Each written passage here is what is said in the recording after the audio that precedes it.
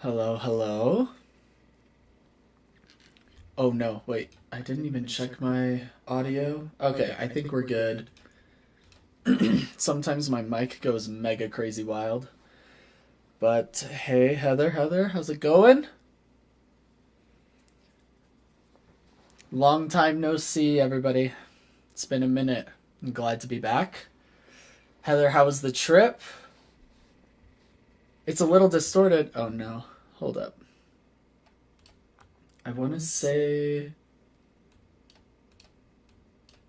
that I know why, but I don't. Okay.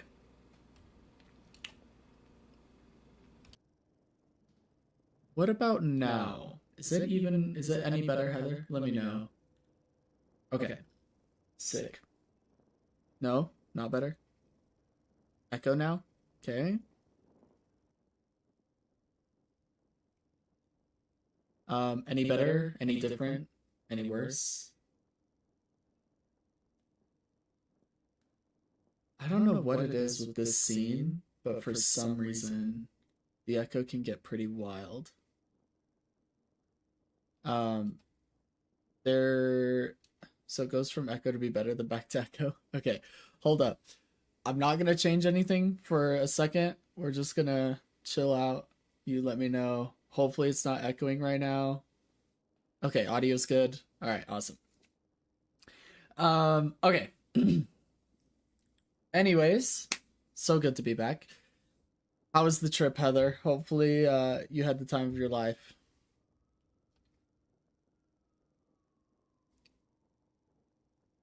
Trip was amazing. That's awesome.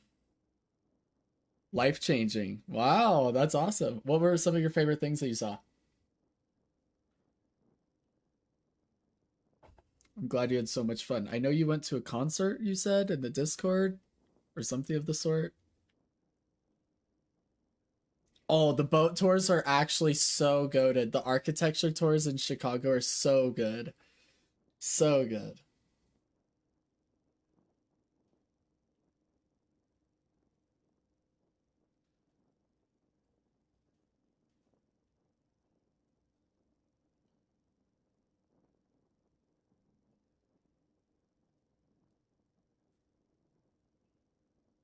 Oh man.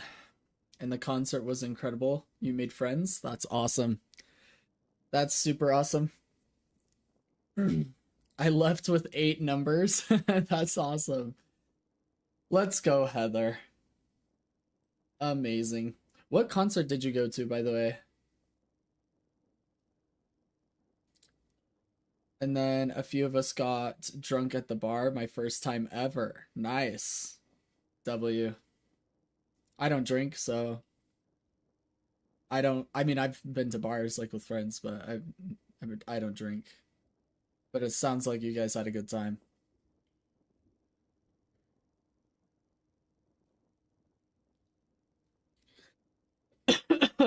Excuse me.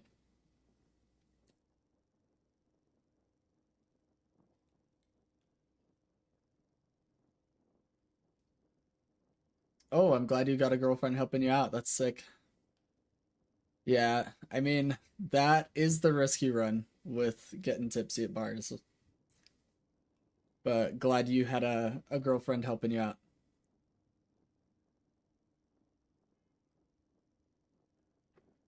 Mm.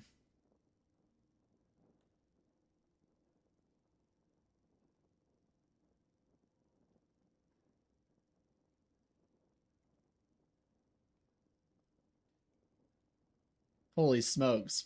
I don't drink either, so when I got this drink that was sweet and yummy, I downed 4 within like 15 minutes. You were wasted. Yeah, sounds right. Don't drink ever and down 4 drink in under half an hour. You're a wild one.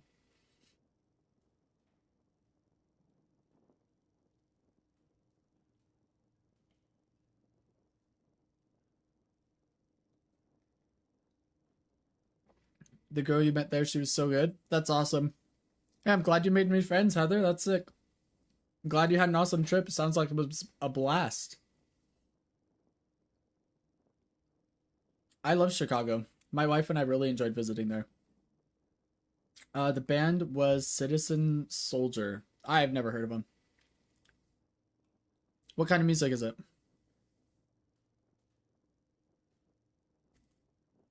Okay.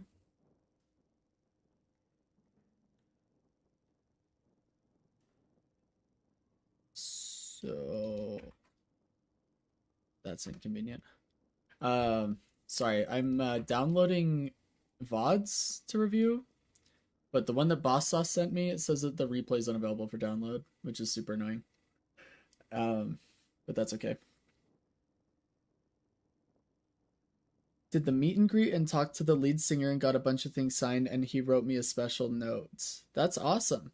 It's Rock. Oh, cool, cool, cool. Yeah, I've never heard of him personally, but that's super cool that you got to meet the bands and talk to the lead singer and whatnot. That's super fun. Hey, Crab Shack, how's it going? And then he recorded me a special video. Dang, Heather's getting the princess treatment in Chicago for sure. That's wild. That's awesome, though. Good for you. What a fun time.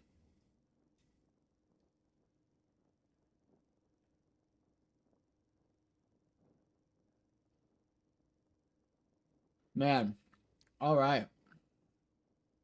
You guys, it's been so long. Oh, Boss Sauce's replay downloaded now. Awesome. Okay, it wasn't downloading before, and I was worried he was gonna have to send me another one, but it is working now. Let me send a message out in case Boss Sauce gets in here. At Boss Sauce. Oh no, it doesn't say. Okay, Boss. Oops, Boss.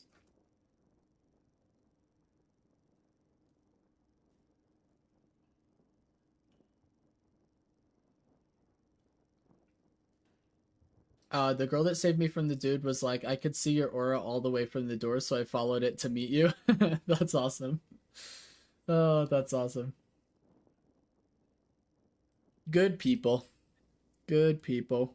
Gotta look out for each other.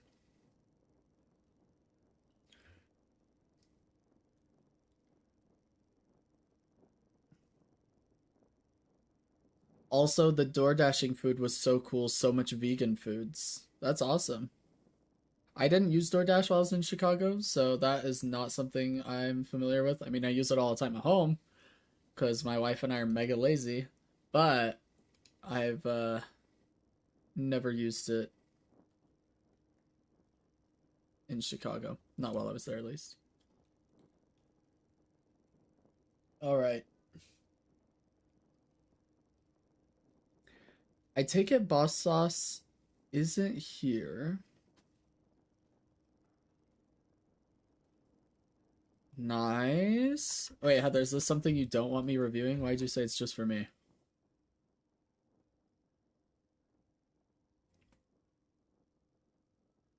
Dynamo MVP, let's go! Oh my gosh. Goated. Dang, you had insane healing this game. Oh, healing Nova and healing booster. Dang, this is a sick game. I can review it because you were MVP. Okay. We'll go ahead and send your. I'll review your game, Heather. I want to get to the other ones that were requested first when they're here, but I don't see. Are Crab Shack and Bullet here? Or not Crab Shack. Crab Shack, you're here. I saw you, but I didn't see any requests from you unless I missed one. Boss Sauce and Bullet.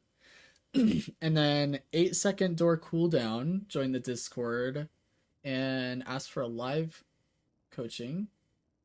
We should be able to do that today as well if they are here.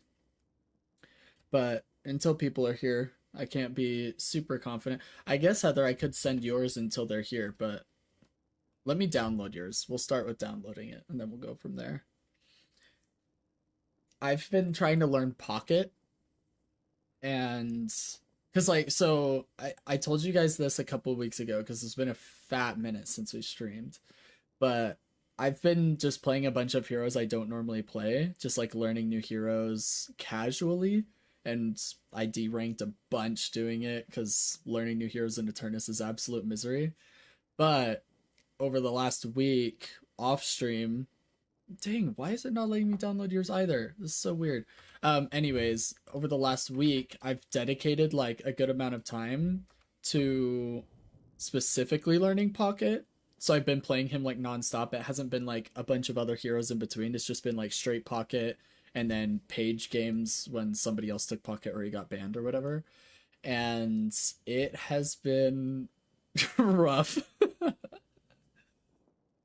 Nope, no requests. I'm in my trying heroes arc. All right, Crab Shack. Well, no problem. If you want to have a review of a hero that you're trying to learn, I'm happy to take a look at that at any time as well. But I'm also in the learning new heroes arc, and it's really rough because I swear every time I have like a half decent game with Pocket, my team is absolute garbage, and then every time I'm doing bad, my team is good, and so I feel like it just averages out to losses every single time. I went 1-15 yesterday on Pocket. 1-15. We actually almost won. It was a 51-minute game. It was really close, but dude, I could not get any kills, and they just wanted me dead all the time. Their Ivy was one of the best I've ever played against, and their pick haze would just curse ult me, and I wouldn't be able to do anything until I got in dom. It was like so miserable. Get good twin 1-15. I know, Heather. I know. It's like it was so miserable. I would go in and get like 4 people afflicted, and then I would just get instantly blown up. Just erased off the map, and so it's just racking up deaths the whole freaking game. It was absolute misery.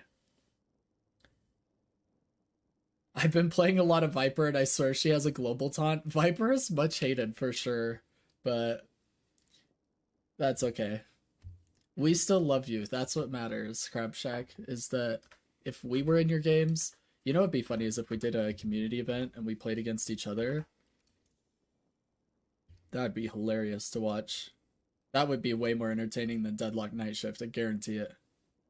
You probably didn't think the bridge buff was important. Heather, let it go. Heather, listen. Let it go, Heather. We're here for you. And I did get the bridge buffs. But actually, one time I got the bridge buff and got nuked within, I kid you not, within 7 seconds. So I hit bridge buff, and as I was trying to run away, 3 of them just murked me. So I was like, well, what good was that bridge buff? I died insta. It was such a bad game. It was so... Honestly, I don't even know how it happened. I wasn't even tilted or anything. I just died every time I got an affliction off. I'd go in, afflict, die. Insta. I get absolutely deleted when someone looks at me. Yeah, it's the life, Crab Shack. Maybe you should have looked at the minimap and clock. Trolling era? Uh-oh. Guys, Heather's on the trolling era, and she's the mod, so there's nothing we can do about it. I should have looked at the minimap and clock more, Heather. That's probably what it was. If I looked at the minimap and clock more, Hayes wouldn't have curse ulted me 4 times in a row. I got 100 to 0'd inside curse window. It was so tragic. Okay, Heather, your VOD review did download now, and since Bullet and Boss Sauce aren't here yet, I'm just gonna go ahead and send your review first. We're gonna watch you do your MVP match. How's that sound? And then I don't know what Pro VOD reviews I have available. I considered doing another Pocket one just because I'm learning it, but I felt like that was a little biased. So we'll probably do... We have a holiday one. We have a Vindicta one. And we have Yamato. So we could do those, I suppose. But let's start with Heather's game, shall we, ladies and gents? And then if you guys have any questions or any VODs that you guys want me to review, go ahead and send them in the chat. I'll go ahead and hopefully be able to focus on students today more so than anything else, because we have a few requests and then any other students that pop in. But until then, let's pull this up here.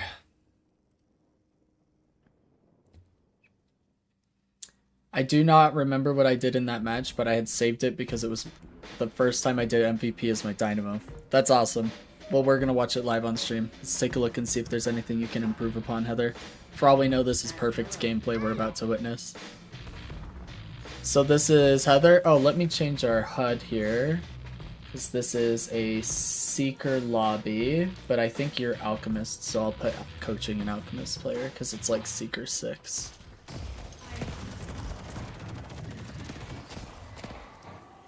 Great Talon says, good luck, have fun, drink water. You know what, Great Talon? I'm going to listen to that. I got my water right here. Let me take a sip real fast. Holy smokes, there's a lot of hydration chat going on here.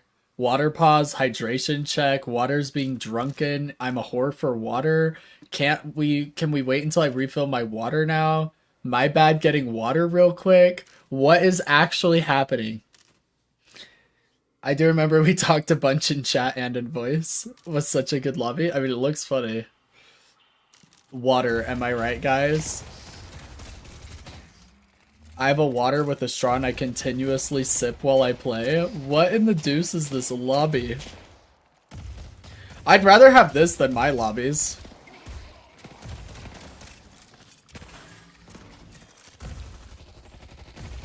I feel like once you get good at the game and you're in high-rated lobbies, everybody's just toxic because they think they're better than everybody else.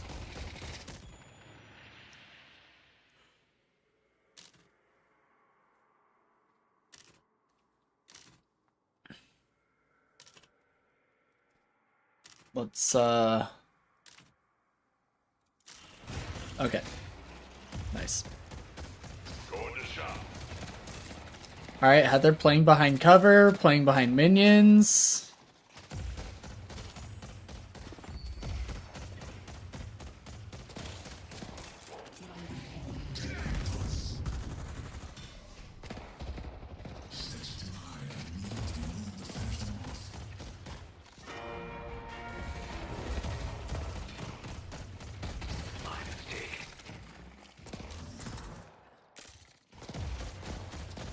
How have you guys felt about the new timings over the last like week and a half that have changed? Like boxes spawning at 3 minutes and earn at 12 minutes and then every 6 minutes after. Like, how you guys liking these changes?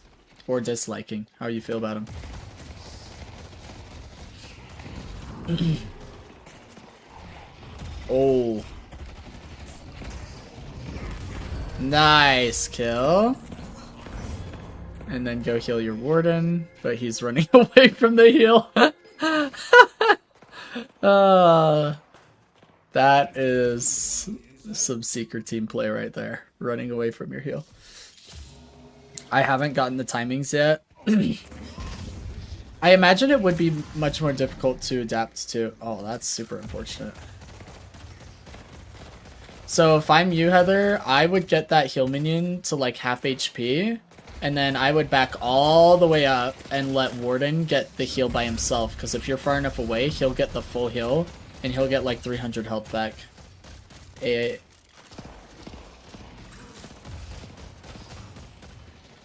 a good way to get your team back into lane. Since you don't need the heal, you're already healthy. Ruined my internal timers, but overall good for the game, I think. Good take, Crab Shack. I don't know if I like it more so than the 5-minute earn. But, and I don't know how much healthier it is for the game in my opinion. But I will say, it has screwed up my internal timings a little bit. I find myself forgetting the 15-minute bridge buff more often. Because we've just been fighting earn.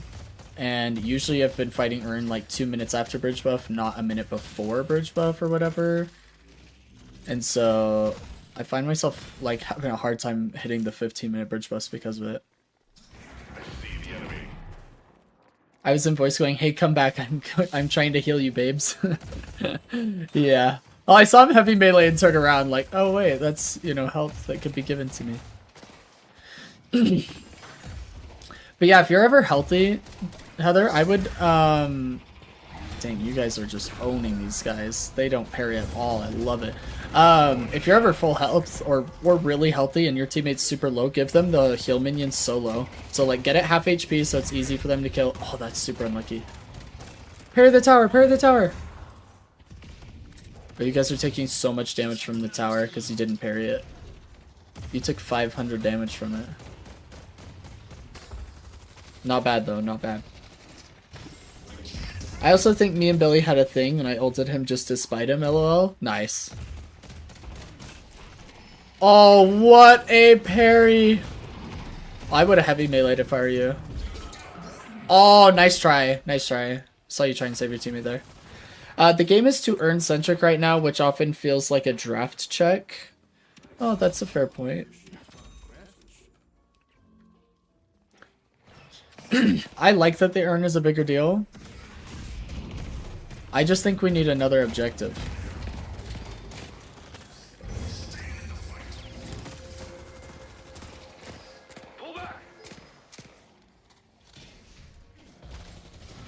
It feels like the map is a whole lot of waiting for earn fights so that you can win mid-boss. I feel like we just need another objective at this point. But maybe that's just me. Like, I think lane-specific objectives would be big, like siege minions, like we have in other MOBAs, where you have, like, a tanky, super mega tank minion.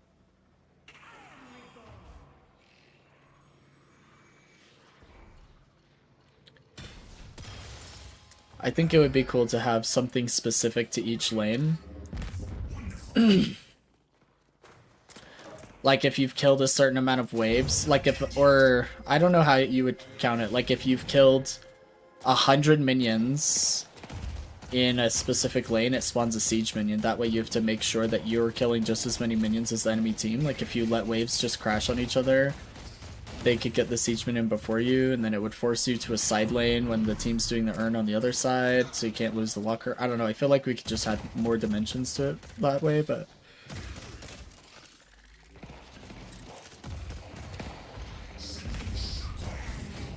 Nice.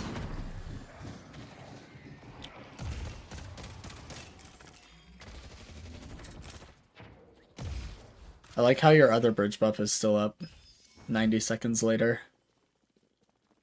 This is the Seeker experience, huh?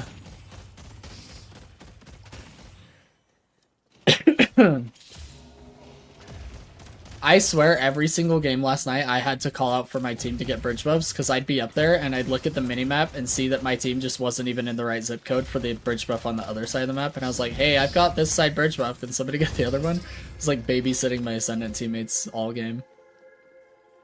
Bridge buffs aren't important. Heather, let it go! You kept calling it out? Good job, Heather. Keep calling it out. Minimap and clock. Call it out every 30 seconds. Hey, yo, by the way, still a bridge buff. I saw someone say Earn should give a buff that increases soul gain instead of a flat amount of souls. Thoughts? That's a really interesting take. I mean, it would be... I don't know that it'd be better or worse. It'd be interesting, though.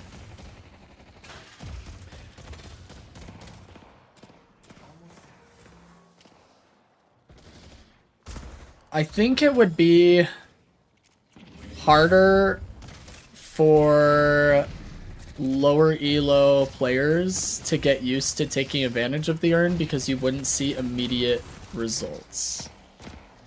I think the immediacy of the results of getting souls and being able to just go buy right after is really good for like low and mid elo players. It's also a harder learning curve to understand that it just gives more souls.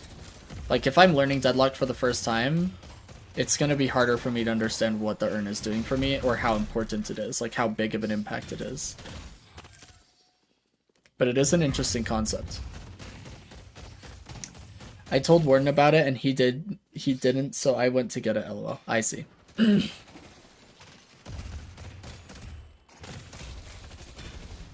I mean, so far, Heather, your lane phase is looking really, really strong.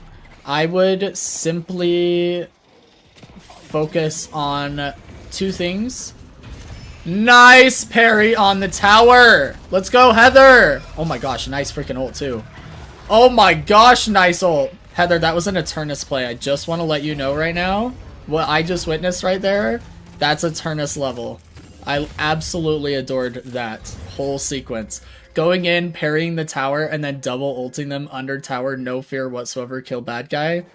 Huge. Mega amazing. Okay, so sorry, what I was saying, in terms of improvement though, the only two things I would focus on is be a little bit more intentional with your bullets. Oh, that's super annoying that bro just got swapped. I'd be more intentional with your bullets, meaning don't just hold left click all the time, because you're gonna run out of bullets when you need to be holding some of your bullets to secure the souls that pop out of the top of the minion. Hopefully you guys are going for bridge buff, right? Going to shop. No? I guess we're giving bridge buff. Anyway. So I want you to be able to have enough bullets to secure souls anytime you kill a minion. That orb that pops up, I want you to have enough for it. See, like right here, you were just shooting the last 3 bullets instead of intentionally waiting and securing the soul. So be a little bit more intentional with your magazine. And then the second thing is focus on your health versus your teammate's health when it comes to the heal minion. You don't always have to share the heal minion. You can back up and make sure you're far enough away that he gets it solo. Those are the only real 2 things or 2 concepts that I'd like to introduce to you or something to think about. I guess for Heather, it doesn't really matter that she didn't get bridge buff on time because both of them are going to be up for 2.5 minutes. But it matters to us, Heather. Minimap and clock. 10 minutes, you'd be up there. I see the enemy. Be right back. Mother extends her hand to you.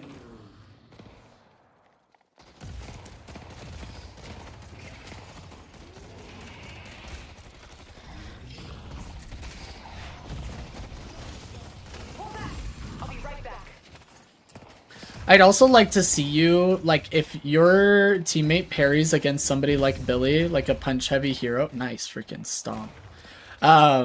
If he parries and doesn't knock the other person down, this is a terrible ult from your Warden, to be honest, but that's okay. We still love him. I would play close to your teammate, because that Billy is going to see his parry and go for some heavy melees for free, and if you're right next to him, you can parry for your Warden and help him out. Dang, Warden low-key trolling. Why is he getting stomps too? Hero's Warden, go ahead and take it, and he went for the Sinner, and I thought he was going, but then he didn't. Bless his heart, yeah. Oh no! Oh yeah, I saw that coming. I think you're dead here, right? Yeah. I mean, you guys are creating a lot of space on the map. But we'll see. I think your teammates are going to get Guardian on the other side of the map.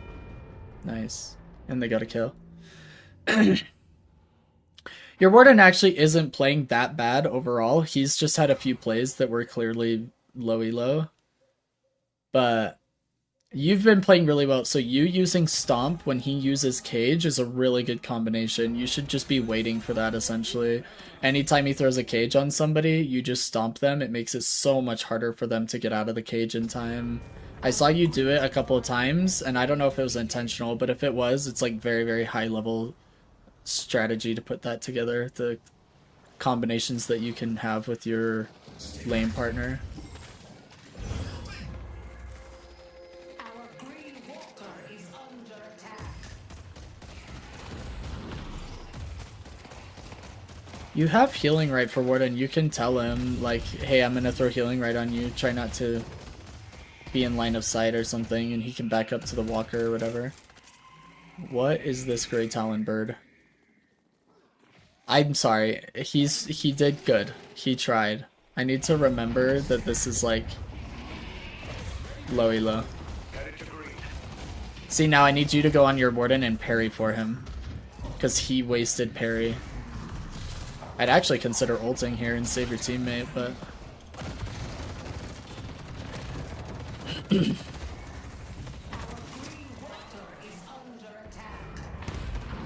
oh, your Grey Talon's here. Go help him.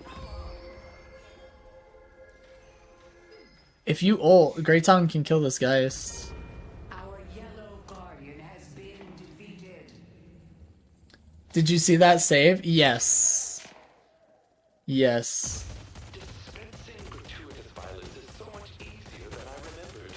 Very well done, Heather. We love to see it. They're trying to deliver the urn.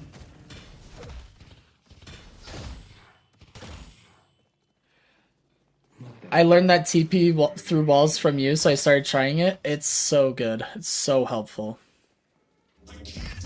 Especially in low elo, because in low elo it literally just looks like somebody teleported away. Like they don't even know what happens. Okay, this is really good. Yeah, nice stomp. Keep him in the cage. Keep him in the Warden ult. This Warden ult was much better.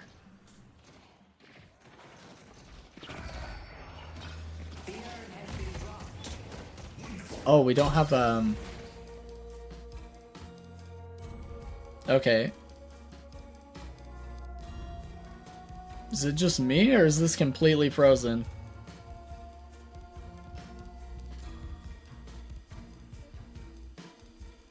Oh, Deadlock's frozen. It's like my whole freaking browser. Give it a second.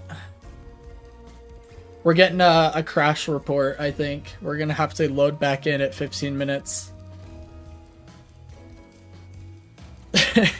We're just gonna jam to the Earn music for a minute, you guys. We're just chilling out, you know? Just having a good time with the Earn music. Dance party.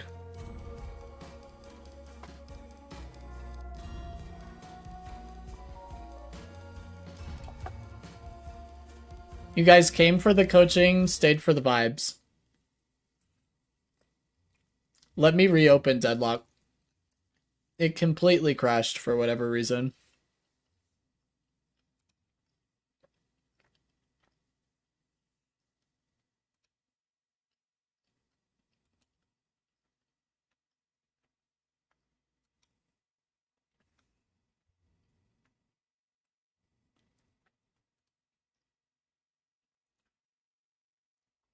Dang.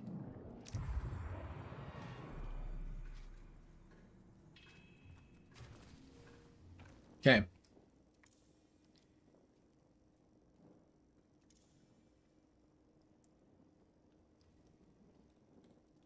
Let's make sure this is the right one. Yep. It was like that Earn take was epic. Heather rocks at Dynamo.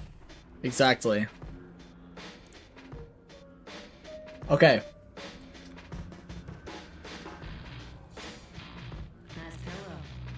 We were like right here? Don't tell me Valve. Valve, don't tell me Deadlock's dying on me right now. Oh my gosh, it's not responding again? What is happening?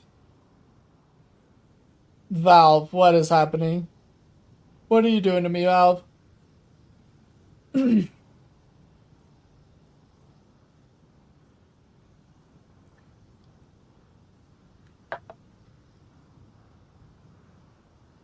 It says deadlock.exe is not responding. Let me try running diagnostics on it in Steam. Heather, I think your MVP gameplay is too glorious. We can't handle it.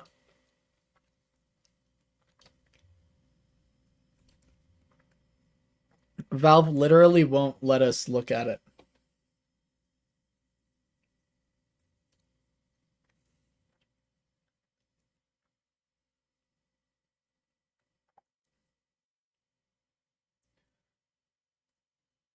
Heather's just too good at the game, you guys.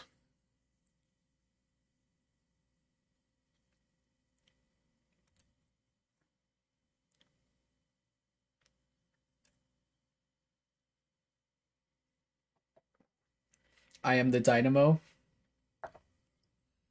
Heather's just too 5-head. She literally is the professor of black holes. Of singularities.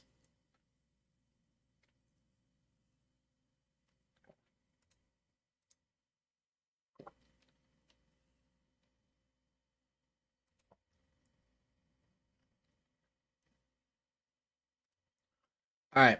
Let's try this one more time. What I hope it isn't is that your review is like somehow corrupted and it's causing the game to crash and then we just can't finish reviewing the game. That would be lame. But it is possible, I suppose.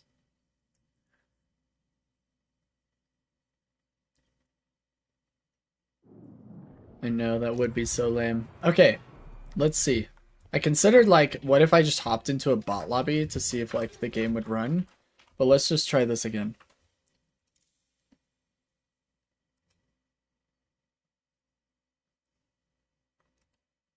And maybe we just fast forward to where you're at instead of trying to skip? I don't know.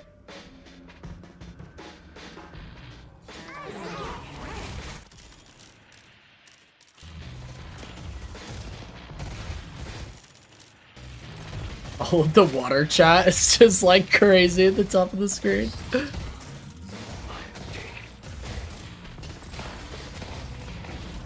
Okay, let's try skipping.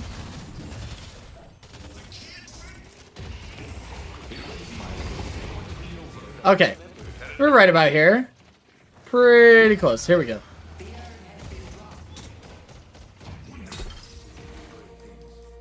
No! No! Oh, it's over, chat. Guys, Heather's gameplay's too good. We literally can't even watch it. Deadlock crashes at the glory of Heather's Dynamo MVP. You know what'll fix it is showing you my 1 in 15 pocket game.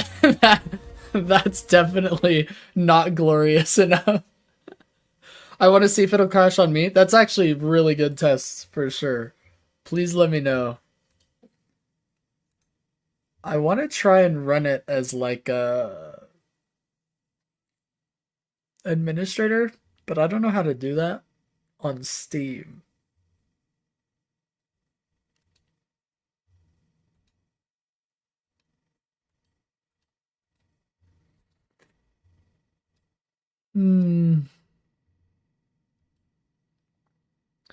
Downloading it now. Let me know, Heather.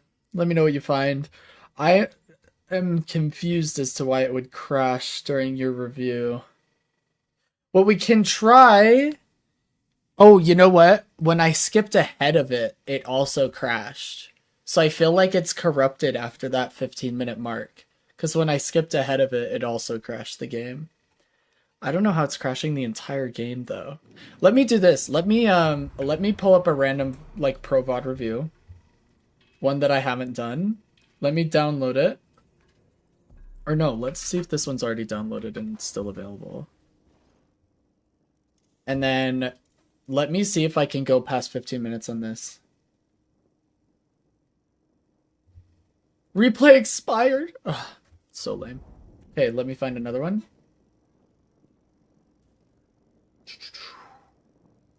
Okay, let's take a look at this Cosmetical Pocket game. Let me download it, see if we can go past the 15-minute mark. This was the Deadlock Night Shift game of Cosmetical just owning the lobby on Pocket. This is like an actual pro game. Who is 6? Is this Zergy? Did he change his name to 6767? Oh no, that's Zergy. Who's this?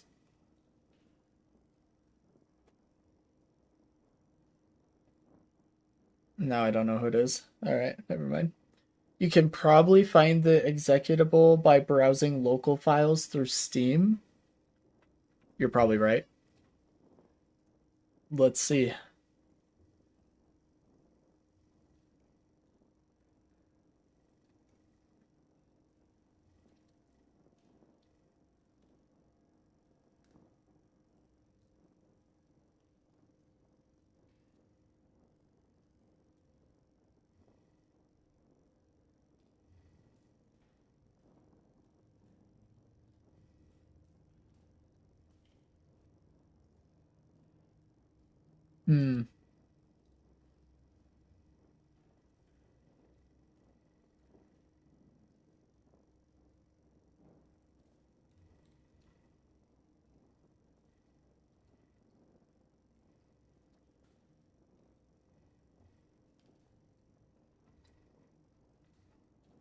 This is odd. How lame would it be if replays are like mega broken today and Valve's gonna have to update it and then I just can't do any VOD reviews today? That would just be the lamest. I'd have to beat somebody up, I think.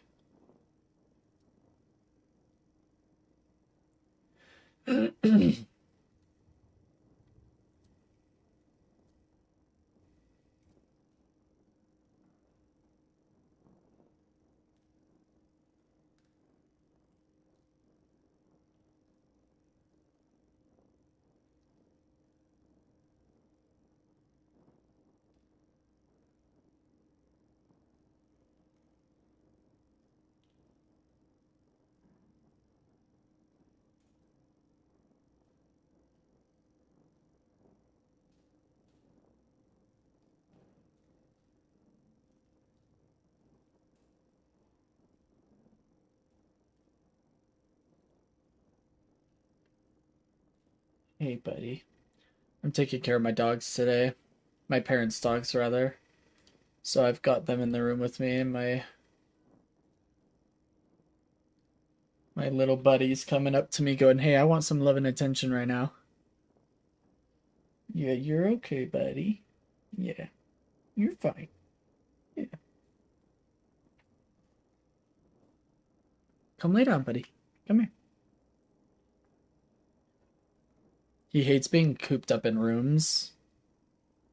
He feels trapped and he gets all anxious and paces all around and goes crazy. You're okay, buddy.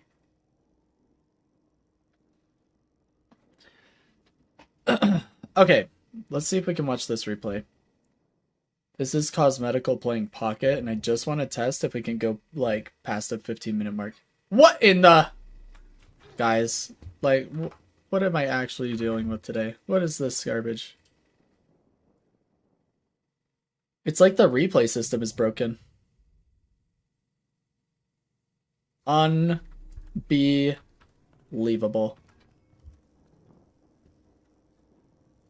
Let me try a different VOD. Actually, let's try a random game that's playing. Let's see if I can hop into one. The player you're trying to spectate is no longer in a game?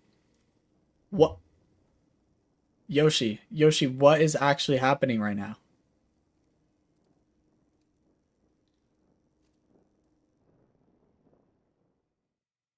What about this one?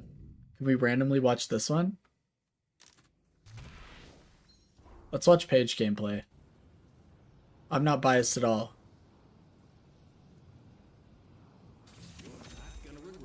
Dang. This is an aggressive Paige build. I like it. Screw shield, full send on the spirit resist and damage from your bookworm. And then he's gonna go max ult next? Jeez.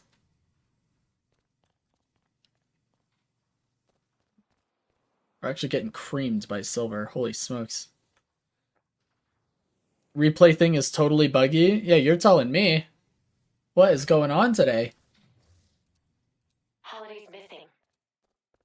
I mean, if we can't do any coaching today, as annoying as that would be, spectating seems to be fine, which is crazy. Yo. Let me... What am I trying to do right now? Sorry. Let me see if I can find a different game here. I have a feeling this isn't going to be available.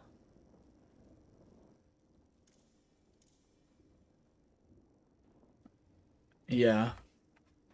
That's super annoying.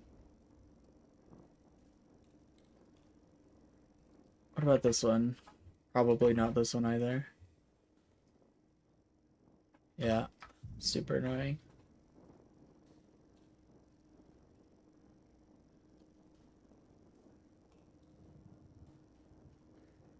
What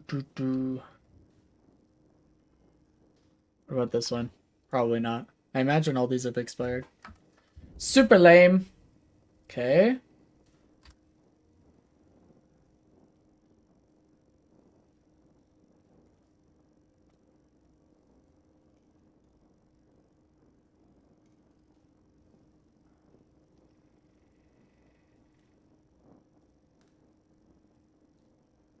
Sorry, I'm trying to delete some of these old things I have in my spreadsheet since they're not going to be usable. Let's go back to Cosmetical's Pocket, see if it will load up, which I doubt it will. I first did my video and it let me replay it at like 16 minutes, so I went back and it started bugging. That's super annoying. So it looks like we may not be able to do VOD reviews today. As lame as that is. Until they fix it, of course. We won't be able to do pro VOD reviews either for the same reason. I can't use the replay system. So the only thing I can think of is if we did like we could do Deadlock Night Shift review. So we could go over the most recent Night Shift games and we can do analysis of the 6v6 gameplay from last week.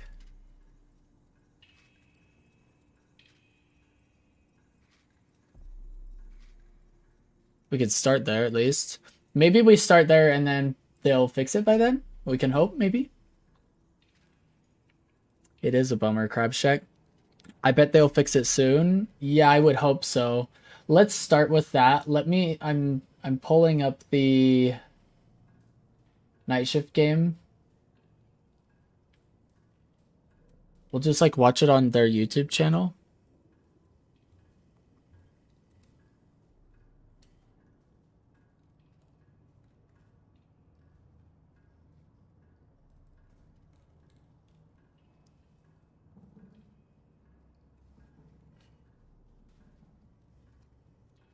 Should we start with the EU finals?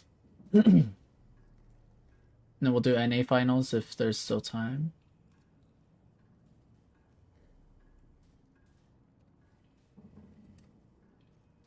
Mid lane then. Okay, let's take a look. We'll take a look at the end of the draft. And then we'll go from there. They hotfix regularly, so it's possible. That is the idea, yeah. We'll do Deadlock Night Shift's EU game, so we'll do the EU finals match. This is Leviathan versus Loki W from last week, and we'll go ahead and do like a review of the gameplay.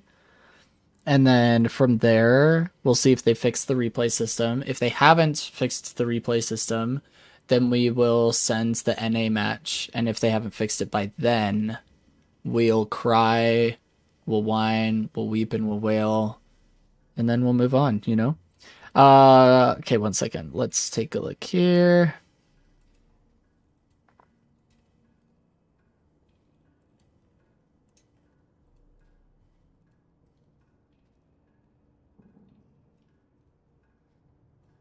Okay, so we're just going to start here with the draft.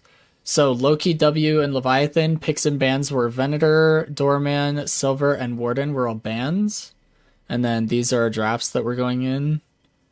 I actually don't even remember how these games go, to be honest with you.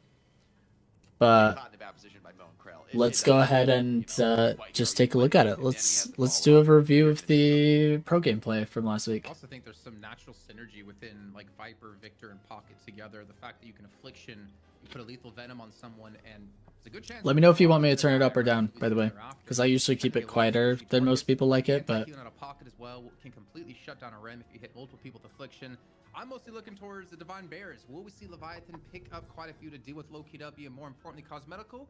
Only time will tell. We're gonna hop into our finals in the EU Night Shift. It's Leviathan against Loki W, and it's Jake and DDK. Take it away, my European man living in the States. Well, this is really interesting. okay, here we go. Hop in the game. Silver scan. You can trick the ball. We'll play the video again later into the broadcast. We once again into North America. But we've got a new skin with the sub goal. What's funny is I actually think this is the Cosmetical Pocket game I was just trying to watch on the replay system, and it wasn't working. I'm pretty sure this is it. A little immediate pause. A little internet reboot for OCs, which good to see OCs back on the. All right, I mean, let's On it. get through the but mean, I think pause. threats. But what do you think of this? Sometime, anytime, Yeah, one of these times. which is Bro is hitting. I don't I can't like as a like sports professional, Jake. free camming. I want this app. Holy pause. Back off the internet. There we go. Need to get We're those back. things settled I knew I'd before get there zero hours eventually. of the game before All we right. really kick off. All right. Okay. Good. Okay. Got to get my head back into this one.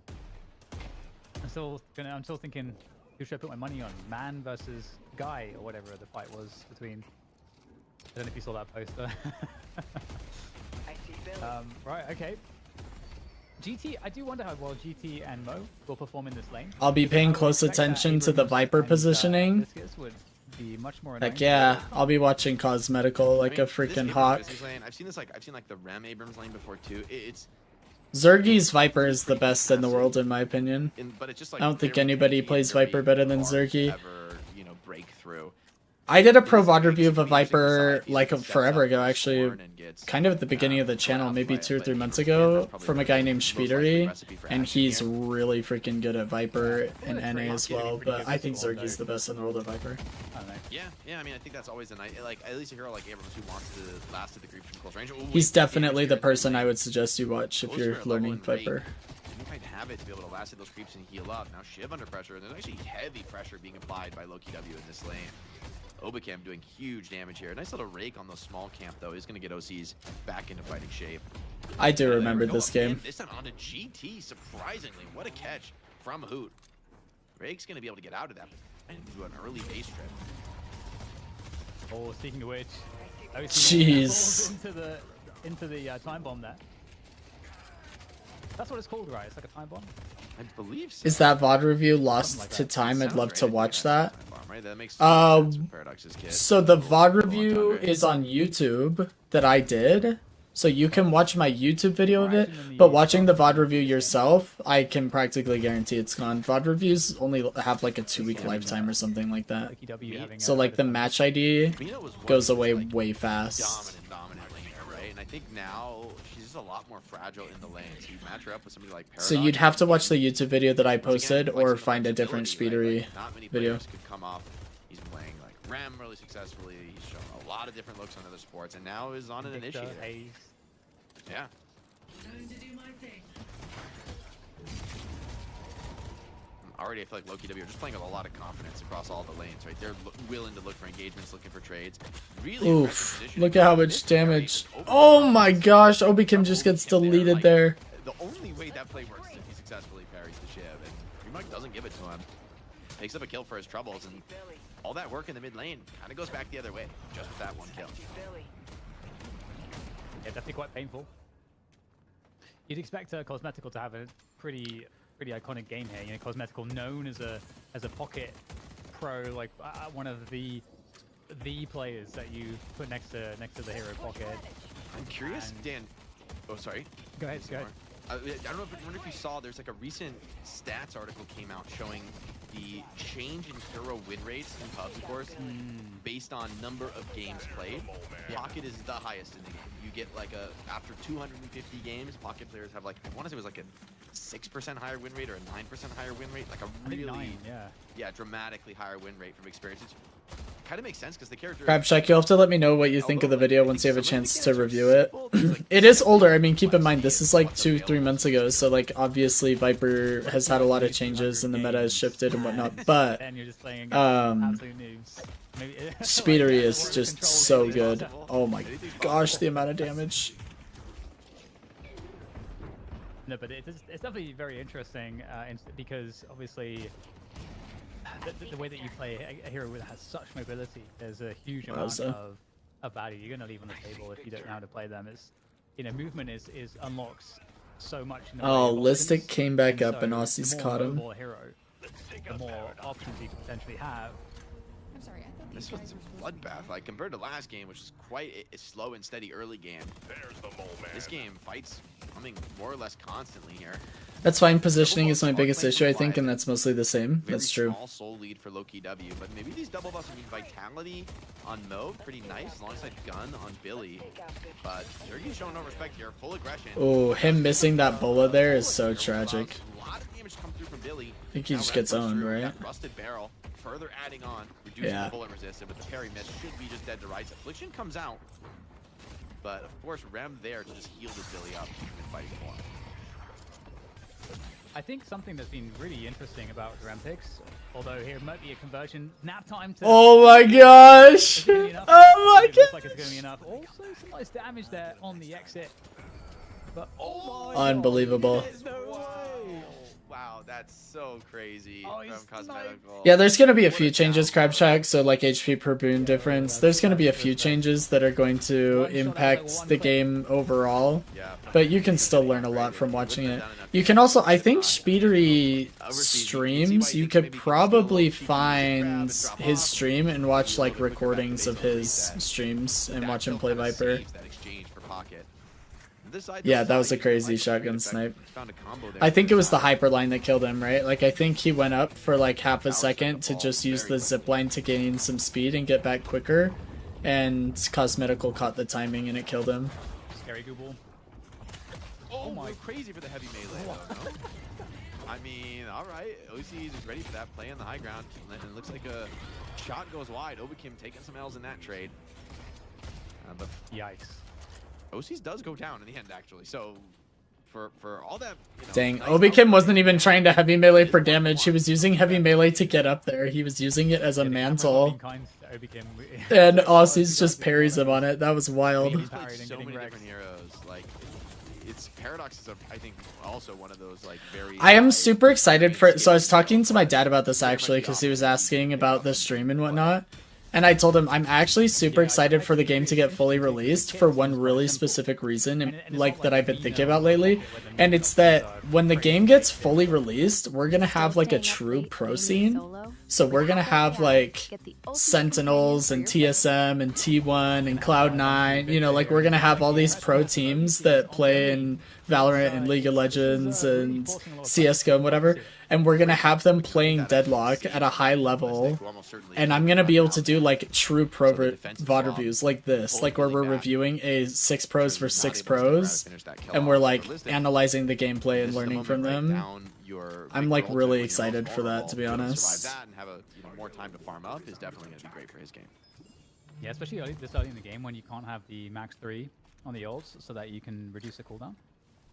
It's like it's like 260 seconds you gotta wait, something like that.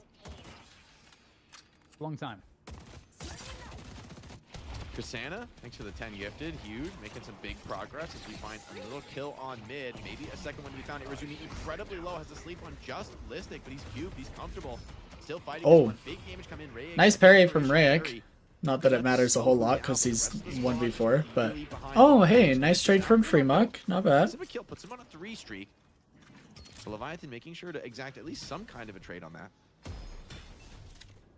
I actually really love pro gameplay. Like when I was learning Deadlock, one of my favorite things to do was watch high-rated players play.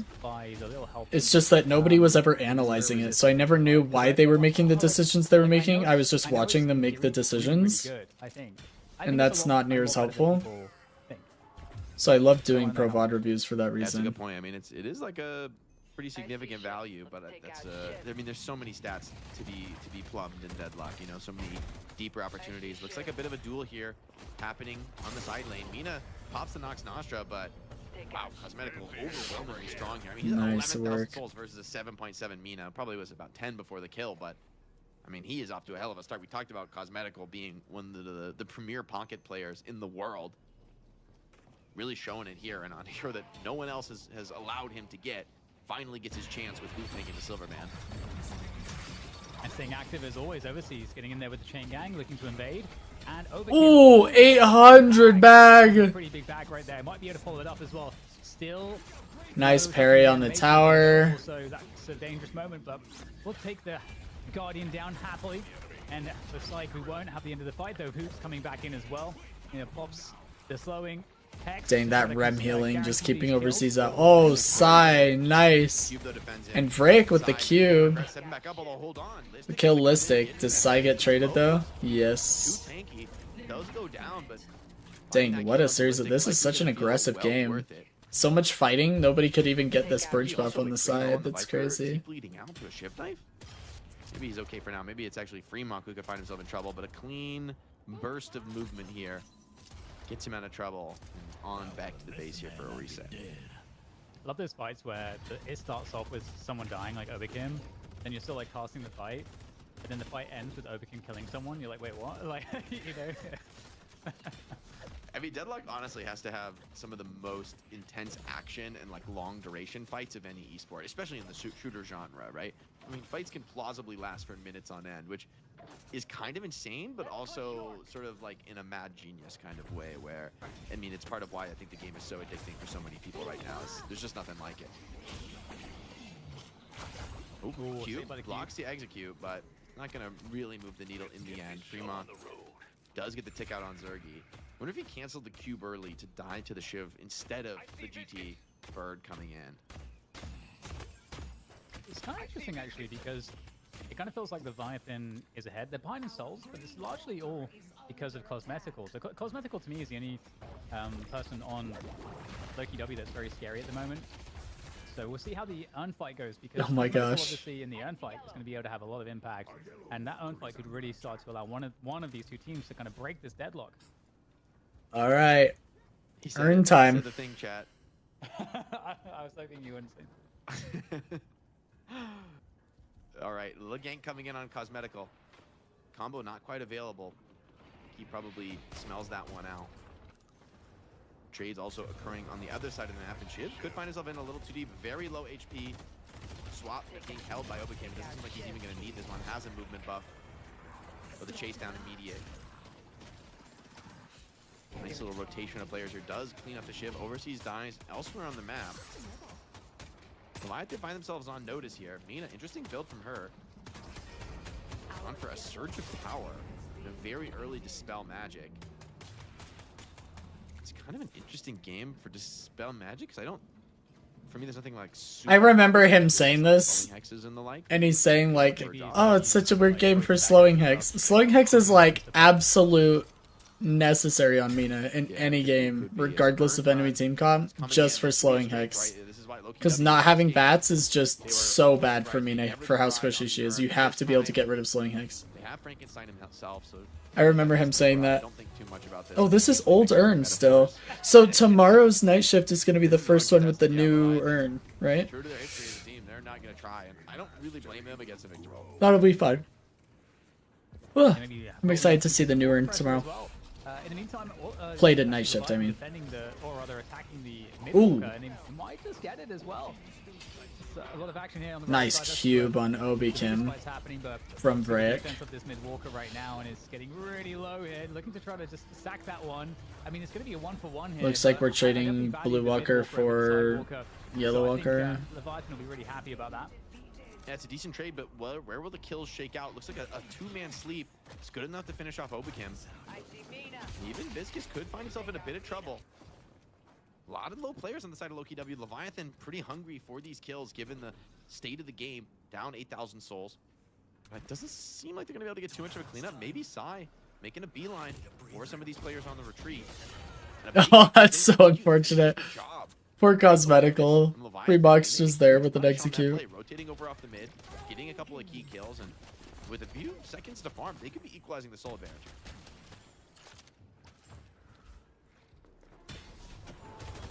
Yeah, really interesting situation, to be honest. Like, okay, well, hold on. We're going to get the invader, the attempt at the defense, and the combo is what it does best here for this jungle pressure. There we go, the burrow as well, to really try to bear down onto Obacam. Is there any follow-through for this, though? There's nobody else in the doubles, but everybody is outside the big building. Billy's now making his way in to finally finish off Obacam. I feel pretty bad. I feel like he's getting real targeted in this game so far, but in goes the Billy for doesn't another have slap. ult. I don't know about this one, Listic. Yeah, Billy Yeah, calls the bluff. suicidal. For the cleanup. Bridge This buffs. calendar Oh, lightening my mental load we got was ads. worth every penny. I wasn't fully convinced the Skylight calendar. Couple bad deaths back to back from Loki W, failing to defend their own doubles. A bird comes in to fix the map and clear up that right side wave. And getting to a fight with Shiv should be pretty comfortable for Pocket, but down a couple players. Loki W still managed to grab both buffs off that, which is really nice considering they did basically just lose a trade. How do you feel about the state of the game right now, Jake? Because it feels kind of hard to pin down an advantage. For me, at least. I agree. I think this game's basically dead even right now. I mean, I'd say maybe you put the 2 buffs in Loki W's pocket. Like, they're pretty decent ones. I mean, Spirit buff on Viper, not the Loki best, but W definitely Vitality has the buff on advantage Abrams right makes him now. an insanely hard And kill, they also especially have better as he's having a pretty scaling. solid game, of course, boot on the Abrams this time. So he's going to be getting a little bit more farm than we see some other teams put on their Abrams, a little bit more opportunity to carry. I'm actually curious if we can get a chance to look at the Abrams build. Trade on the side lane here, and this is some of the value from Pocket. I mean, he's just fully disrespecting Mina on the wave and just caping out. Like, no other hero in the game can do this, but actually, what a recovery for OCs, by the way. Already at the 17k on the Souls after a rough early game. And this fight now down by the mid boss with the return fire getting pinged. It's looking pretty scary right now for Overseas, trying to get out there. Oh, the Rising Ram looking to maybe do enough here, but just getting slapped constantly. Finally, there's a parry into a nap time as well. Does Overseas go down here? Though, as Surely? follow-up continues, Nice. and Listic is Overseas able to get the will kill. So Loki W able to at least convert. And they don't even get his And, ult to keep it trade. Very, very tight. Slight lead. Yeah, it could be more kills to be found on the other side, though. Leviathan need to get something out of this. They really don't want to give up kills like that just for free. Mina, Herb falling back to the side lane. Signals that maybe it's enough, but Remark does find the finish, so catches Overkim. He's not able to fully retreat out of that, even with all the mobility that Paradox Kid offers. Once again, it feels like no team can really find more than a small advantage. I mean, the game still, with mid-boss up, of course, rests on the edge of a knife. I mean, one really bad fight around the mid lane can be disaster. Especially with the Walker down, right? Like, that prevents a pretty significant strategic advantage here for Leviathan around the mid lane. That it's going to be a lot more comfortable for them to go for some potentially deeper chases in that position. Yeah, I think it's massively more valuable than a Sidewalker. We'll see how well that advantage can be utilized, though. Cosmetical. Be a dive here. Mina's Cosmetical has a all. dangerous to be up against. Or Rosie's rather does have the ultimate. Isn't going to pump it just yet. And that's why we have Dispel Magic. Instantly uses it to be able to get rid of the Slowing Hex and use bats to get away. Position, you still put some big damage down. A bird's coming in. Rayok sent Bird over to help as well. Oh, nice counter spell from Listic. Huge. Oh, Obi Kimmel, very nice to keep Freemock off of Listic. Takes a lot of damage from Aussie's bats though. Yeah, a lot of fighting here from the Leviathan. They've Oh, really Obi Kim's definitely going down. We got too many people on him. But they do have the Walker advantage. The raid comes through for the finish. Oberkim again going down. And there's Listic's like a really ult. close situation. This pressure onto the Walker now becomes very serious. Loki W at risk of losing it. And I mean, the Oni is coming, but Loki W have lost all priority on the left side of the map. Yeah, I mean, not only finding the kill on Obikim, but also taking that. This urn reanimation fight's out of gonna be Listic's very, hand. very big. That's a pretty significant window of time, especially right as the urn is being considered for a dunk from Hoot. It feels like without the reanimation, you got to think twice about that. And Leviathan, their signature style, right? Like, they might not have had the best performance this weekend, but they have shown a real fight in this match. I mean, this really does feel like an even series. You know, here this early in game one, it's obviously very too close to call, but there were some moments at the very start of this game where I was getting a little worried. Yeah, especially, you know. So Hoot is kidnapping the urn right now because we're waiting for Cosmetical to reset and for Zergy to feel comfortable with that wave in the right side, but it looks like they're willing to trade urn for Right Walker. So once we see 3 people in right on Zergy, we should just go depot the urn ASAP. Right now. And this is also the problem with these split walkers on the side lanes. It's like such a seesaw between them. And you're able to kind of force pressure. Looks like we're giving up the urn because we want to fight them in right. But I don't think we're really going to be able to do much with it. So I disagree with the call. If they want to force a fight, Listic though relatively close to having that ultimate backup. The rotation would have had to come much sooner. For Leviathan, they definitely are at a They were decision way point too here. slow. Still They have should a have little commit bit to of souls. urn, traded urn for Sitting Walker, on this side lane, or but this is committed to a Victor right close rotation Walker. way sooner, He but there also was wants to a come in and too take much discussion happening. Well, he doesn't quite know. It's super low, but he Ooh, doesn't get it. ult off Makes actually a cooldown. mad dash for the exits. Can't quite get there in time. Rayek, though, does pay his life. Okay, we've traded Listic for Rayek. That's Really looking not great for team fights because now we have Okay, hello, Zergy, coming out of nowhere. less Down front there, line set up here. the kill. Zergy going crazy on On Aussies. tons of HP pool and Nice kill. Obi Kim's about to get traded though. and that's going to be a dead OCs. And again, okay, we just over to the counter. Just trades back and forth constantly. Poor Obikim. Yeah. How many deaths has Obikim had? Holy. Yeah, he's been struggling in this one. He's been really punished, I think, for a lot of the step-ups. 9 deaths in the game. I mean, See, guys, look, even Obi Kim in a pro lobby died 9 times. It's okay that I went 1 in 15 on Pocket off stream.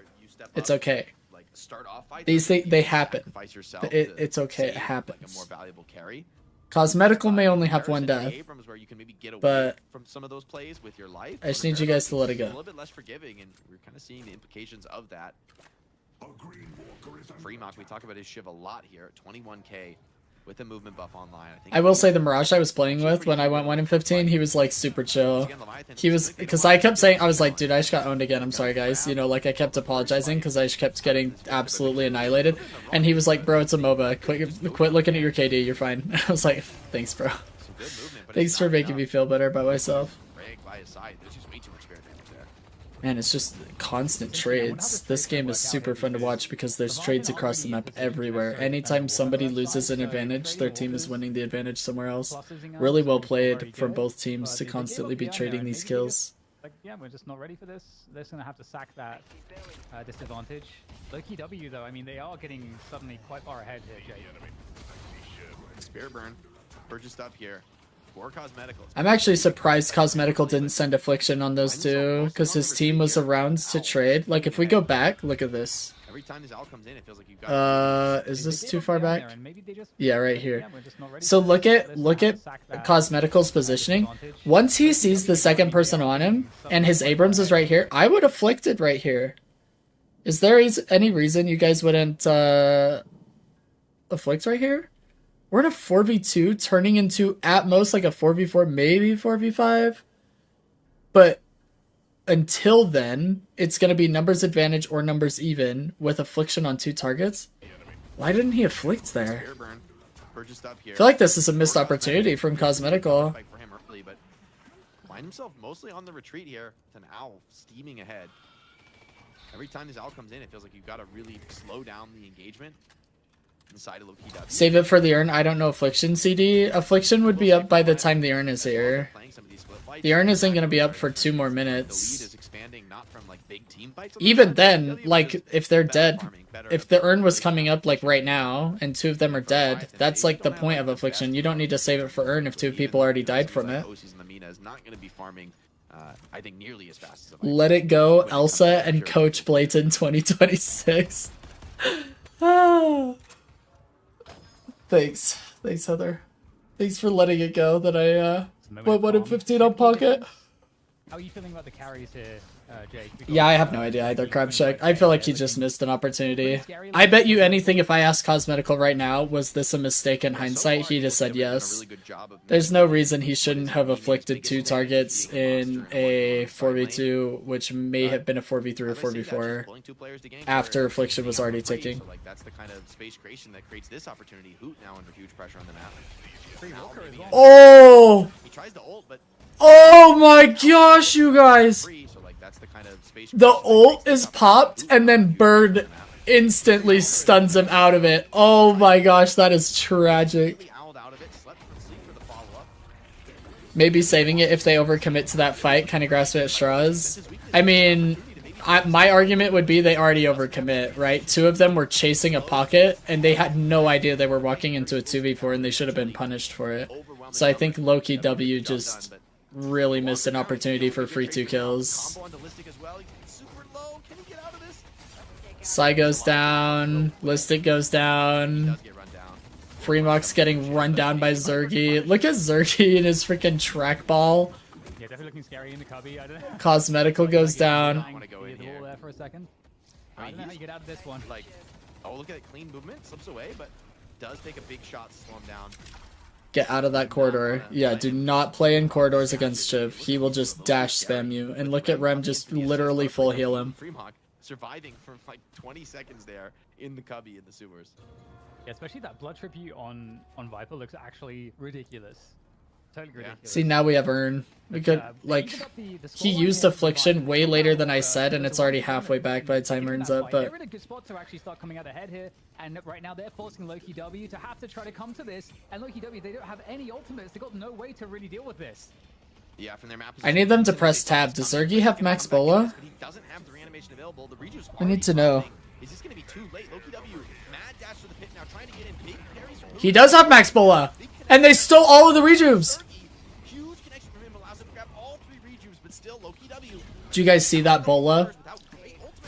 Should we watch it again? Hold up. We need like an anime playback in slow-mo. The Rejuve's already dropping. Is this going to be too late? Loki W. Wait, where's the playback speed? Never mind.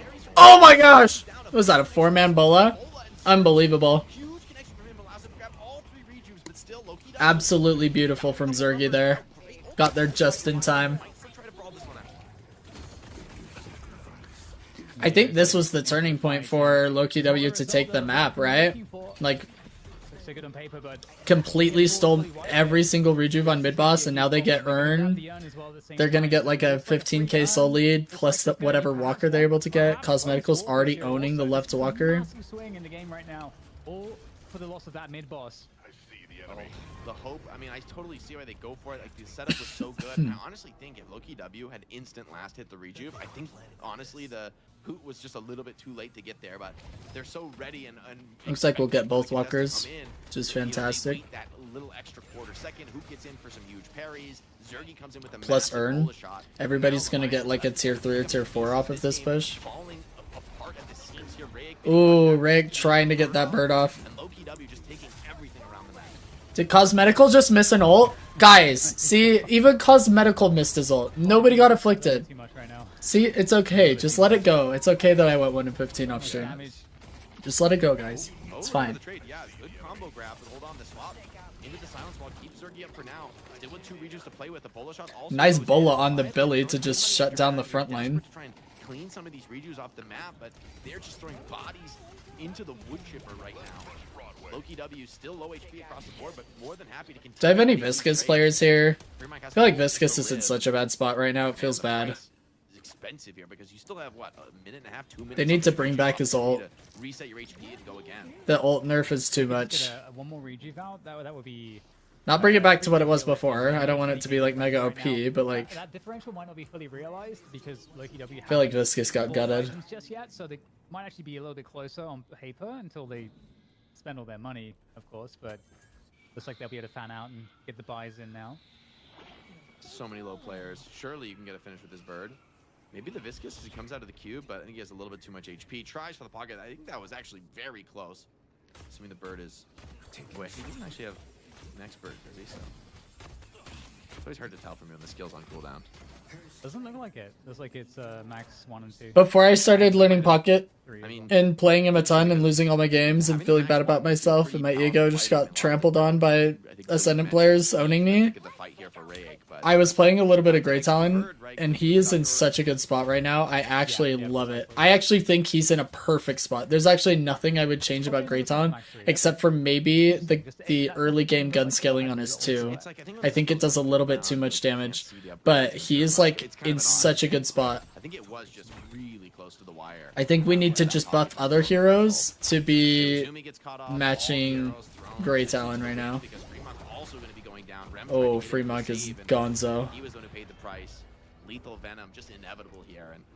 And Zergy on a 7-kill It streak. looks so hope for Leviathan. I thought that forcing mid boss And was play, they but have- just couldn't close it out. And Loki W managed to slip in, Dang.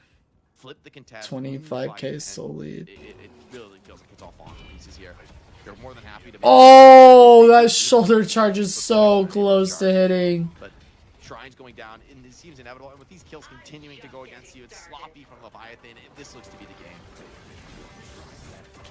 It's impressive. Is there any other team that's making Viper a feature?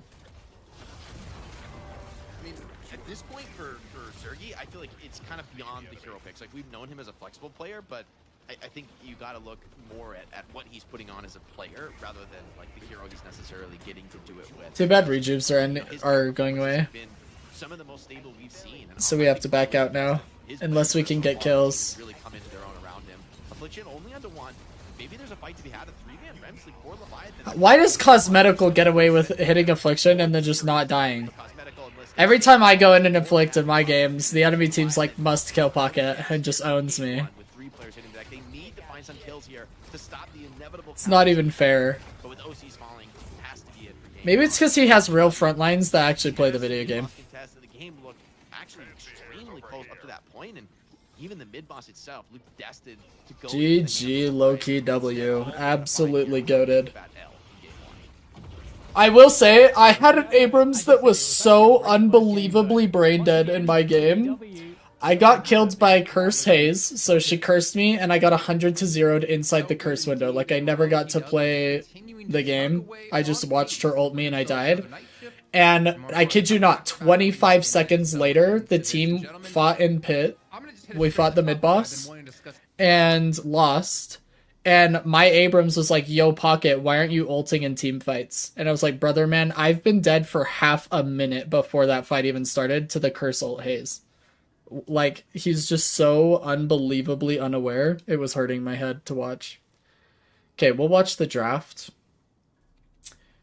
So those are my front lines versus, you know, Listic and Remock and Hoot and, you know, they might be a little bit better than the front lines I'm dealing with.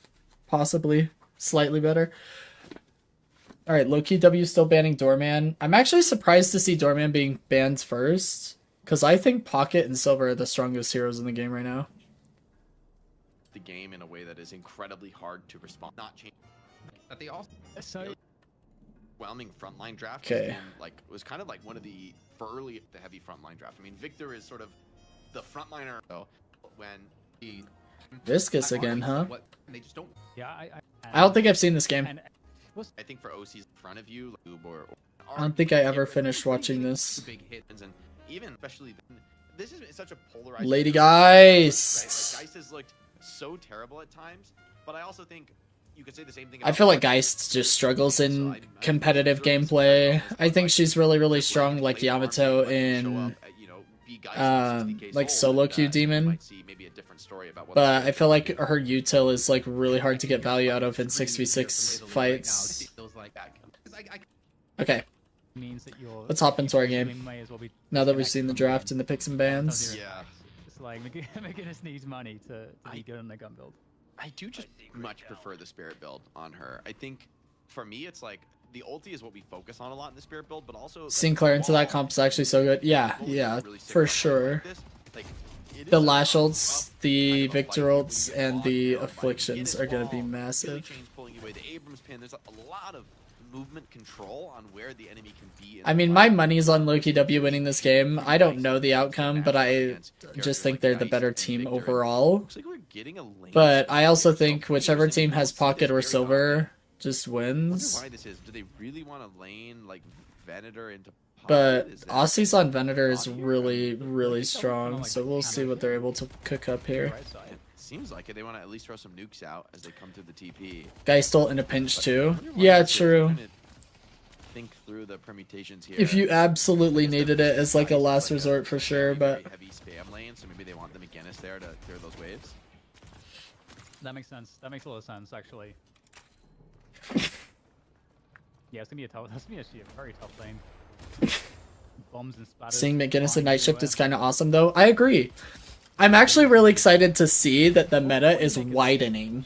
Like, there was a couple of weeks there, maybe 3 or 4 weeks actually, over the last month and a half, where the meta was pretty much like 10 heroes. And then you've pretty much filled with the other 2, based on picks and bans. But now I feel like it's much wider. We're seeing more Greytown, more McGinnis, more Lady Geist, even Yamato, which is really wild because she's like a solo queue demon kit. Or even like Viscous' support compared to Rem. We just need to buff Paige so that she's a viable support, and maybe even Kelvin, so that we can see them in competitive play, because right now it seems like it's basically just Rem, and we're seeing a lot of Viscous, surprisingly. I think Viscous actually needs some love, but Sinclair and Doorman as supports. True, it still feels like a very tanky meta. Yeah, unfortunately. For me, I think Sinclair is maybe the hardest character in the game. It could be one of them. they need to nerf the damage of tank heroes or add more damage penalties to tank items like Curse. Like, have them do 2% less damage if they buy Colossus, or 2% less damage if they buy Fortitude, or, like, I don't know, we can't have, like, oh yeah, you want to do all the damage in the world and be unkillable? That is never fun for anybody. There has to be some sort of trade-off.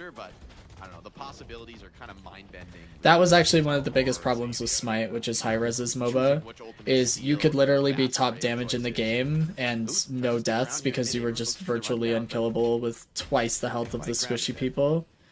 And the tank might have literally lasted for 10 years until the game died. Hear him say in the interview that he had to like learn 5 heroes. I just don't want him to do it again.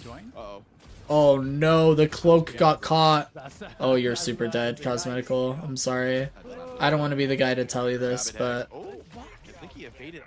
I think he was around the pillar from the center at the exact That's really moment tragic. popping. I wonder if that was intentional. As if so, that is insane from Cosmetical, but still just doesn't have the gas to get away. But I think tanky items like Spellbreaker or anything defensive, really, honestly, you could almost add it to anything in the green tree.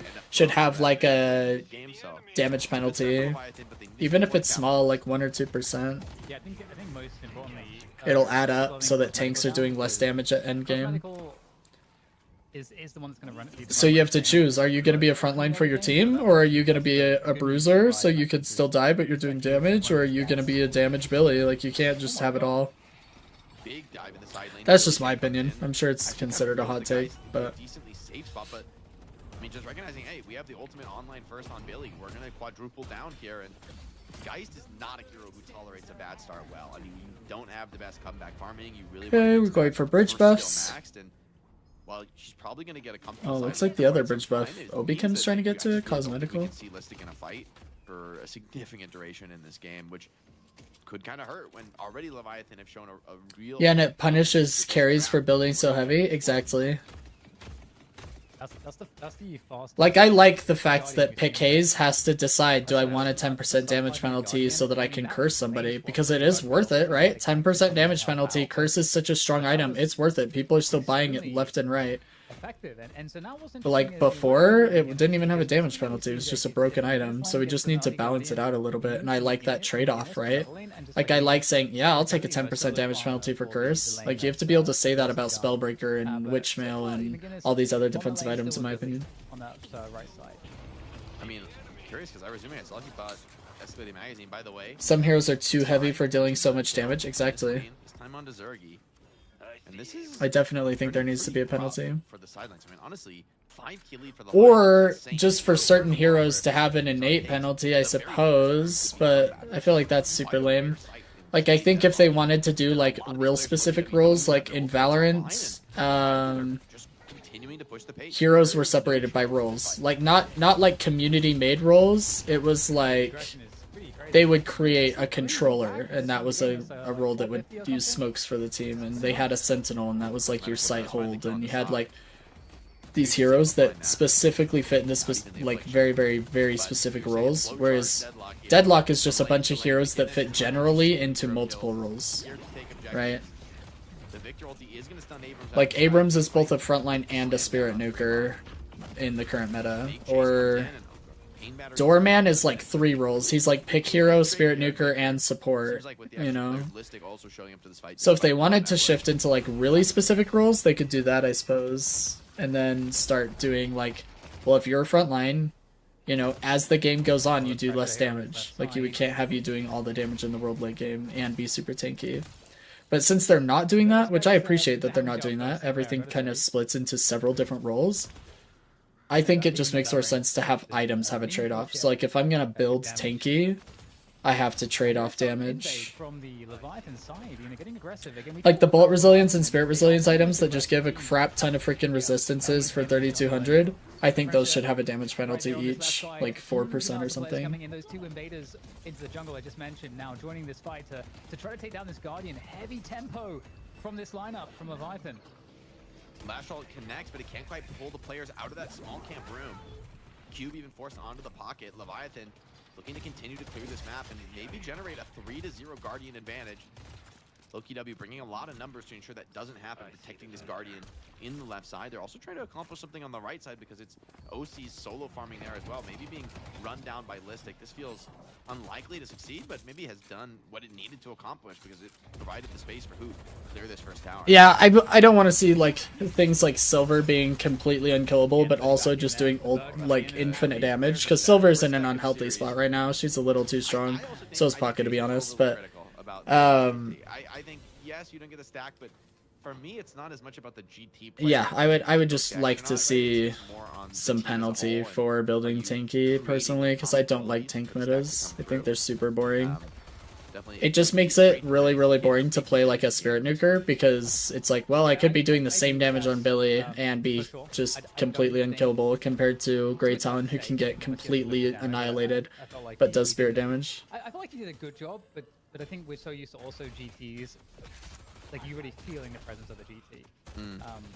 And I think that in that last game we didn't feel it as much, but I don't think that means that it's necessarily not doing his job. But yeah, as you say, right now Leviathan, from the early game, right until now, they set themselves up to be in a good Nice position. wall blocking off Cosmetical from getting out. He took so much damage from tower. He goes down. Bad wall bounce from him was a little too desperate, but charged under tower really nicely from Fremont.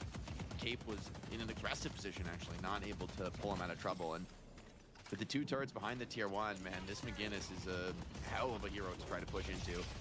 Now it's McGinnis' turn to just absolutely fearlessly M1 the tower. Zero respect. But I do like the direction the game is moving. I do think the balances are slowly moving in the right direction. Like, we are seeing more Grayton and more Viscous and more Sinclair and more McGinnis and Venator, like with the Venator changes from a couple months ago. He was like non-existent in the meta, and now he's one of the strongest M1s, and they've put him in a much healthier spot. Like, overall, I think they're doing a good job with the changes and the balancing.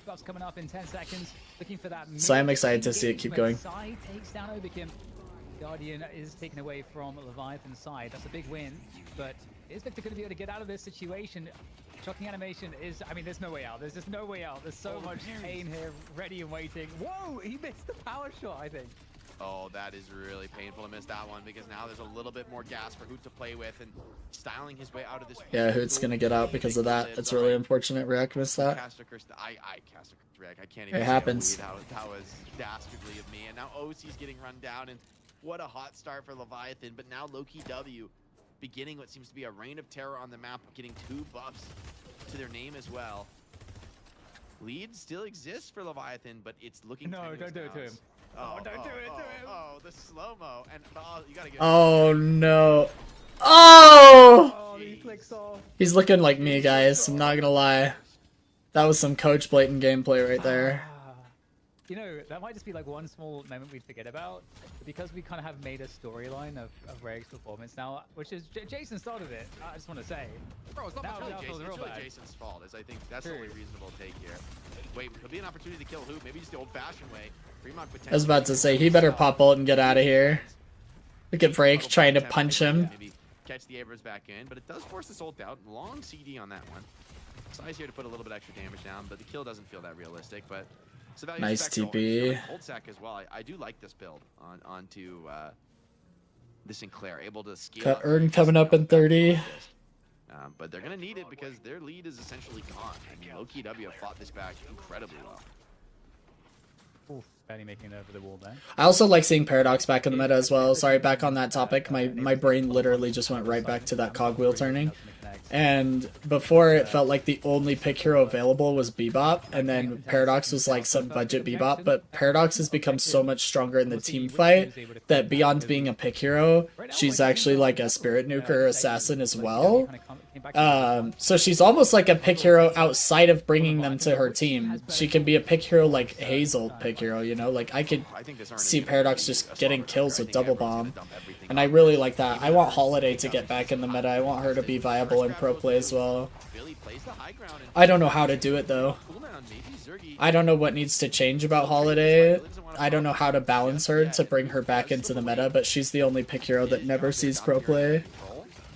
Maybe making her ult like slightly wider so it's easier to hit, but I feel like that's just a skill issue and it's gonna be a really lame change. OC's doing great work as a solo. get this kill on Cosmetical, that would be quite the feather in their cap. Dang, nice freaking counterspell. Does have a swamp on low HP, but it's not looking really confidence-inducing here. Listic needs to get in there and ult Irazumi. Yeah, on the back foot a little bit here. I mean, they have the urn in hand, but I don't think they can really turn it in. She has so much utility in general. Yeah, I think Holiday is like a really, really good solo queue pick hero. Because, especially in lower elo, because people do not know what to do against Holiday. They don't know how to catch her. She just is infinitely running away from people. And then she also does decent damage with those barrels. And her ult is amazing.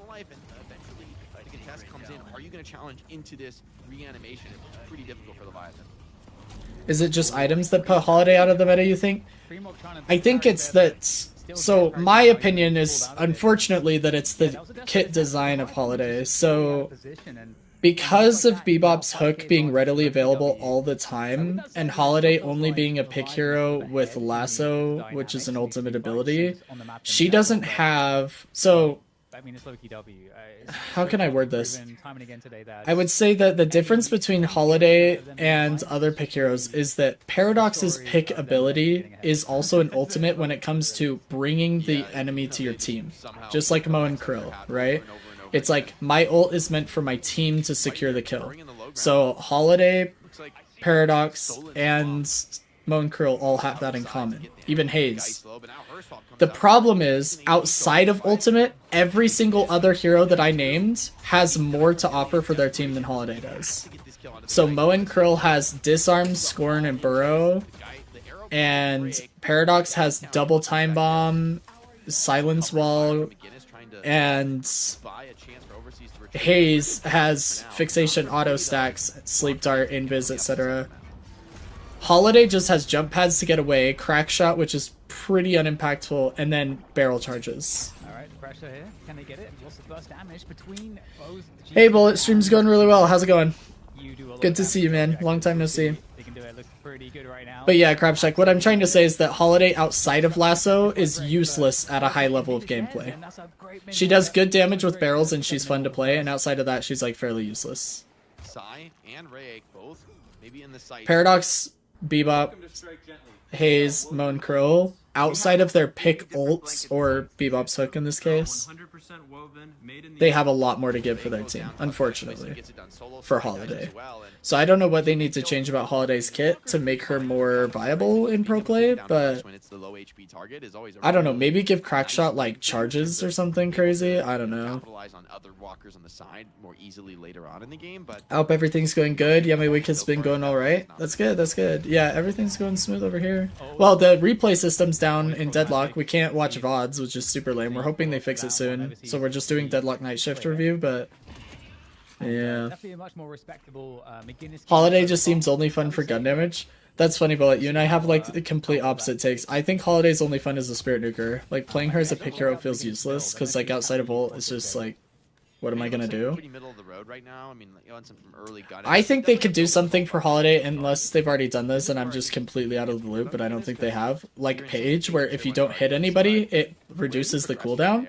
So like if you miss Lasso, you get like a 50% cooldown reduction instantly. That could make Holiday viable. What do you try to accomplish on the map after those T1s are down? Like a Walker C, maybe Crackshot needs soft CC or something like a slower fire reduction. Doesn't it already have a slow? Without like significant am I crazy? Or opportunities. I don't know. You guys would have to use the HUD thing to look at Holiday's abilities and see if Crackshot adds a slow, but I thought it did, yeah. Jump on Cosmetical here once again. Which means that's really sad, because even with your soft CC idea, she's still not viable. It's a little scary. If you got Rabbit Hex there, it might have run out. Another close. I'm Emissary, don't listen to me. It's okay. If you don't play the hero, it's hard to remember everything. I'm just pretty sure it does slow, if I remember correctly. Is the Deadlock thing still working? Like, do you guys still see the HUD? Like, if you hover your mouse on the left side of the screen, there should be a way for you to look at hero abilities and whatnot. You may be able to pull up her Crackshot and see what it does. It does slow? Yeah. even popped the reanimation yet. A cube is gonna enter the You might have to click on the phone screen, Crab Shack, and for it to pop up, but I actually don't know how it works on Very mobile, to be close honest. having to pop the shocking reanimation. But yeah, so- Crackshot does slow. It's so huge that he doesn't have to I burn think that I ult think because the he only has way to to make her wait 5 viable is to seconds. bring in the thing they did with Page ult, which is where if you miss it, you get like cooldown reduction. Maybe not 50%, that may be too strong, but maybe like 25% cooldown reduction if you miss the lasso. This is a great look for I don't know. LKW. Yeah, Leviathan, they came out swinging. It so says hard fading this game, move but speed it penalty. just proved to be too difficult to hold on to the lead. Yeah. Now it's Loki's W turn to play with that advantage. Listic, absolutely back. The problem with Holiday is outside of ults, she's not good in team play. So you have to either buff her ult or add something to her kit that allows for Zergy takes the challenge against Abrams at close more range. team play Really is a testament to potential. strength right Like now. maybe make her displacement on barrels longer Loki W so that chasing it's this one more down a the bit. knockup is like more of a stun, or make it so like her stomp. So this is another thing I had an idea on, is her stomp, like when you come off of her jump pad, the damage that it does, if you had it have like a mini Arctic Blast effect or capacitor effect, like Kelvin Snowballs, where it like freezes stamina, Victor's that could be really interesting. I mean, is this comeback? It might be. They might have huge resistance here. See the fight progresses. Big Billy chain out of 3. Affliction 2 back the other She's way. just not in a great spot right now, This is unfortunately. Leviathan, but it just doesn't seem to be enough. Who standing tall against the McGinnis heavy barrage. The time wall for Paradox providing a bit of space here for Loki W to work with. Reanimation here popping on the urn ensures Loki W stay in control. The rest of the team falling around their ears. I think if the enemy use her jump pad, it should debuff them or something. That's a good idea. That would make her uncatchable, lol. Yeah, that's true. Well, to be fair, catching her has little to do with her jump pads and more to do with how you're counter building her, right? Like, are you building slowing hexes? Are you building knockdowns? Are you building like vortex webs? Walker's being worked on by Leviathan, trying to just get something extra. Holiday's also squishy as heck, so like if you hit her with your pick hero, she'll die super mega fast. Can't jump pad when you're in a Moa, you know? Dodging the stun, okay, but at the same time, there's no way you're surviving this free mark. But they've taken down the Walker. That's another reason she's not good in pro play, is how squishy she is compared to other pick heroes. Like, Haze just goes invisible, and Paradox has Silence Wall to block projectiles, make it hard to hit. Bebop's uppercut heals him, so not only are you chucking the enemy away, but you're healing off of it. Moan Curl's a freaking tank, holding you in place. And Holiday's just like, got 450 HP when she takes a deep breath and just got off steroids and then falls over after she missed lasso, and then it's like, why am I even playing this hero? Oh, how do you counter dash build Infernus? Slowing Hex is one of the best ways to do it. Knockdown can be helpful, but Knockdown still gets a lot of dash availability, but it's mainly Slowing Hex or Vortex Web. It'll prevent him from using it, but it won't stop him. Curse is another counter to it. And Dispel Magic, so that you can just dispel the burn after you get out of the path. Those are the main ways to counter dash build from Infernus. See if there's any other follow-up here. Only one rejuve taken down. Doesn't look like they're close to another one. Zergy and Listic are just... I had one the other day and I could never catch him. If you're trying to catch him, that's going to be Curses will stop it. Slowing Hex will prevent it. Knockdown will stop it. And then if it's like, I'm dying to the burns because he's just dashing like mad, that's going to be your Dispel Magic. Past the Leviathan Walker, but you wouldn't know it from the results of the engagement. Only one rejuve taken. That's really the extent of the damage done to Loki W in that. In exchange, they get, what, 2-3 kills in the fight.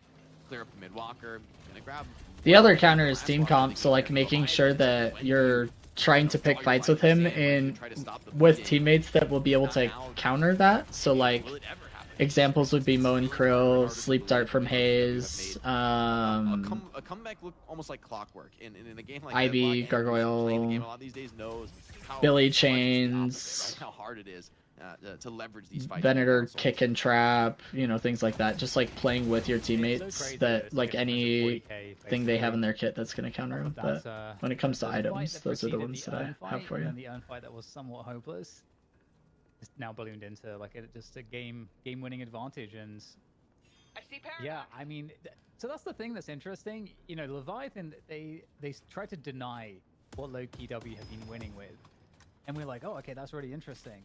But until you realize that it doesn't matter what hero. Dang, Loki W is really pulled away in this game. Almost a 40k soul lead at 22 minutes. That's insane. I was fully convinced that Gotten this all guy 3 is gonna be a walkers. Zergy Geist, that Listic would be on the Victor, as he so often is. But the fact that they can just kind of play mystery heroes and like swap people all around just to fit what feels the most comfortable for them is just a demonstration of the options that this team is working with and what it's going to take for a team to unseat them as the top dog here. It's going to take, you know, really being able to match that level of mastery across that many different characters. Now Fremont under huge assault here. Cosmetical, they just run him down. Dang. And this already Big feels like pick. a bit of a crumbling for Leviathan. They're just getting picked off left, right, and center. OC's, is he going to go down as well? Losing the Venator here would be too much to bear. And they do hold the line against that for now. An Afflict on 2, though. I mean, Loki W going to keep the push going even as the rejuice look to expire. Cosmetical is doing something right. Right now, I mean, why not? Because I can't freaking replicate this guy's gameplay. Every time I go into Afflict, I get insta-nuked, just completely dominated. Maybe I'm picking my timings improperly. Is them showing us a new level, right? Just like Oof. being just a cut above, being able to do things that no other teams are able to do in the world in Deadlock. What's crazy is that Leviathan did so well in the lanes this game. I mean, they came in with such a vengeance.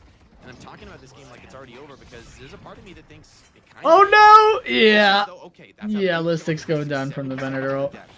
If there was ever a moment to do it, I actually think Venator's in a really healthy spot right now as well. I don't think he's OP, I just think he's perfectly strong. I think we need to buff heroes to match him and nerf heroes to match him. For a decent engagement in what feels like 30 minutes. Cube saves Did the he first counterspell that owl or was that early? potentially I don't know. Who are you talking about? We can go back. Hold up. Yeah. I don't know how far back I just went. I think I went back way too far. And we're people all around take, you know, really getting picked off left, right, and center. OC's yeah. W. Okay, it's like right around here. Why not? Just dealing with all the base guardians at once, just Hold like, up. completely compounding the advantage. Just suffocating Leviathan, and I wonder with Loki W if what we're seeing this week from them is them showing us. No, it was early. Something. Well, it wasn't necessarily early. Something else procced it. So some other ability procced counterspell before the bird exploded. So he did not counterspell it. I mean, they came in with such a vengeance. And I'm talking about this game like it's already over because there's a part of me that thinks it kind of is. OC's though, okay, that's a big kill on the list. Like 70 seconds on the deck. If there was ever a moment... The counterspell would have been on time if nothing else hit him. Fremont ulting for a chase, but But it's very, very hard to counterspell in the middle of a fight because so much is hitting you that it can get procced off any little thing. You never know if you're going to actually be able to counterspell like the Grey Talon Bird or the Venator shot or whatever it may be, you know? Super low. This actually could be potentially a very big fight. But as Zergy now starts to... Dang, Fremont just got melted. Rayok's half HP resetting. Overseas is half HP. Aussies is caught in a 4v1 in mid 3v1. Yeah, the pressure is just adding insult to injury right now and just being able to charge at them, using the aura suffering and to slow them down. And oh my gosh, Obi-Kim, what a shot. About our redemption arc. We were talking about it for the GT for Ray, but it happened so quickly. Yeah. I don't know if we can see the damage and maybe that's how it is in team fights, unfortunately. My friend has recently been playing Paradox, and man, not gonna lie, Paradox is kind of goated. Agreed. Yeah, with the most recent buffs, Paradox is in a very, very strong spot. Actually, the best pick hero in my opinion right now. Very respectable. I mean, Bebop will also always be like Out of the Paradox. super, super strong because of Hook, but Paradox's damage is just so good right now. They do get the finish, so they're getting all the value out of the dunk, but Overseas already running for it. Loki W, way too strong. As soon as that earn dunk completes, the spirit and the bullet resist fades away.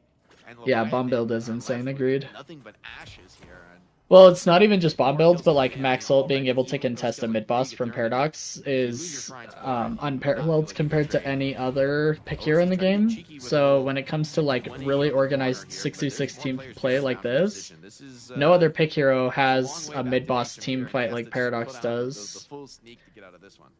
So you can play pick ult or you can play team fight ult or both depending on the scenario, and nobody else can do that. And right now, That's one of the Leviathan shrines. being It's been that way for a while. It's just that the recent buffs made her even stronger. So, and Bebop got nerfed, so it was like a complete swap on top pick It does hero. feel pretty bad in Deadlock. Oh, okay. Trying to maybe grab a catch on a retreating Listic. Nice counter. See, that was a counterspell for Billy ult because nothing else was hitting him. Geist instantly cancels Cube, shows a lot of confidence, and you see why those bullets absolutely Ooh. chunking through Freemox Abrams. Does not feel like a hard target in this game. And Listic, redemption story for him.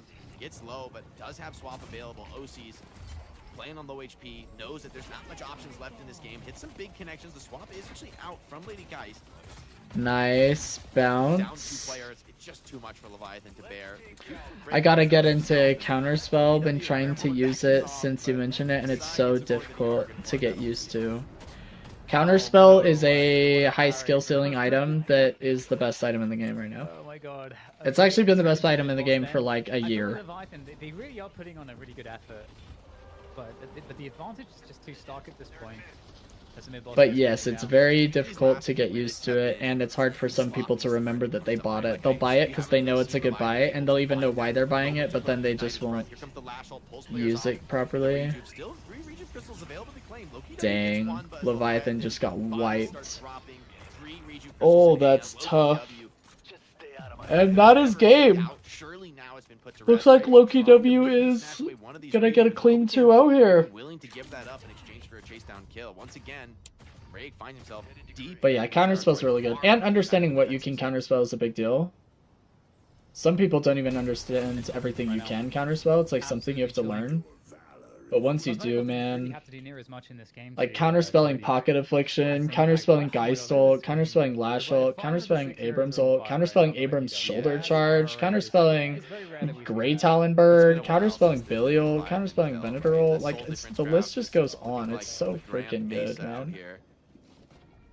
I forget to use it. Team fights are so chaotic. Yeah, so there's like this analogy that I use because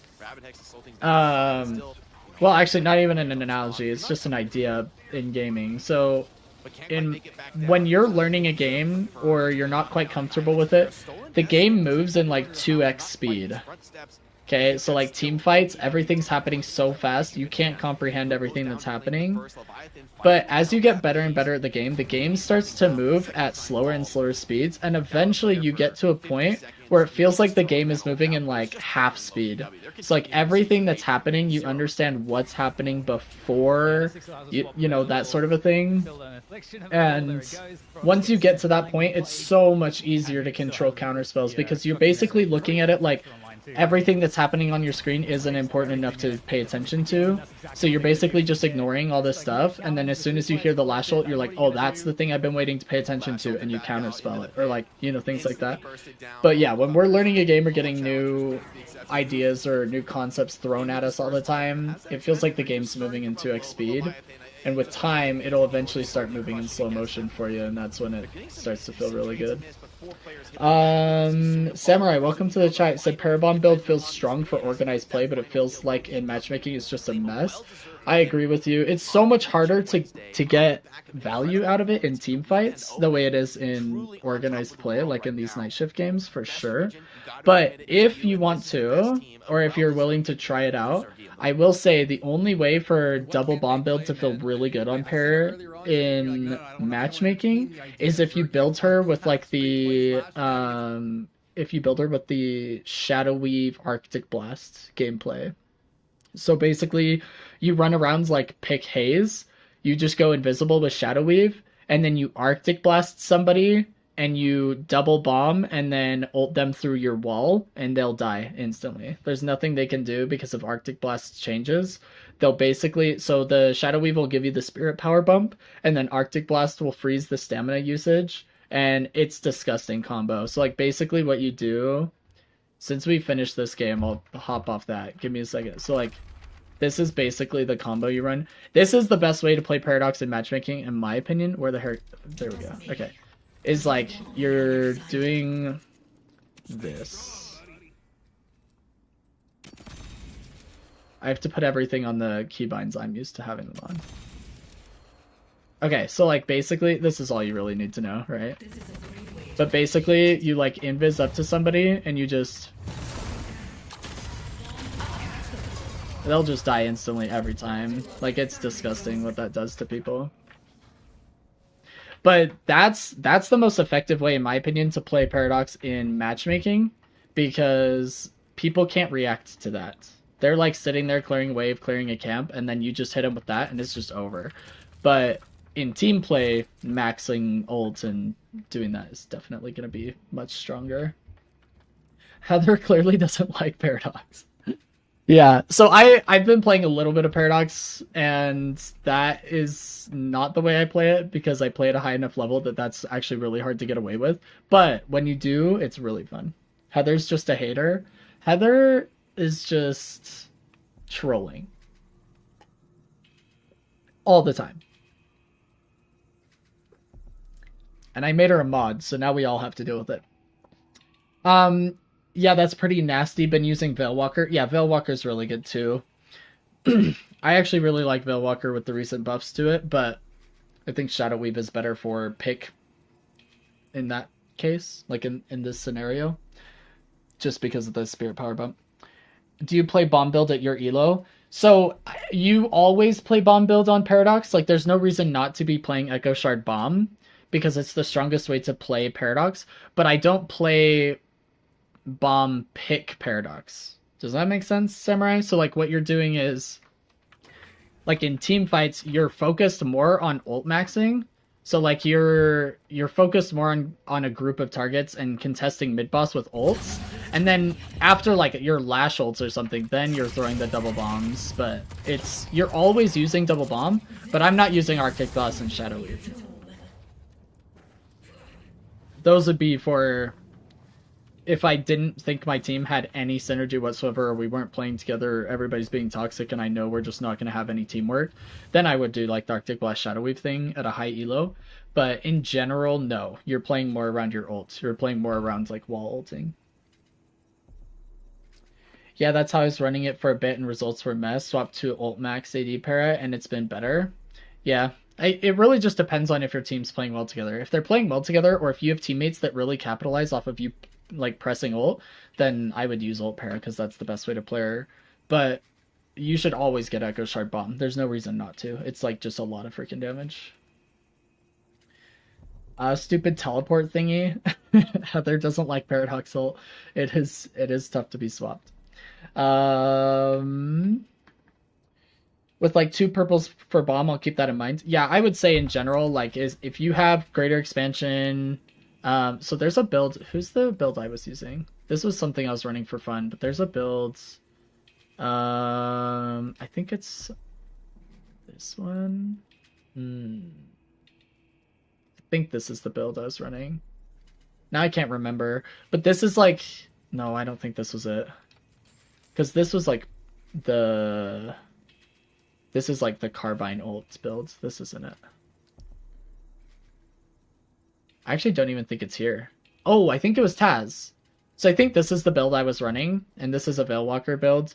And basically you're just using slowing hex to make sure they can't get out of your bombs, and you're using superior duration and greater expansion for bombs, and then you're getting the Echo Shard on bomb.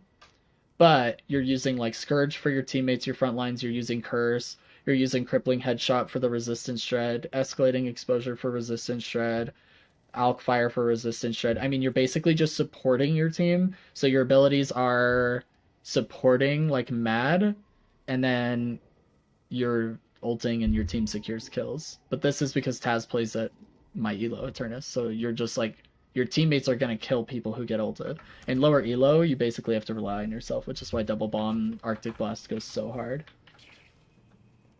I use Jean's gun para. Yeah. Gun Paradox is fun. Not super effective necessarily, but fun. Like, I love building huge carbines and whatnot. I think it's entertaining. It's just not the best way to rank up or anything like that, in my opinion. Yeah, that's why it feels terrible at low elo, exactly. I've seen almost every Paradox in Night Shift building Alk Fire. Yeah, Alk Fire is super strong on Paradox. For the same reason that bombs are strong, right? Because you're basically just doing the combo I showed you, but you're throwing Alk Fire in the mix. Paradox is annoying to fight in lane phase, like how Lady is, for me anyways. Interesting. I don't find Paradox that oppressive in lane phase. I would be interested to see you play against Paradox Bullet so that I could give you coaching and see what it is that you're doing that I would have you change. Because I don't think Paradox has a strong lane phase necessarily. Yes, Alkfire is the purple crap on the ground, Heather. This is Alkfire right here.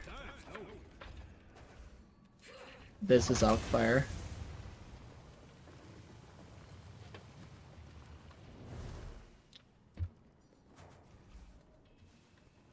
She does so much gun damage. Yeah, Para has really good gun damage. I usually build like Headhunter and then Weakening Headshot. So this would be like my my 4.8k spike usually. But if I'm building Alkfire, then I don't go Headhunter. I just do Weakening Headshot into Alkfire. But yeah, this is like a lot of freaking damage and a lot of shred. I had an Ivy with that and her green stuff on the ground hurt. Oh my gosh, the Ivy I played against yesterday, dude, was running Kudzu, Echo Shard, Stone Form, and Alkfire, and with max ult, I kid you not, my team was getting like just one shot by the Ivy combo. I had 2 teammates die in like 3 seconds to the Ivy, and I was like, great, now we're in a 4v6. It was like so miserable. Let's see. Heather, should we try and get your game going again here?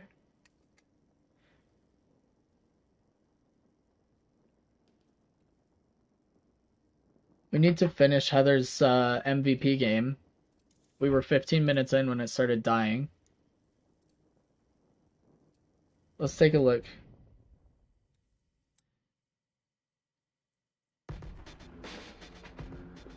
Well, and ever since they changed Kudzu to root people, and you just double stone form, people literally just can't move for like 10 minutes. It's unbelievable.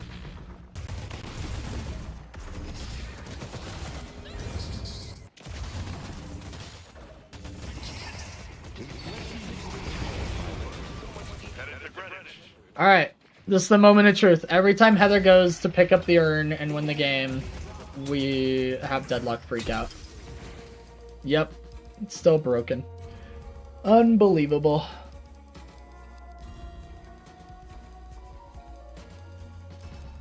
Make fun of you when I see you throw. Heather did break it. I said it was because her MVP gameplay was too glorious that Deadlock couldn't handle it, and we broke the replay system for everybody involved. Now I have to exit Deadlock and load it back up. Unbelievable.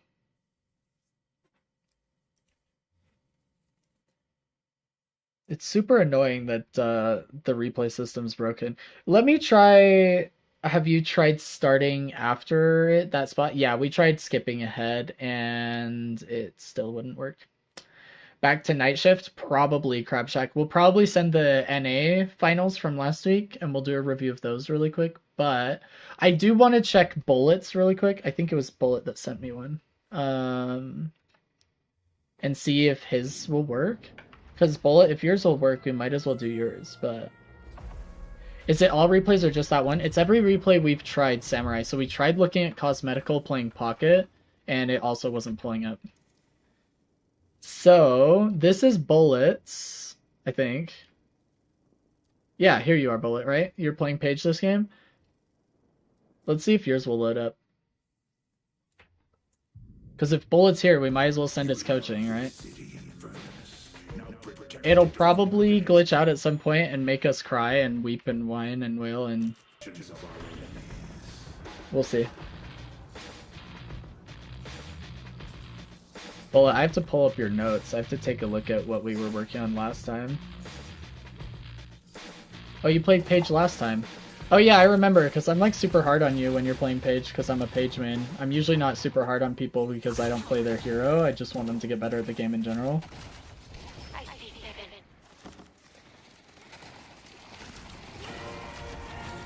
Wow. Alright, Celeste. That's one way to start the game. We've all been there.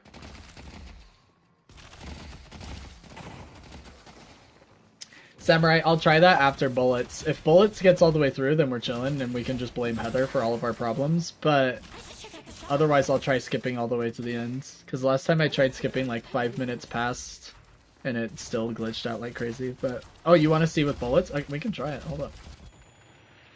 Oh! No. I mean, that's pretty promising right there. Okay, we'll take a look. We'll see. Heather, I think you're just the problem, to be honest. I mean, I didn't want to say it, but I kind of did want to say it. Just saying.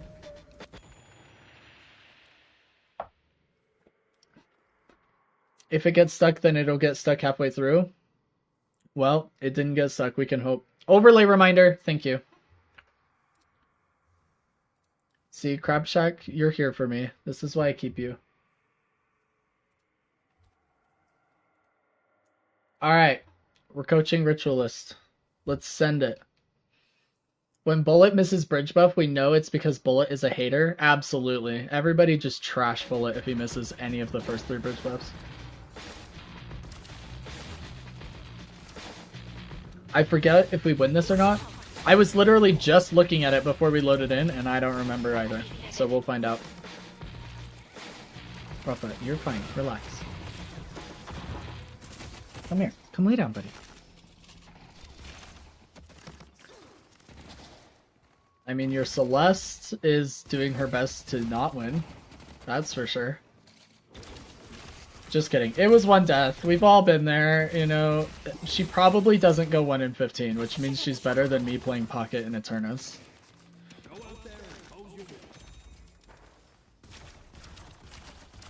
I'm not salty. You guys are salty. Nice steal. Yeah, shield your teammate. Dude, this freaking Celeste needs to chill out on the light melees. Okay, we'll just fast forward through this.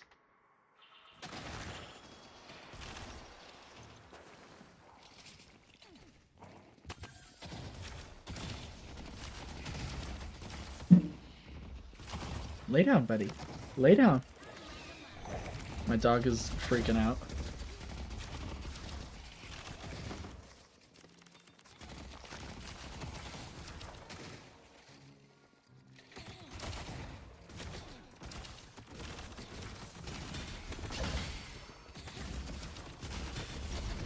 Oh, I was about to say you're a mega psycho if you go for that.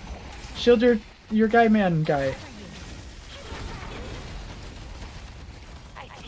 Dang, 7 really just stayed in that dragon. That was dope. For you. Should go steal their minis because they're not getting them and they're too low to contest you if they do go for them.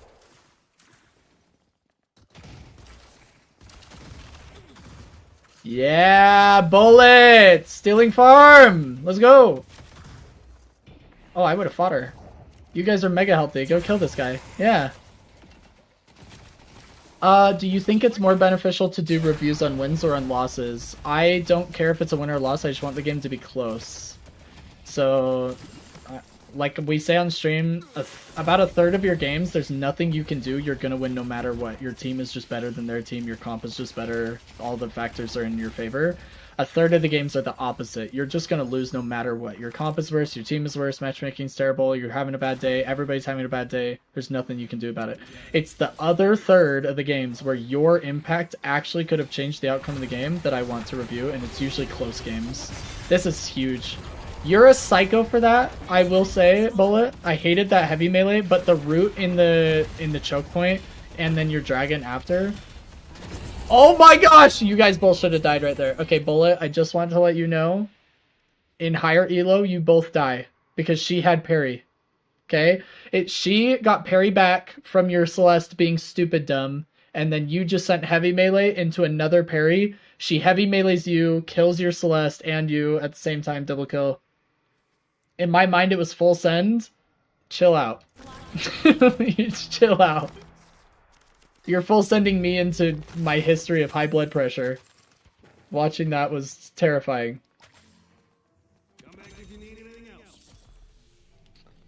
Word, I got one for you at some point then. Yeah, Six Samurai, you can send it my way. You can also join the Discord. And you can go to request a coach and put it in there in case I don't have time today. Which I should have time today, but just in case.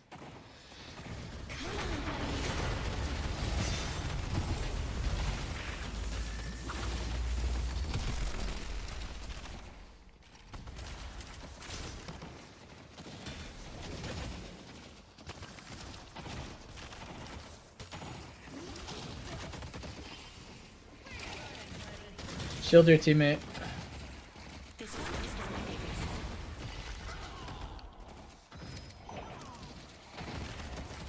Your teammate's taken 200 more damage than she should have because you haven't shielded. Oh, that was really good though. No, Bullet! No, we don't go. Oh my gosh. Okay, you're lucky. You're just insane right now. I actually cannot with these heavy melees. You better be going for bridge buff right now or we're all gonna yell at you, Bullet. Bullet, we're all gonna yell at you. Bullet, we're yelling. Bullet. Bullet, what? What is happening? No! Oh my gosh. Everybody call Bullet names right now. Call him bad names. Wait, family-friendly bad names. Already joined, I'll toss it in there. Sick.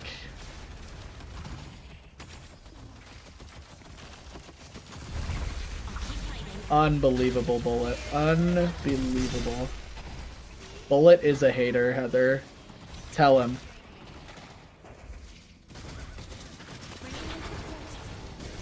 Look, it's okay if you don't grab a bridge buff. It's just not okay if you don't comment to your team. You know what I mean? Like, if you can't, you're not gonna make it to every single bridge buff in every one of your games. But if you're not telling your teammates, hey, we can't make it to bridge buff, that's a macro failure. Nice shield.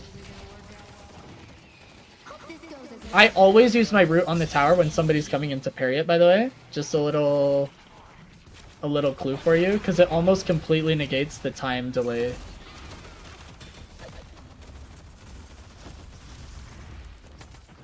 Heather, I don't want to hear it. You broke your VOD review.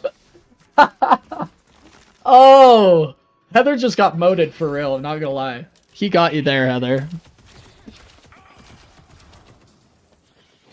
You have been got.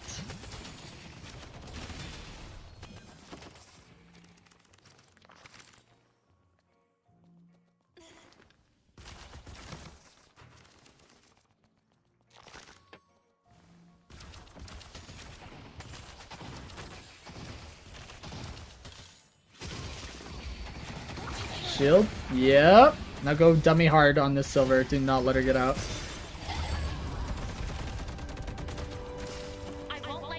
Am I not getting cooldown on your shield? What's happening right now? There we go. I'm like, you should not have shield backup already, and you don't.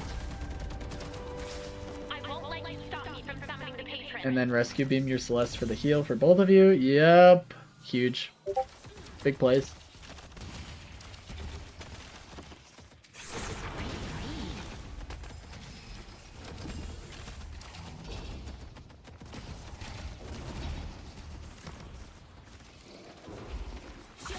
The game knew that the rest of the gameplay was too epic to be seen and that you only got a taste of the Heather. That's exactly right. It's like, what's the thing in Indiana Jones? Ark of the Covenant or whatever that like melts their faces off? That was Heather's MVP gameplay. That's actually probably what would happen in my Pocket 1 in 15 game, to be honest. My afflictions were too good. I probably just couldn't even show it to you guys if I tried. Otherwise I would, you know, but I can't. Totally would otherwise though. 100%. Steal their centers.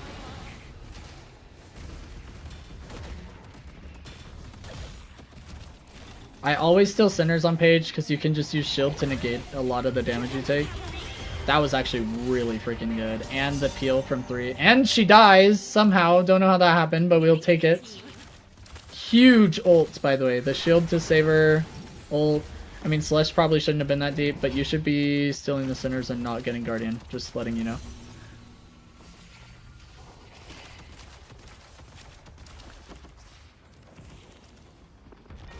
Turn around and shield your Celeste, maybe? Oh no, 7 didn't change. Or Chase, I mean. He probably didn't change either.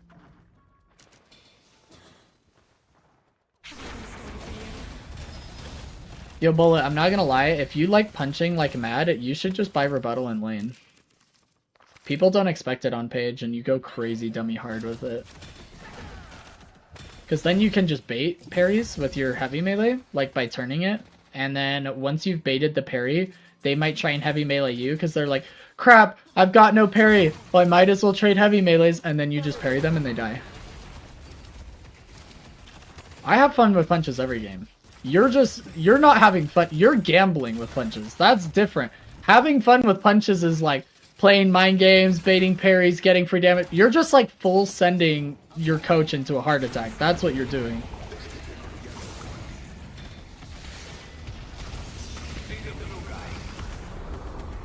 Shield your Celeste. Shield your Celeste. Nice.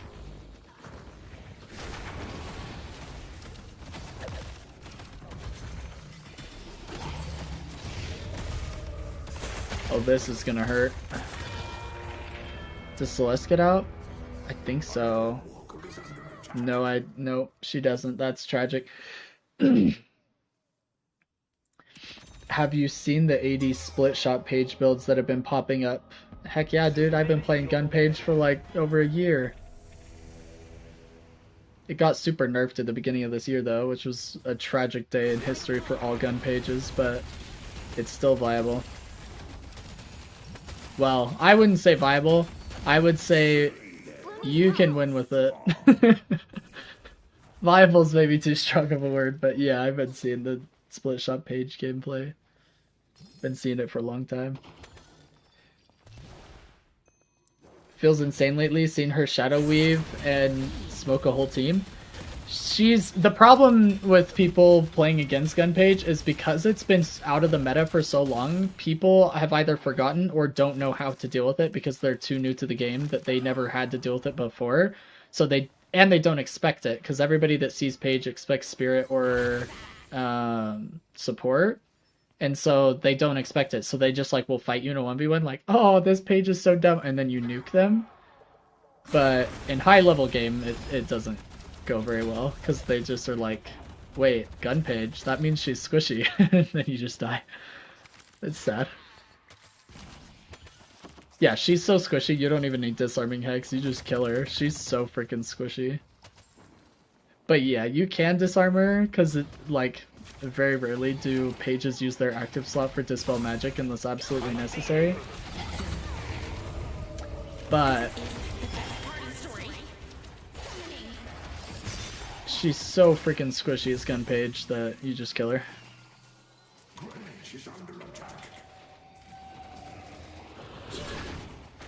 And hide from her during the split shot window. Like there's just no reason to be fighting her when she's got split shot up because it makes it impossible for her to miss her autos, which are slapping. But outside of split shot window, her gun is going to feel a lot better because it's much easier for you to juke and use movement to your advantage.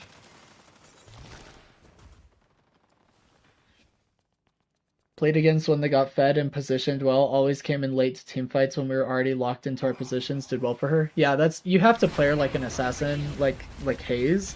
Like you're not initiating fights a whole lot, you're basically coming into them behind the team and then fighting.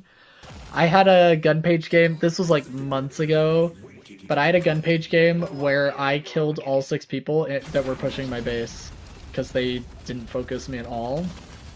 And I literally wiped the entire enemy team. And I think 4 of my teammates died. Like, we only traded, 6 for 4. So it was like me and one other guy that were alive after the fight. But because they ignored me and I was positioned properly, I was able to just annihilate the entire enemy team. But it's hard to do because you're so squishy that, anybody that's paying attention, just like Billy or Abrams uses you into oblivion. Front lines are your counter as Gunpage is the problem. So if a front line pays attention to you, you'll just get smoked every time. Yeah, the innate Pierce is spicy if you avoid getting focused. Exactly. Yeah, that's what makes her so strong is you can just own everybody in the team fight. And split shot augmenting your damage when you're hitting multiple targets just makes it so strong. I should have left lane and gone to support other lanes. I agree. Yeah, based on what I'm looking at here, Bola. You can let your teammates get solo farm, like Infernus, Haze, or Celeste. Any of those 3 can take the side lane, but you shouldn't be here. I mean, you should be here for the earn, but in general for side laning, I agree.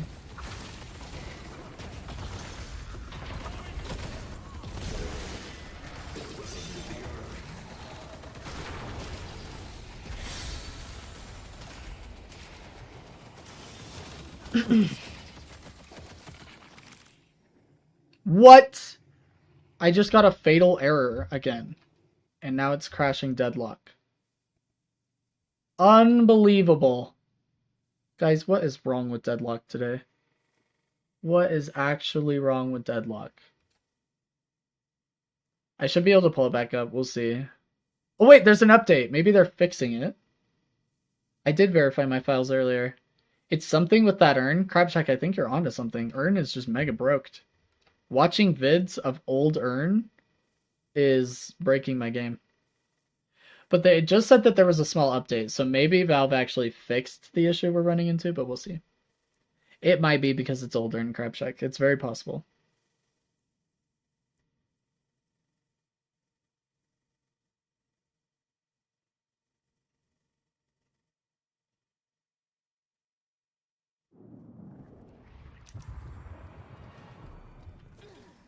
Let's see.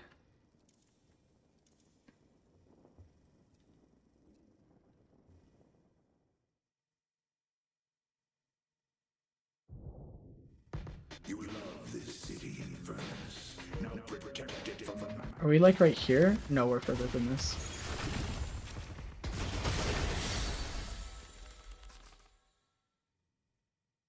It's frozen again. Yeah, it must be old urn, you guys. It's breaking every single time.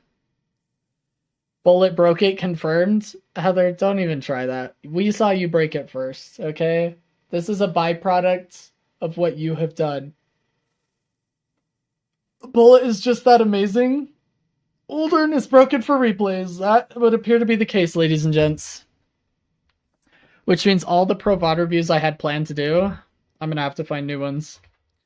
Because all of them are with old urn. Bullet is just stuck in the system Heather already broke. Exactly. Samurai nailed it. Sent you a vid with new urn? Okay. Samurai, we're gonna try and pull yours up. And if the game breaks when urn depots, then I'm just giving up.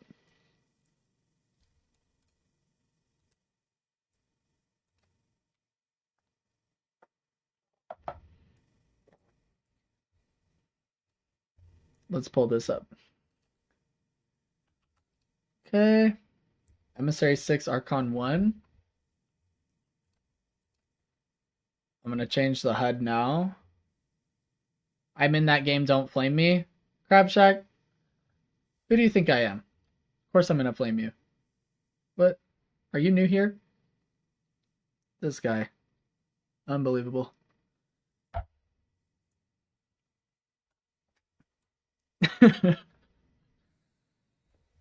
Alright. We're mainly just going to flame Heather in case the VOD breaks again. That's primarily our goal. Everything else is secondary. Ranking up, improving in the video game. That's clearly not our focus here. Alright.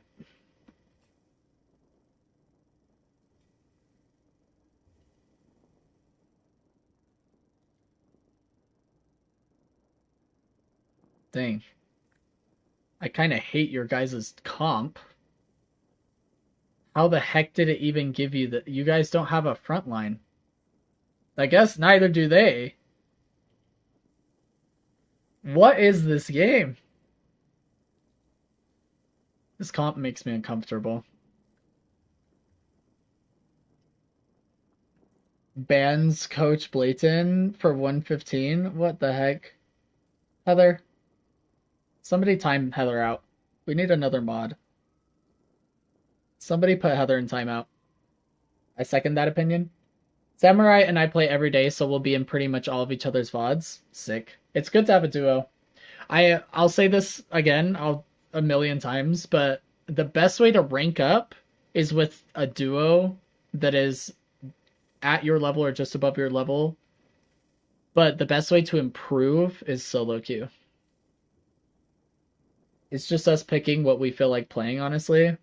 Well, I understand that, but like how the other 4 people, there's no front line. How do you play with no front line? Heather says, I wish I had a duo. Heather, I would be your duo, but I go 1 in 15 on Pocket. I'm not sure you want me in there.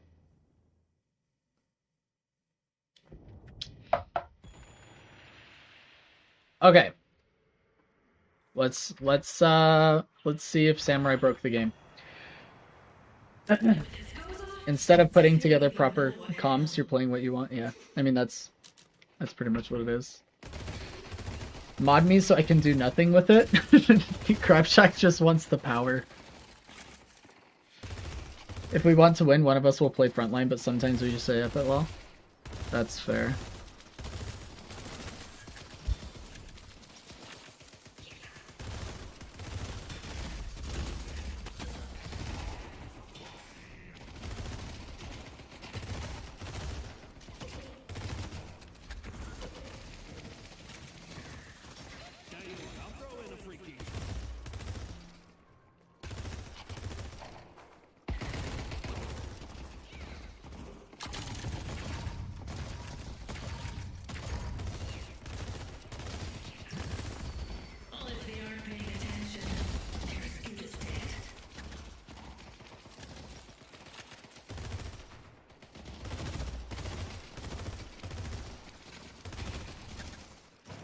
Is this a 6-stack? This isn't a 6-stack, right? Here's Crabshack. Okay. Oh, it is a 6-stack? Oh, okay. I understand.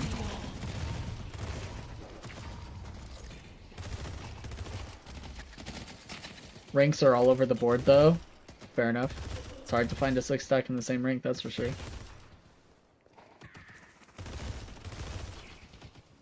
And 2 of our 6 are absolute free spirits. I think I would take a 1 in 15 pocket over a bridge buffs don't really help or mid boss doesn't win games. That's fair, Heather, actually. Based opinion there. I'll take that.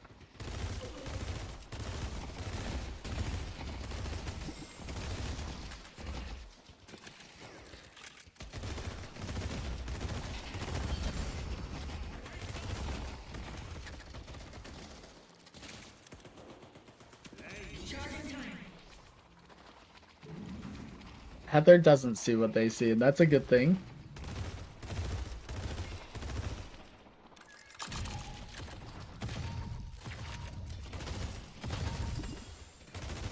So in general, laning against Venator and 7, you want to play verticality, so you want to play on top of the bridge. Because it's going to make it very hard for them to hit nades, stuns, and orbs.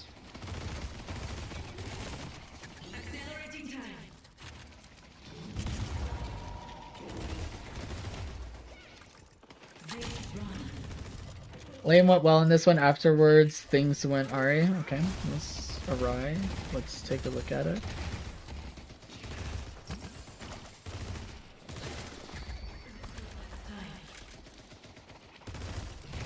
I think laning went well because you have Rem. I mean, and you're playing against 7. 7's lane is garbage.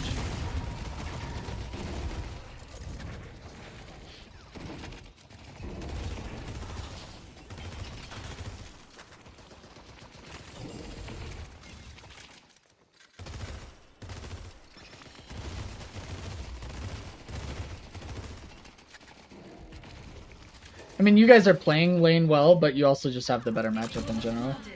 Oh, awkward. You need to get to your room. Oh, never mind. 7 stopped chasing. I still would have gotten to your room, but... Woo! Well played. And that's why, by the way. You need to get to your room so he can jump on you.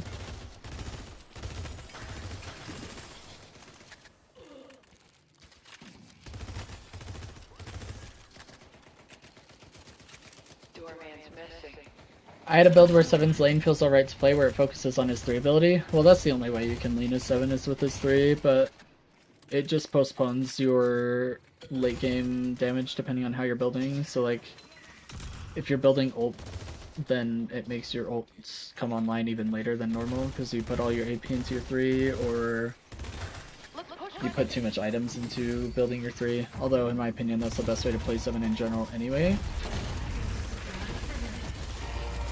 Nice kill. You were a little late on the bomb, I'm sure you recognize that. There was like a little hiccup there, but well played overall.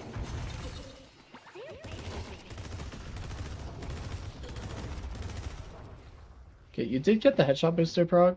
Not bad. I know up to run to finish that kill if at all possible.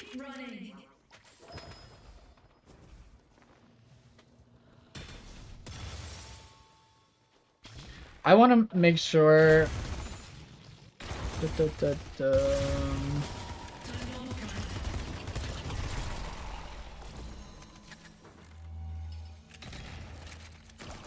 Okay, W Crab Shack, by the way, at Bridge Buff at 5 minutes.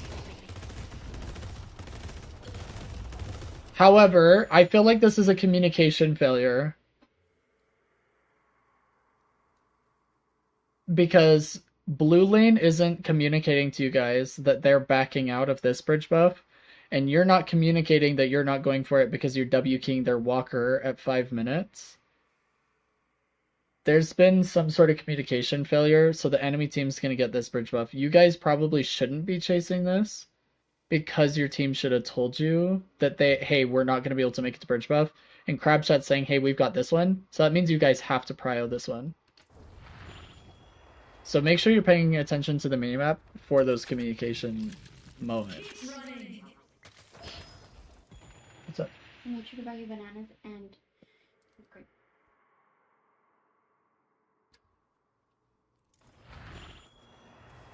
Sorry, my wife just got home.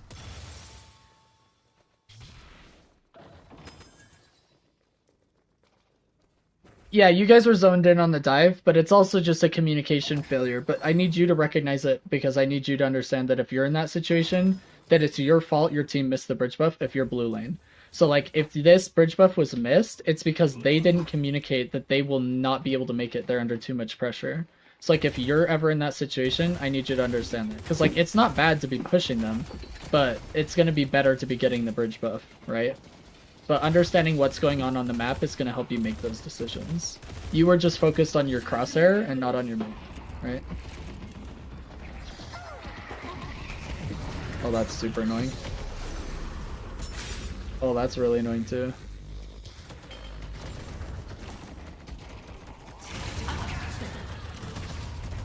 Right, exactly. I just need you to understand that that's a macro failure, right? Like, you guys need to be communicating with your team. Like, hey, you need to know, hey, like, we're not going to make it to bridge buff, we're diving. But if blue says, yo, we won't make the bridge buff either, we're super low, we got pressured out, you go, oh, then we can't dive, right?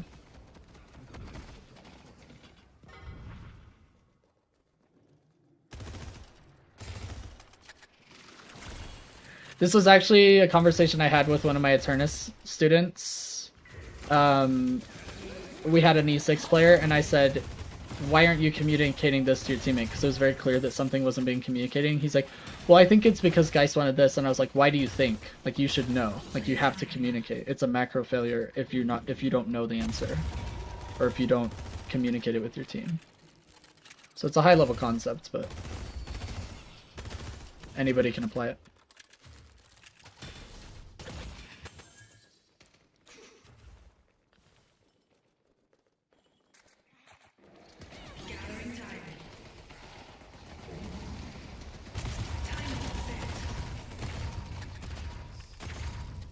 Okay, I'm gonna go back because I don't have cooldowns and it's bugging me.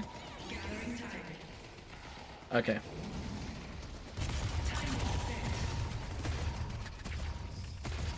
Does Paradox's 3 trigger the headshot booster? That's a good question. I actually don't know if this is considered a bullet that would trigger it. Like, if this was the only thing that hit them. But I think you send bullets with the kinetic carbine, so it would, theoretically. But I don't know. I think it's only the burst after that would trigger it, but I'd have to test it. Samurai says yes. You can test it, Bullet, and let us know, but I don't know off the top of my head for sure. I can't tell you with confidence. Nice ult.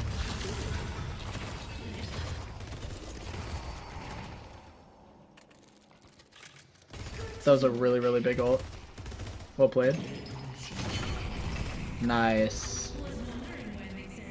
Huge double kill.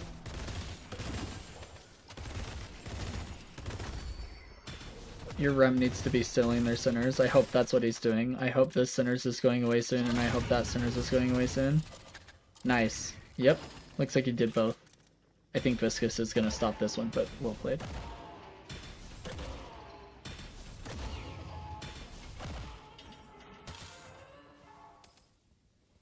He needs to be. Sinner's Goblin is what Rem does best for the enemy team. Just annoys the crap out of them. They've taken our yellow guardian.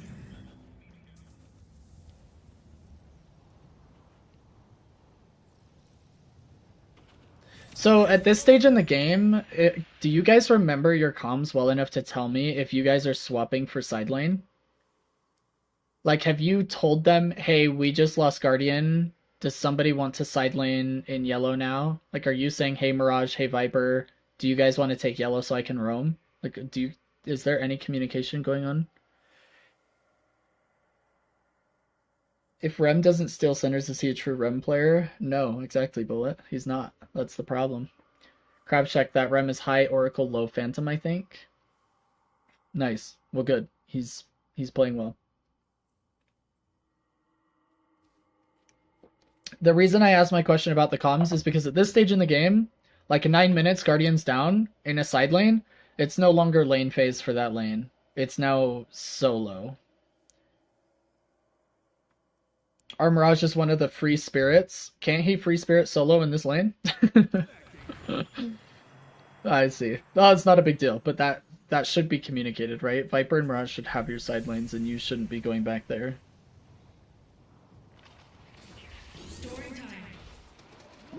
He free spirits deep in enemy jungle as much as he can. I mean, okay. Tell him to free spirit on their doubles.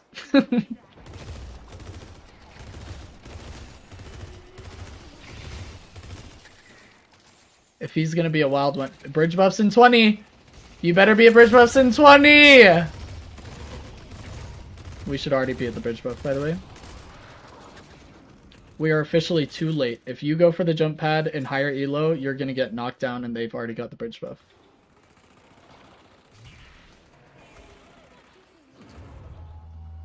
He's a Calico main, so he's playing Mirage like Calico, huh? Alright. Questionable. Nice ult. That was super risky to delay your ult. So in higher elo, you're gonna miss that ult because Drifter's gonna be more aware.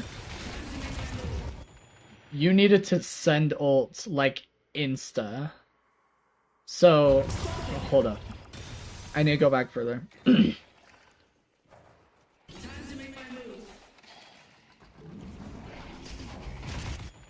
Wall ult right now is like instantly what needs to happen, because you should have missed this. You even see him miss his double jump. He only jumps once and you catch his toesies.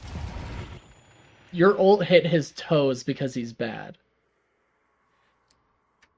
I think what you're doing, Samurai, we actually did a pro VOD review of Low Main playing Paradox not long ago. It's on the YouTube channel. I would suggest you watch it.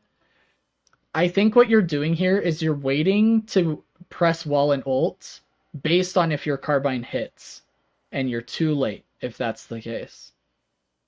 You have to be willing to miss ult because you missed carbine. Okay? I said this in the beginning of the VOD with Low Main.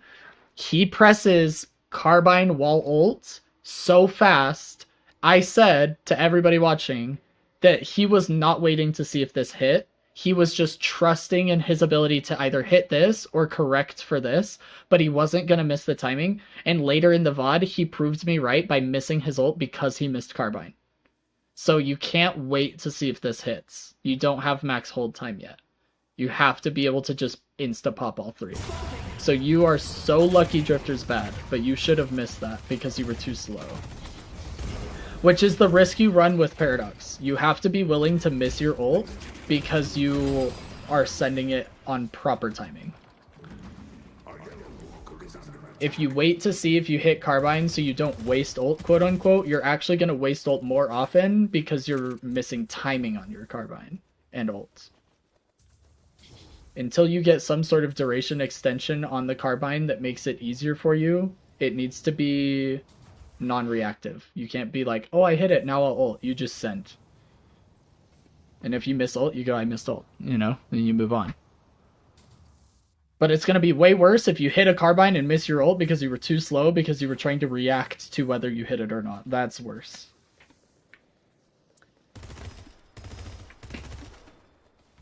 Exactly.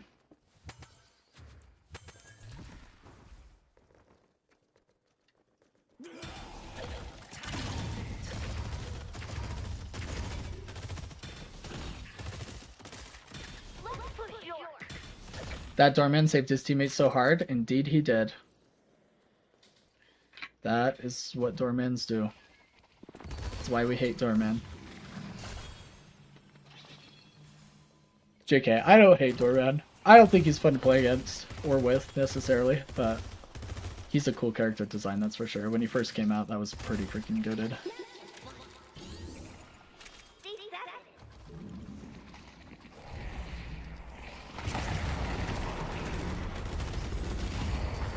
Nice.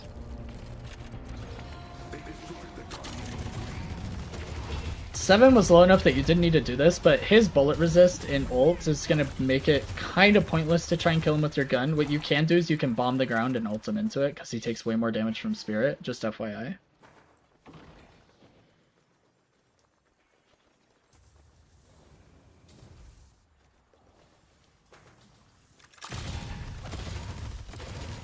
No. Unless they changed it, no. He shouldn't.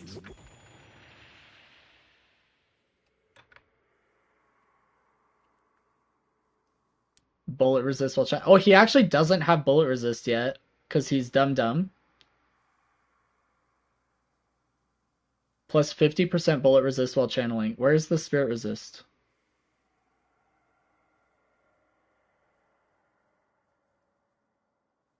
What am I missing here?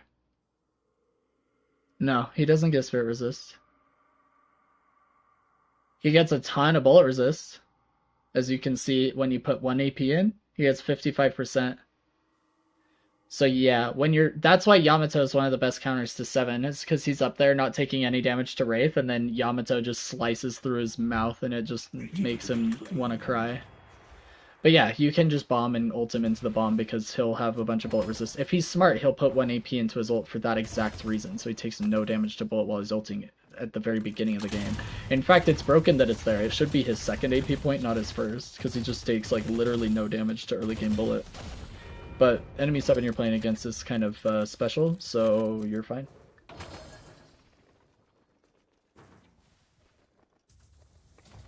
No, 7 doesn't get spirit resist. He never has, to my knowledge. Maybe forever ago and I just don't remember, but as long as I can remember, he's only gotten bullet resist from it. Which is why you'll see 7s build a lot of spirit resist, because in their ult they already have all that bullet resist.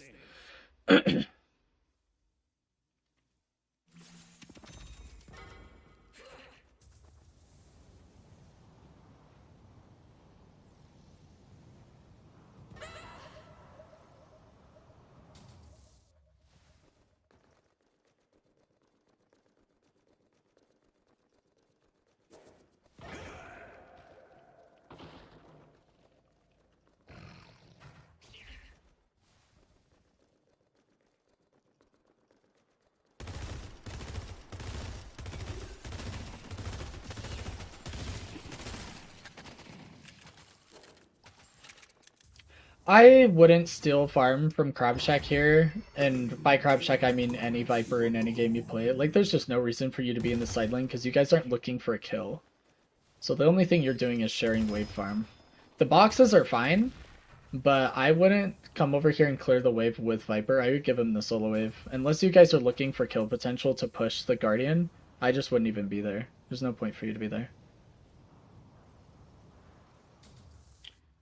Mid-game, I try to find as many picks as I can on Para, and I don't know if that's the right play. It is the right play. You just have to be organizing it with your teammates, because you're not going to do it by yourself. Not effectively.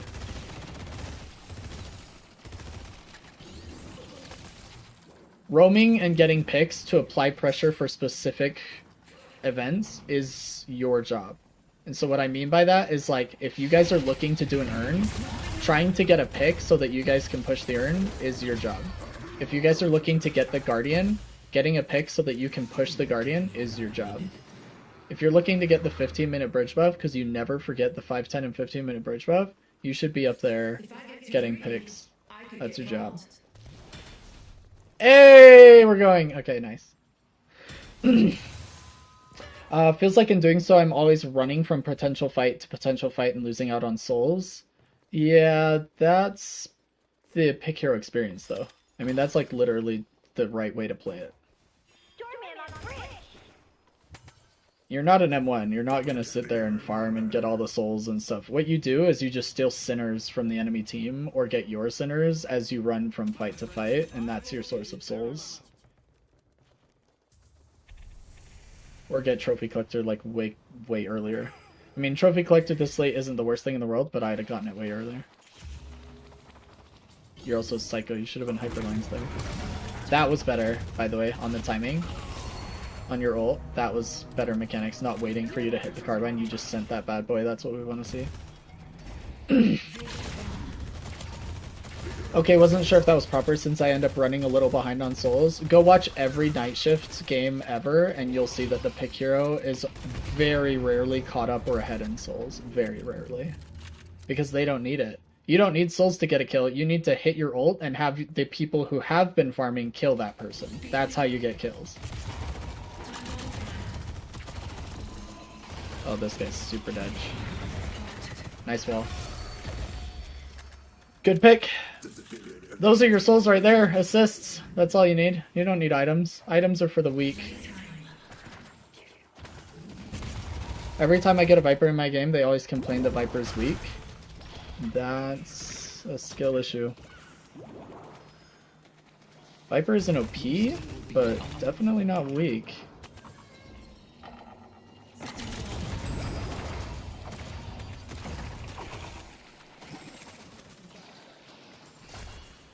See, like, this fight is a waste of time. You guys aren't going to accomplish anything on this walker. You guys stayed way too long.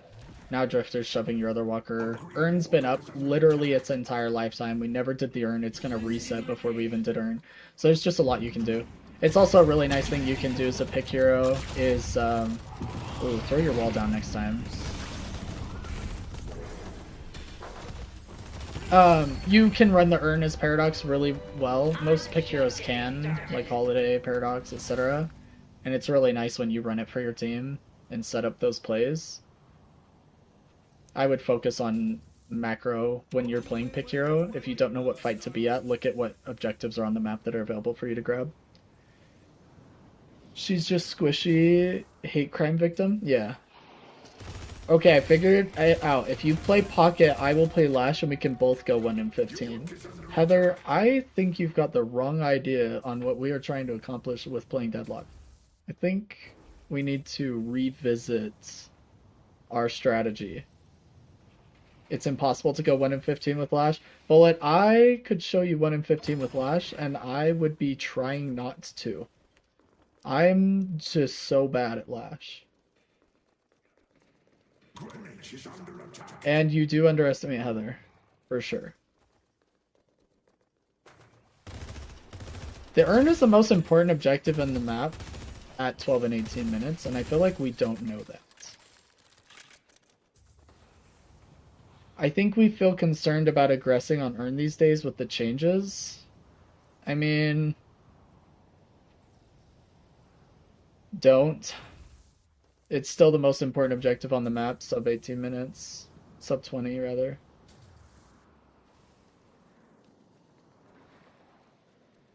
See, I just assumed that Heather broke the bond, she would at least be able to go 2 and 15 with Lash. I mean, fair. Nice ult. Nice ult. You were a little slow, by the way, but it was good.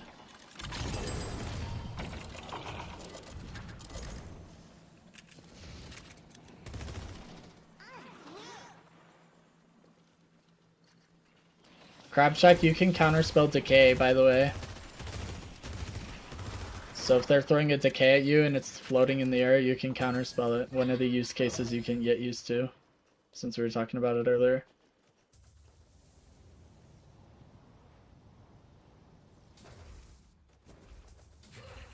I would be too busy marveling at his awesomeness and the mod I have for him. What mod do you have for him, Heather? I'm gonna start buying it. Need to get good. Yeah, counterspell's goated.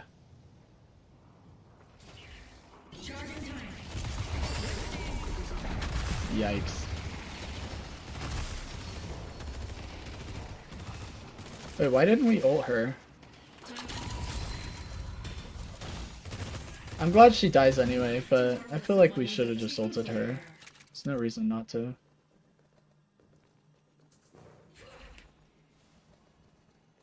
Think I didn't realize I had it up already again? Oh, okay.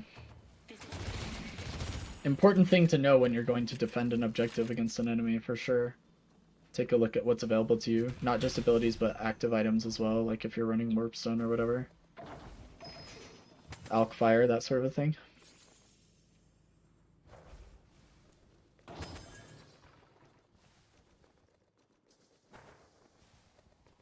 There's a very not safe for work one of him, but I'm just the shirtless one. Oh my goodness. The Gooner lock is going crazy. Bullet's onto something.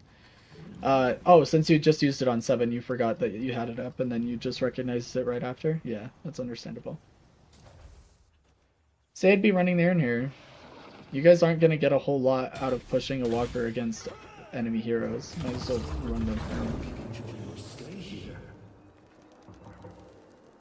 Do you know the doorman route? You just use 3 stamina to get out of here. Do you know the doorman route that doesn't use all of your stamina? Like the one where you wall jump and go up top, mantle slide, and then dash over?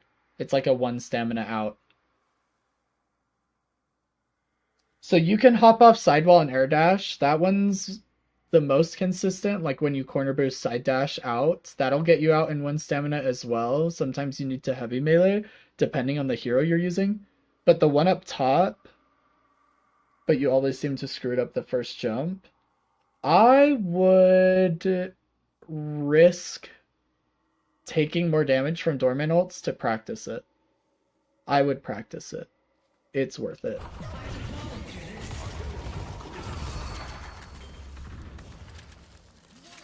You can practice it in hideout, you can practice it in game. I would just get really good at it.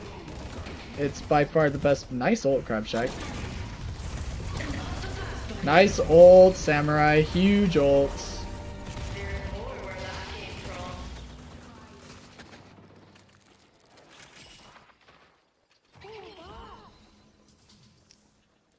Heather says she also has the Bunny Doorman and the Venator one too. A girl has to goon sometimes. Somebody ban Heather. Somebody time her out. I need another mod in here. Where's Pact Fan when you need him?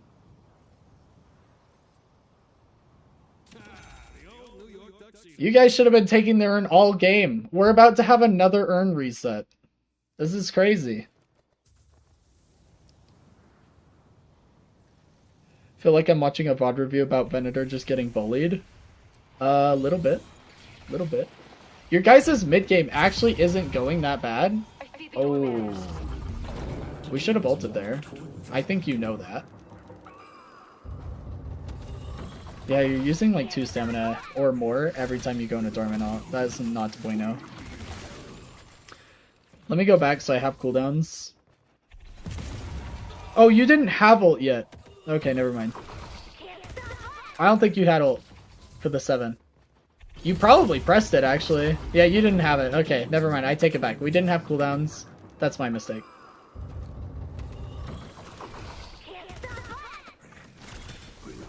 Two teams with no frontline. Nobody wants to grab the urn. Yeah, that's understandable. But you guys have Rem ult.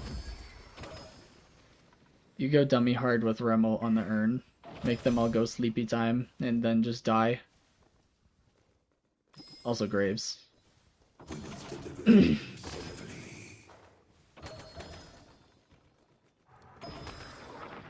Yeah, Andy's fed.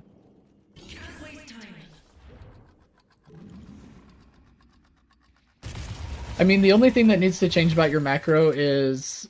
Well, I won't say the only thing that needs to change. The most notable things that I have noticed from this VOD review you sent me that need to change about your macro is...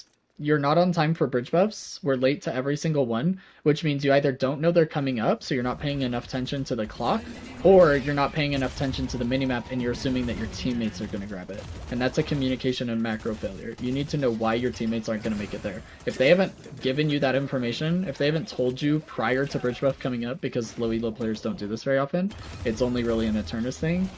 If they don't say, hey, we're not going to make this buff, I need somebody to cover it, you need to know why, and you need to be aware of that ahead of time. And then the other thing is, we need to focus on... oh, that's super unfortunate. We need to focus on map-wide objectives for the team way more. I feel like right now you're playing the game as if mid-boss is the only thing that matters, and then we'll just do earn when we have to, and that is just not how you're gonna stay in this game.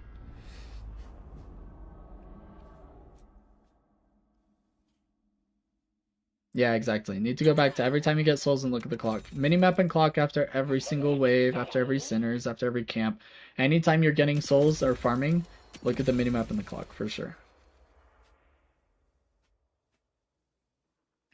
Yeah, Lost Earn and Walker. They just got a 10k lead on us.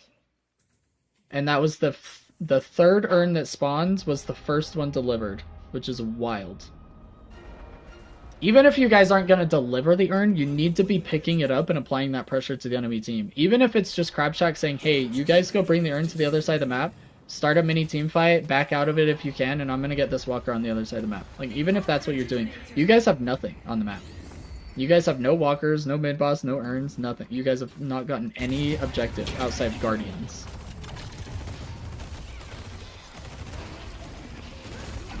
Is it throwing for when Rems grab most souls? No, Rems usually get most souls from stealing enemy's team sinners.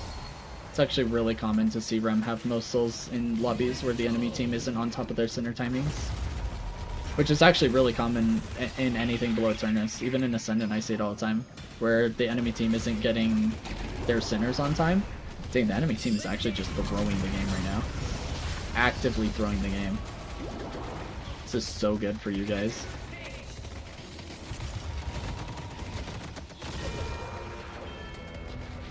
Dang, you got 2 rejuves and killed 7 and killed Doorman?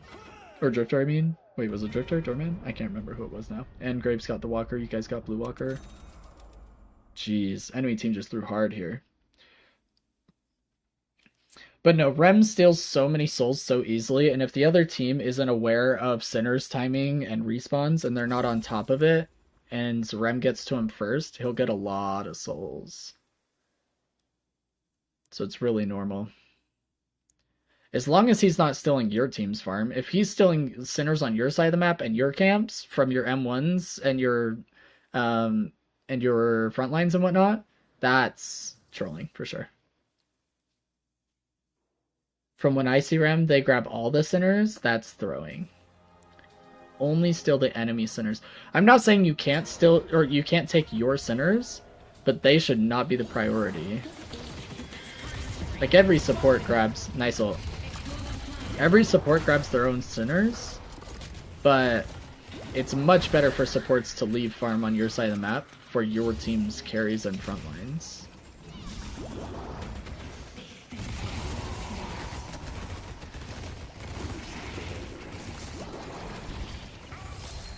Nice.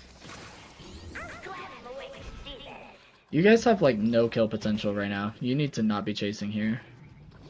Even if you catch somebody, what are you gonna do? They have 5 ults. You guys have 1 ult that's alive, that isn't a teleport. We need to not be chasing, for sure.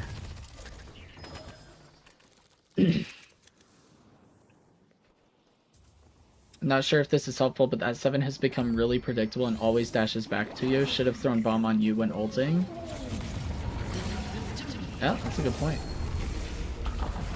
Paying attention to patterns. Alright, tell your team to leave. Like, you should not, they should not be here. They should leave you for dead, actually, is what should happen. You should try and get out, but they should have just left you for dead, because if the enemy team wins a team fight here, they could take your base. This is like, you're basically risking your base for Paradox's life. Regardless of who's playing Paradox, that's not a good trade for you guys. You're lucky you guys got out and they didn't try super hard, but... What should we be doing here? Just pushing for right walker? Well, that's a good question. I'll actually pose the question back to you guys. Look at the map, look at the clock, and look at the state of the game, and ask yourself what you would be doing here. I'll answer the question in a second, but I want you to just think about it for a minute. And anybody can answer the question. Prepping for earn. Exactly. Exactly. That is exactly what you need to be doing. Earn is up in 1 minute, and we're going to farm for the next minute, and we're going to prep for it because we want the souls to be as even as possible when we grab it so that we can win the team fight, because the next earn fight is going to determine the next mid-boss. Mid-boss is up in like, what, 2 minutes? That's going to be maybe 40 seconds after you win the team fight, meaning they will still be dead for 20 plus seconds after you've won the team fight, essentially. We're not in a position where we win that team fight, though, or it feels like we aren't. What makes you say that?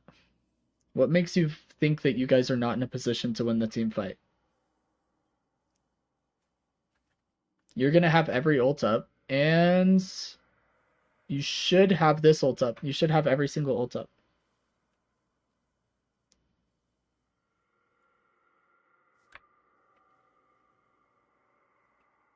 So 7 doesn't have Indom. You guys can just Bola or Page ult him, even if they're not going to build Knockdown, which would be by far the simplest solution. You have other ways. But yeah, I mean, you guys should be counterbuilding it, right? And you can even counterbuild it as pick hero. It's fine for you to build a knockdown too. It would be better if Page or Rem got knocked down for sure. But you have other things. You have this ult and you have this ult that are going to shut it down.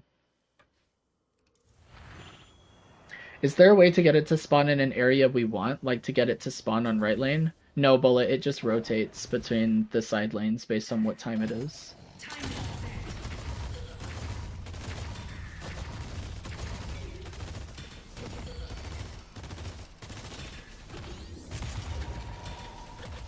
You guys are in a fine position to win these fights if you shut down the 7 ult and focus the Wraith. If those two things happen, you will be okay on the earn. Your guys' earn fight is actually better than theirs with Page, Rem, Bombs, Graves, and Viper, Bola. Mirage is just Mirage. He doesn't have really high impact. But all they have Doorman, low impact. They have Drifter ult, low impact. You guys are all going to be in vision of each other, basically. They have Wraith damage, which is low teamfight impact, right? They only have Viscous ult, 7 ult, and Venator nade that are really going to apply a whole lot of pressure to you guys. So the earn fight is actually in your favor if the soul disadvantage isn't that bad. So what we want to do is we want to get both bridge buffs, and then we want to fight the earn. But I don't think we're going to get either bridge buff, and we just gave 2 kills prior to the earn, which is really good. So now, since you can't win the team fight on earn, because you're about to lose your third, you guys are probably just going to want to try and trade Walker, probably.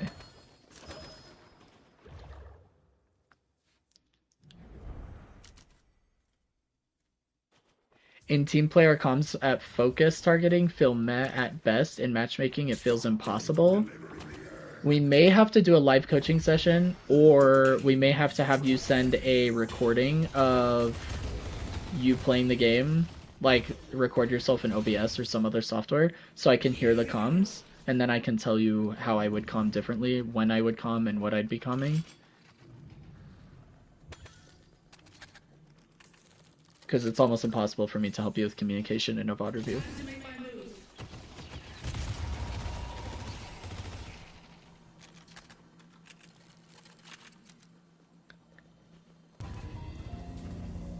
Yeah, I'm sure you guys could. Just if you wanted to work on it, but if you feel like you're having a hard time being IGL, like if you're struggling to have your teammates listen to comms, or you're not sure what to comm, or when you do comm it feels ineffective, that's where I come in. I can help you out. I just need to be able to hear it to break it down. I did that with Zalakines, one of my other students that's in Ascendant. He sent me a recording of him playing the game so we could work on comms. And then I've also done it with Pact Fan during live coaching sessions where we talk about comms.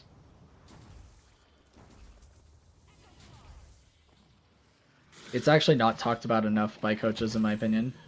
You can also get used to the idea behind tack pausing, which is where you pause the game intentionally so that you can talk to your team about something at an important moment. Nice ult, by the way. Thanks for the follow, Samurai. I appreciate it. This was a good kill. You guys need to chill out for like half a second and let your Mirage come back. And clean your wave and right.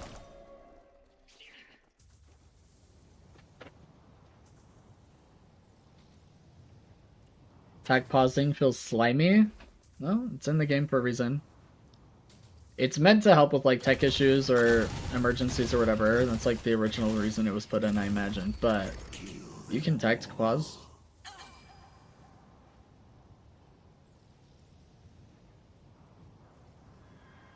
The only times I really recommend tact pausing is if your team isn't going mid-boss when you should be, and it's like game-changing, then you can pause and like literally talk through it. Be like, listen, we need to go mid-boss.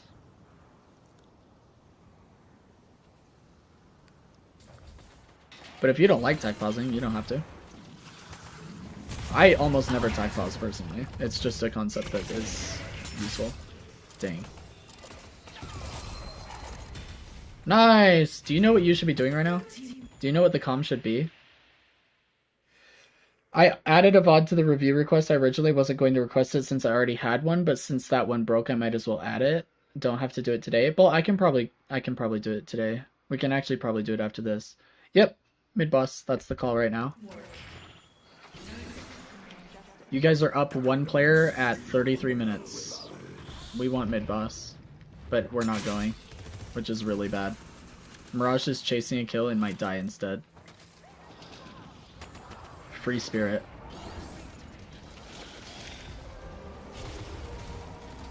At least the rest of your team is doing it. The problem is if he doesn't die right now, he's gonna insta-waste a rejuve.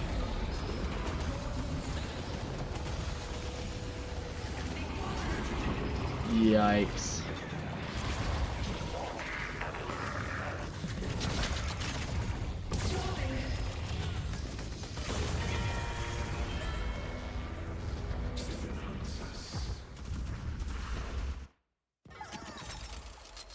Mid was the right comm. The execution was poor, unfortunately, but it was the right comm. 7 getting a full ult for free. Yep, he'll shut you guys down every time. 7 is the ultimate equalizer of low elo. He presses 4 and low elo just can't deal with it.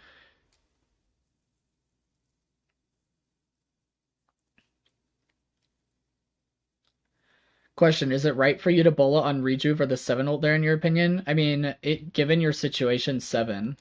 But in general, almost never should you have to ult the 7. It's only if you guys don't have anything else to shut him down. If you don't have a page ult or if you don't have knockdowns to throw on a 7 who doesn't even have indom yet, who should be free to shut down, then yeah, I would bola the 7. Because even with 3 rejuves, you guys are going to get owned in a 7 ult.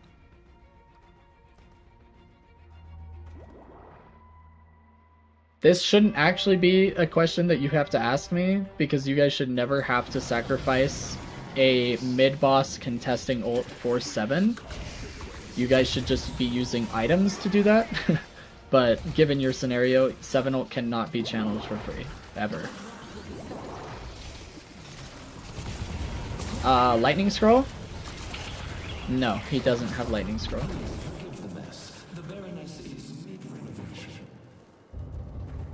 3 stamina again to get out of Dormant ult, by the way.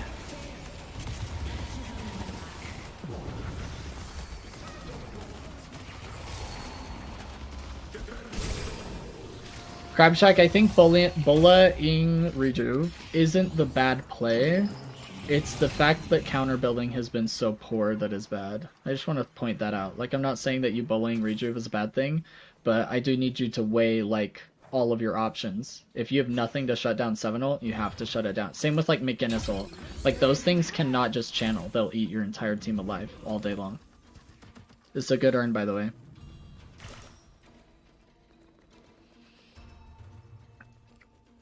I know Rem had knockdown, so I bullied that rejuve, but I didn't calm the knockdown for 7. And that is a good recognition of what could have gone better, right? Like you recognizing, oh, I should have calmed that I'm gonna bola rejuve, can we knock down 7? Yeah, you should prep your fights with that, for sure. Probably should have just tanked through it and attempted to grab all the rejuves. Oh, you definitely should have tried to grab all the rejuves, I agree, but we shouldn't have to tank 7 ult either.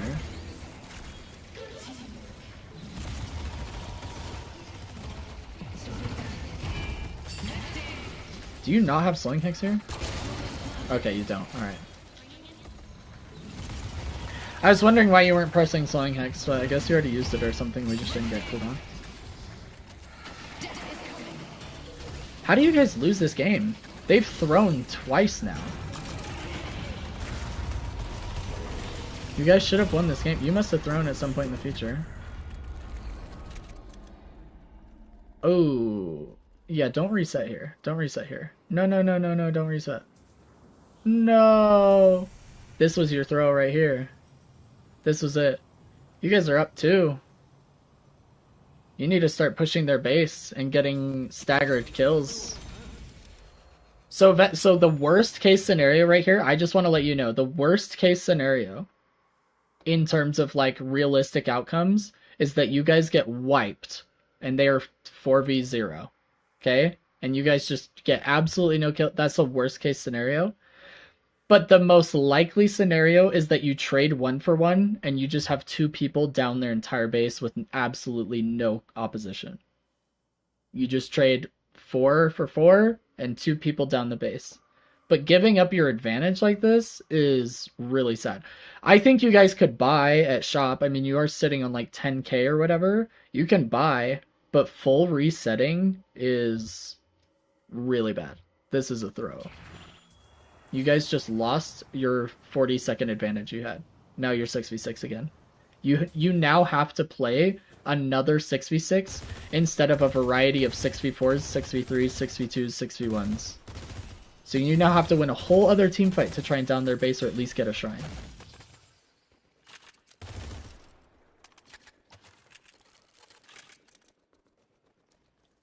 You don't press your advantages hard enough at all. I did a therapy stream. I actually posted the video on YouTube as well of Ascendant players I was playing with that did this. Pains me to my soul still to think about it. We would win a team fight and then just back out with 7 ult. And he'd just run away. And Ivy would leave. It was really bad. But yeah, now you guys are forced into trying to fight another team fight. Now the souls are even, somehow, because the enemy team keeps throwing, but...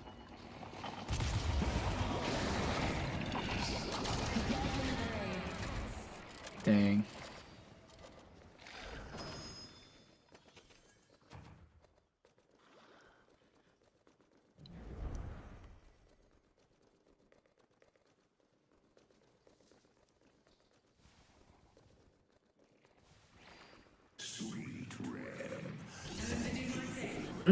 I think it's because Heather wasn't there. They lost because of that. Well, that's obvious, but we can't always fix that, you know? We can't all have Heather in all of our games all the time.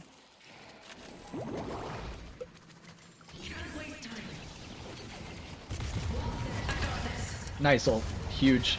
Really, really huge pick. You guys need to go dummy hard right now and push so freaking hard. Not clear tier 1 camp. This is mega troll. You're throwing the game right now. You need to be like up in their mouths right now. This Venator is alone. He should be dead 40 seconds ago. If you guys back off here again, like when you should be getting mid boss now, like you guys should, Venator should already be dead and you should be down in mid boss right now. Oh no, we're backing off again. All right, well, we're just gonna have like movie night the rest of this VOD. We already know what the problems are, right? Like, there's nothing more I'm going to see in this VOD that is drastically going to increase your win rate other than what we've already talked about.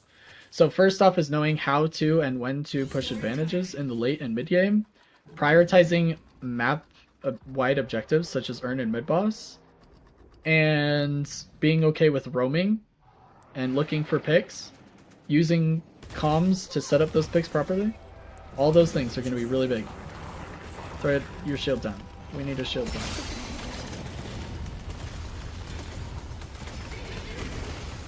That's unfortunate.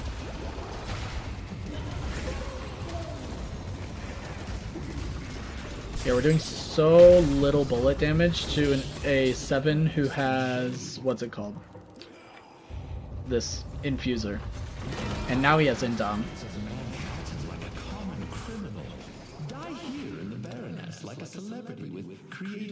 They're doing mid with 1 down because 7 knows he can channel ults for free bullet. So in high elo, that won't fly, but in low elo, it's 100% gonna work every time. You guys had no choice but to contest mid. If you don't contest mid, you give up the game for free. Think we got caught off guard by them doing mid with one down? Yeah, I mean, possible.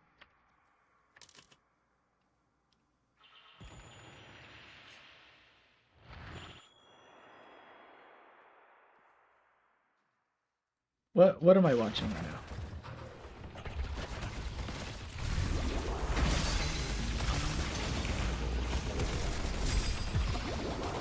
Dang.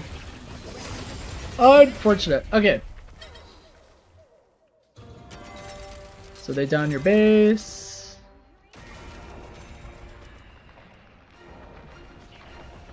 And then they stay and win because 7 has ult soon and they still have 2 rejuves. Wait, did you just throw ult and I didn't get the cooldown?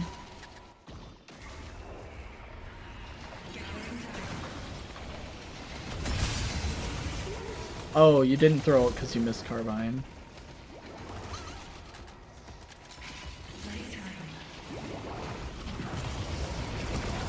Nice ult.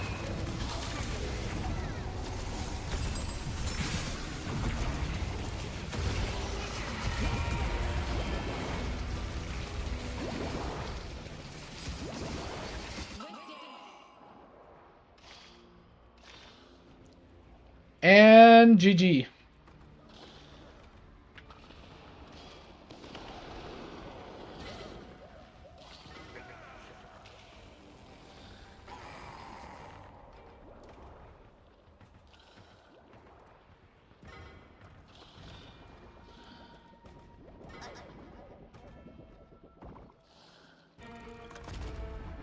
Okay.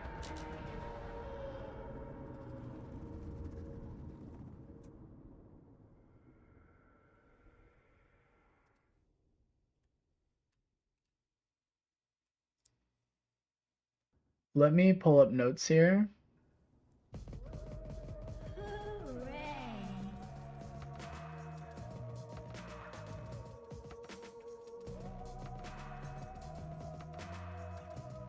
Okay. Sorry. Honestly, that could have gone either way. That mid fight was the fight to win the game. That could have gone either way, but that wasn't the only fight that changed it. There were 2 urns we missed out on, and we missed out on a mid-boss comm, and that last mid-boss fight was pretty bad, and we didn't counter 7 properly until it was too late. Those are a few things, but that's from a team perspective. From our perspective, the main things that I would change are giving side lane up so that you can roam, don't steal farm from solo laners. I would focus on the mechanics of hitting your ult more often. It seems like you're doing it most of the time. I would just practice it. I would also practice getting out of doorman ults. Okay. Oh, does curse prevent item usage like in Dom? Curse prevents item usage, but I think Indom blocks curse. So yes. Does that answer your question? So hold up. We can take a look at this.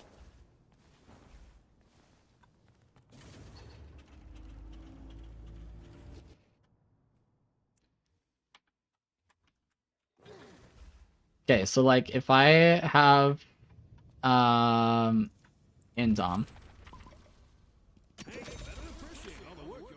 I'm trying to take curse.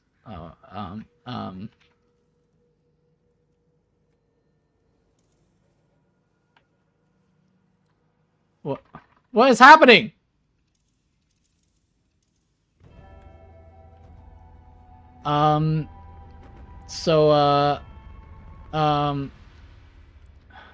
Guys,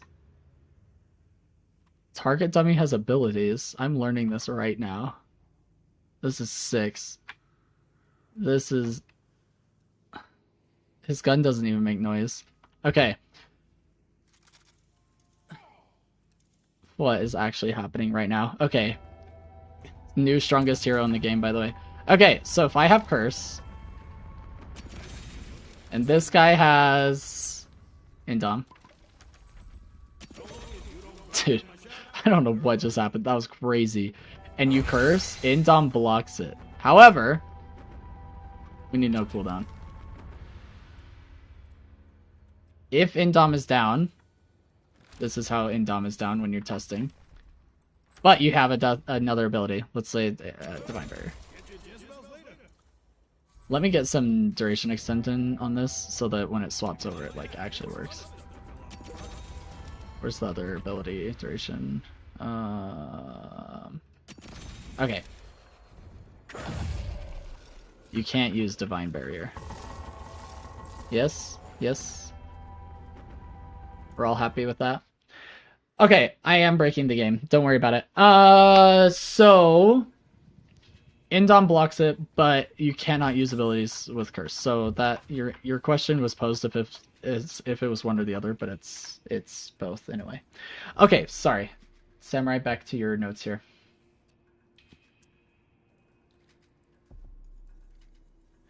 So for lane,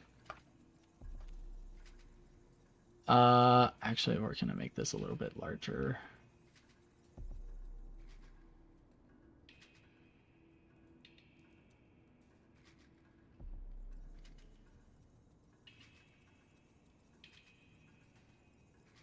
So for lane, primarily, focus on minimap and clock. Every 30 seconds for wave, every sinners, every camp, when you're on a zip line, minimap and clock. I just want you to be aware of what's going on the map, and I really want you to hit the bridge buff timings. So 5, 10, and 15-minute bridge buffs. You should be 10 to 15 seconds early for each one to ensure your team has that advantage, and calming it to your team. It's a lot of M's in calming. What do you guys think? Okay. These are like the main things that I would want you to focus on for lane phase. That pretty much covered everything.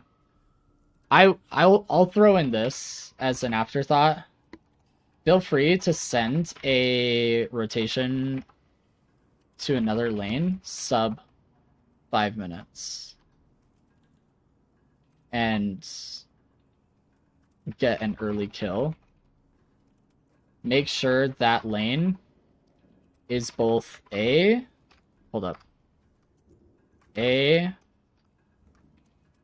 pushed up too far, and B, your team is winning that lane. Better chance for kill potential. Okay? And then we're just gonna fix this really quick.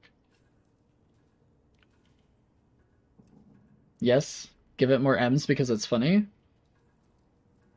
Make sure you're calming to your team. Okay? Alright. Next thing is... Where's my little... Here we are. Mother Nature. Just work with me here. These are things that I don't want you to stop doing because you're doing them well. And the last thing I want you to do is get worse at one thing because you're focusing on getting better at another thing. So...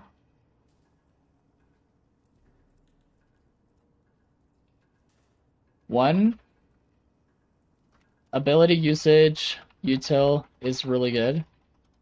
Keep improving at sending ultimate, even at risk of wasting it. I'll put in quotes because it's not really a waste, because we need to hit the timing when we land our kinetic shot. Now, I will say, Phantom... Or, sorry, Samurai, I mean. Samurai Funk.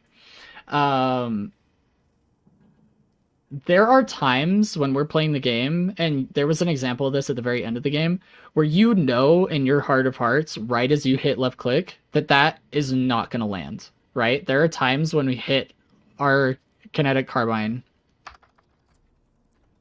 and we know it's going to miss, don't send your ult in that scenario, right? Like if you know you just whiffed, don't waste your ult too. It's in those moments where you're really, really close or you're pretty sure it's going to hit.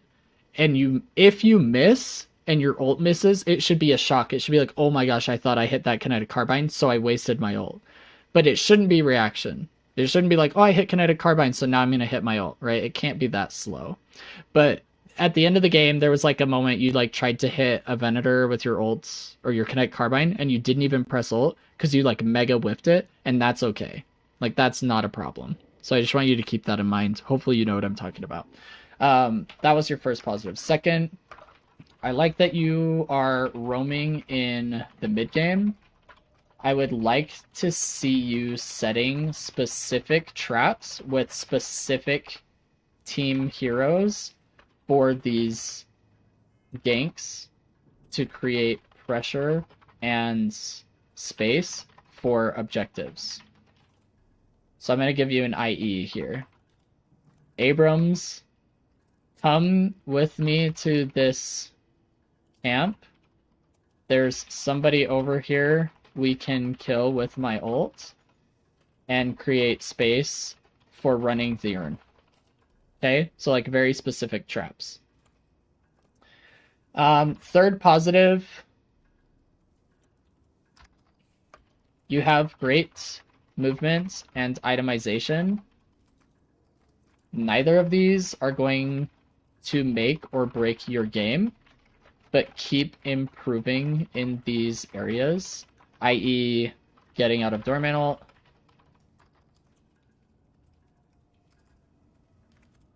trying double bomb builds, etc.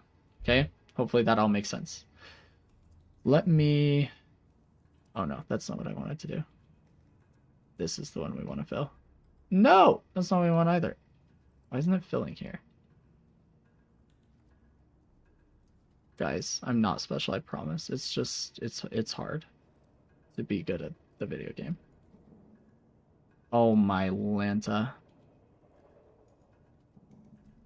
I actually can't right now. Whatever, I'm leaving it. Okay. Notes are being a pain right now. It is what it is.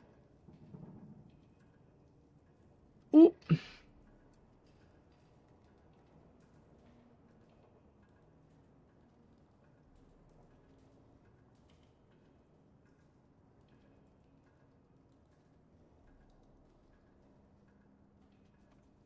Okay, macro failures, you're in charge of. These are things I want you focusing on with your team. And I want you to take it as your personal responsibility, and if you fail at these, it's your fault, not your team's fault. Okay? Communicate the next step for your team.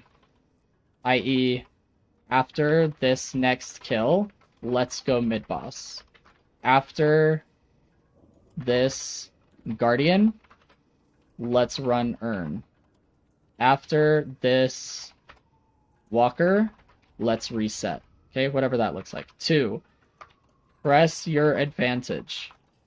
You know what that means. 3, make sure you're aware of the minimap when you're roaming and understand where you need to be taking a fight and why winning that fight is important, i.e.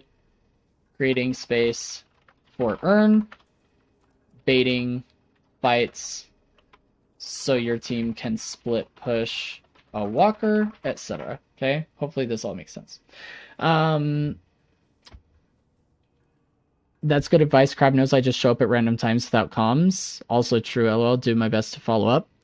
Good. Glad you guys are going to be working together on this. These are things that I just want you to keep in mind because it's going to change the game for you. This is so weird. Why isn't it filling? Oh, that was interesting. Like what? What is this? Why won't it fill the whole freaking box for me? It's never given me this issue, but it is what it is. These are going to be the notes that I'm going to give you for now in general. I think if you guys learn to press your advantage, communicate more, you're aware of the minimap and the clock when you're making decisions on bridge buffs, whether you should be diving the walker for killing somebody, whether you should be doing a sub 5-minute gank, whether you should be pushing mid boss or getting urn, etc. Oh, last thing. 4. Urn is the most important objective before 19 minutes. Unless you win a 6v6 on blue lane after about 17 minutes, then you can go mid-boss.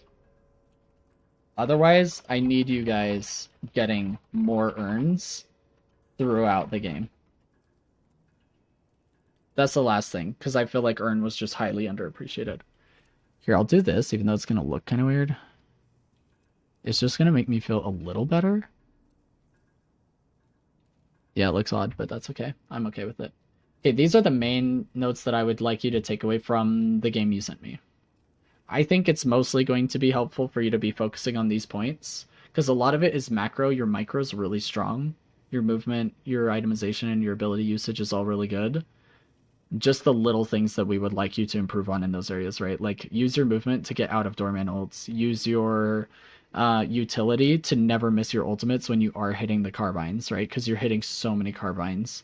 I just don't want you to get punished against better players, because right now you're not, right? So I think this is what's going to be most important for you right now.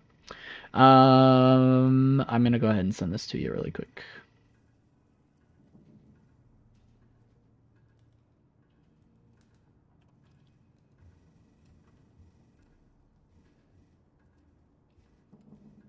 Hopefully the VOD review helped a little bit and you could take away at least something.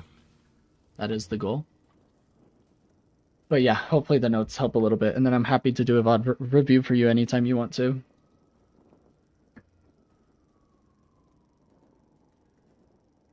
Yeah, you're welcome. Happy to help out.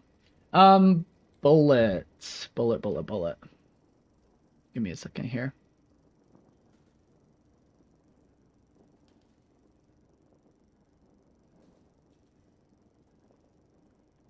Bullet, I'm going to download your VOD. But I think I'm going to take a break before we send it, if you don't mind. So let me download this game that you sent me. I'm going to take like a quick 5-minute break. I'm just going to go get more water and probably a bite to eat. And then when I get back, we can do Bullet's VOD review. And then we'll go from there. But Crab and I will put one together with comms. Got to go for a bit. Have a good stream. Thanks, Samurai. Yeah, you take care. And I look forward to hearing back from you when you have one with comms. And then we can improve in that area as well. Hopefully it'll help your games. All right. Thanks for your patience, Bullet, with Heather breaking the game and everything like that. But I will get to your VOD review. Give me a few minutes. I'm going to be right back. Just going to take a quick 5-minute break. And I'll see you all in a minute.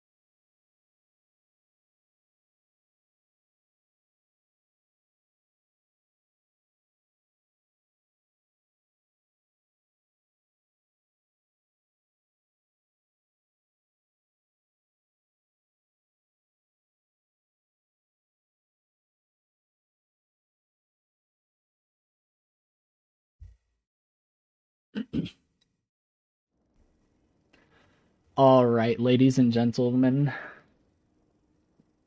All right, we're back. I'm gonna be eating food here, but okay, Bullet. We got your game all loaded up and ready to rumble. Ready to rock and roll. Thanks. Okay. Thank you, thank you. Okay, let's go ahead and jump right into your game here. So, looks like you guys win this game, and you're playing Paige.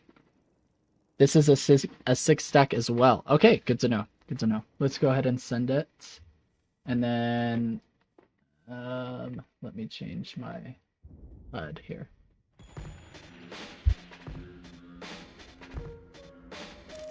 What the heck is this? Shiv's a part of the Hidden King now. Okay. Okay. That was odd, but we're here now.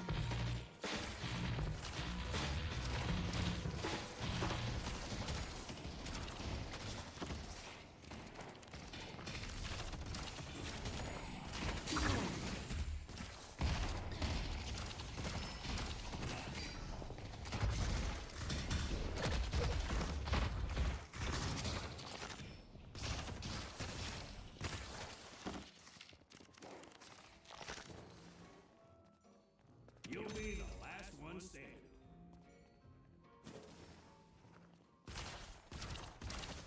This is going to be a punch-happy lane, I imagine. I probably would have sent a rebuttal.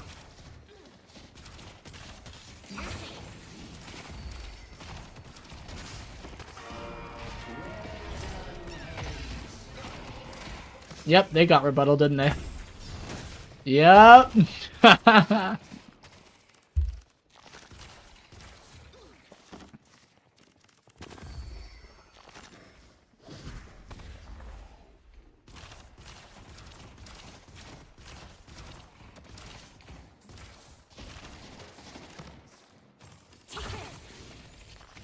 I'm not too worried about your itemization.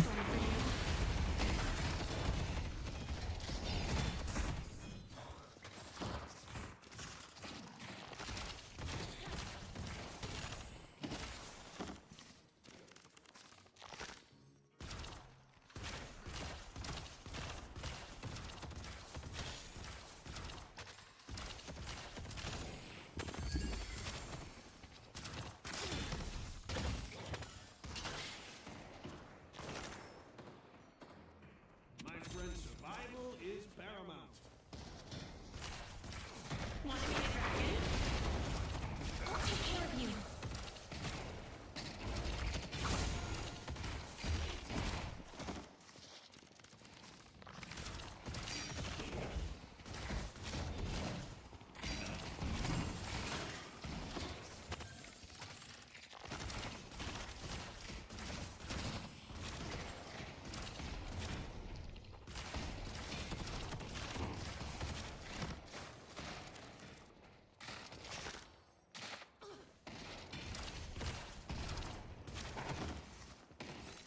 Don't worry about a thing.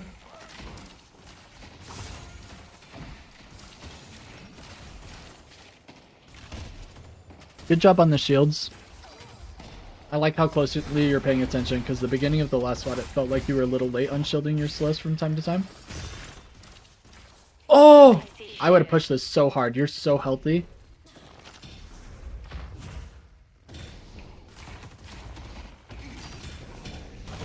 Nice punch. Huge. I'm sad your bro died, but well played. Yeah, me too. I'm not sure what Abrams did there, but it went differently in my head. Protection. Stay strong, buddy. Bringing in support.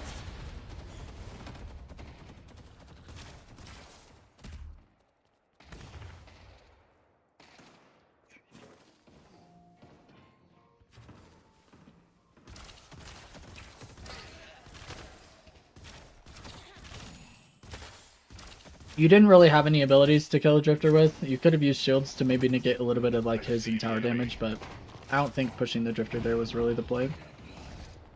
I think it is now. Story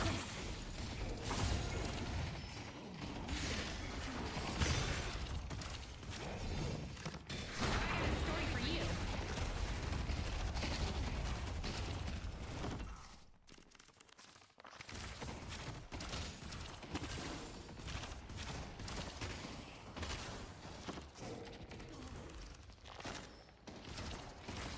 Bridge buff bullet, bridge buff! No! Okay. You're late, but the other team's later, so you get it, but you should have been here earlier. In higher elo, you can't even use that jump pad. They're just staring at you from on top of the bridge.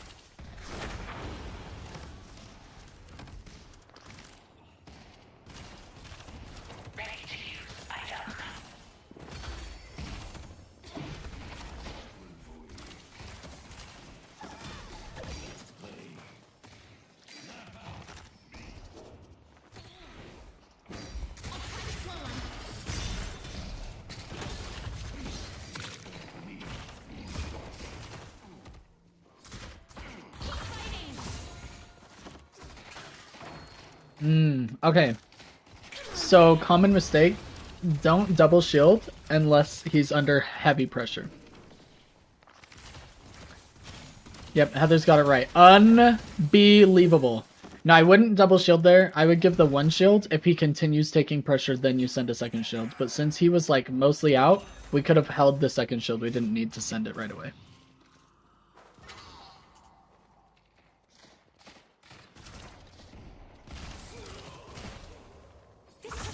Good work, Pocket.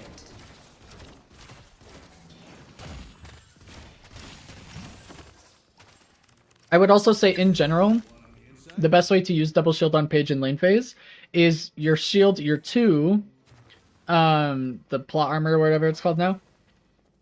That is what you use when you're pushing them, and you save Guardian Ward for when they're pushing you. So your 2 is aggressive, and then your Guardian Ward is defensive. Oh, that's really not bueno.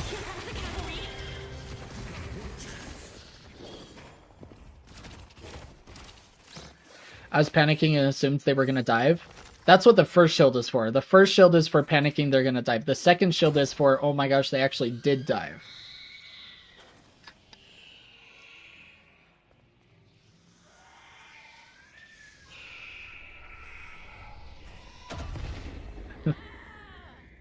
That's ridiculous. Did 400 damage? Jeez.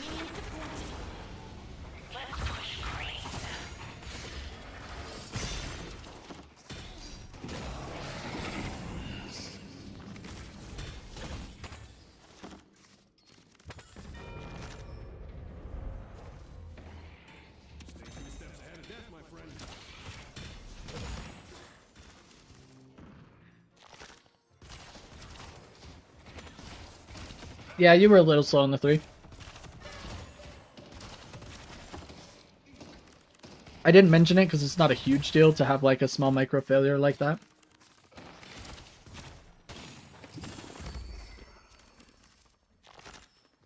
Sinners? Heck yeah. You're a little late to Sinners, but that's because you guys were getting shoved on waves, so it's okay.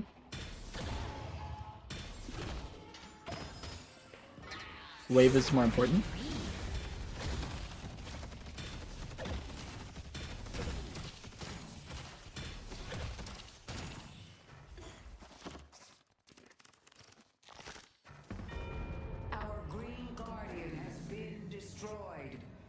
Well, this lane phase is looking really good.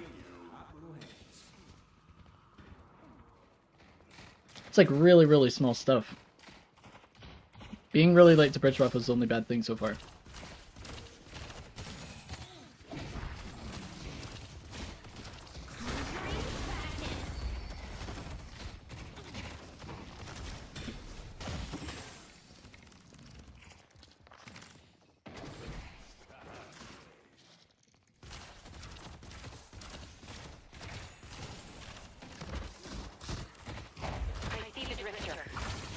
I see the enemy. I would probably say in general, if it's this trigger happy of a lane with punches, I would play a little closer to your Abrams because he keeps getting parried, and it would be nice if you're close enough to protect him from that. But, I mean, I feel like you're adapting really well to how your Abrams is playing.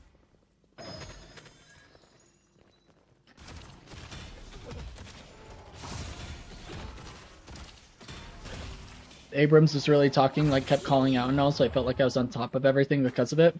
Well, that's really, really good for you.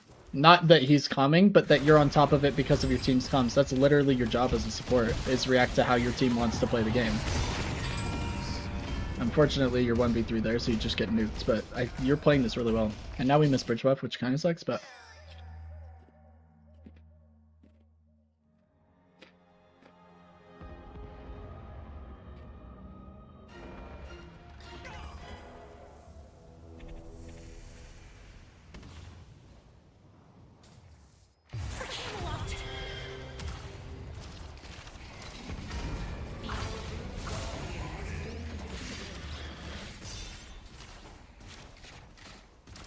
I personally don't love that ult. I feel like it was unnecessary, but it's not terrible.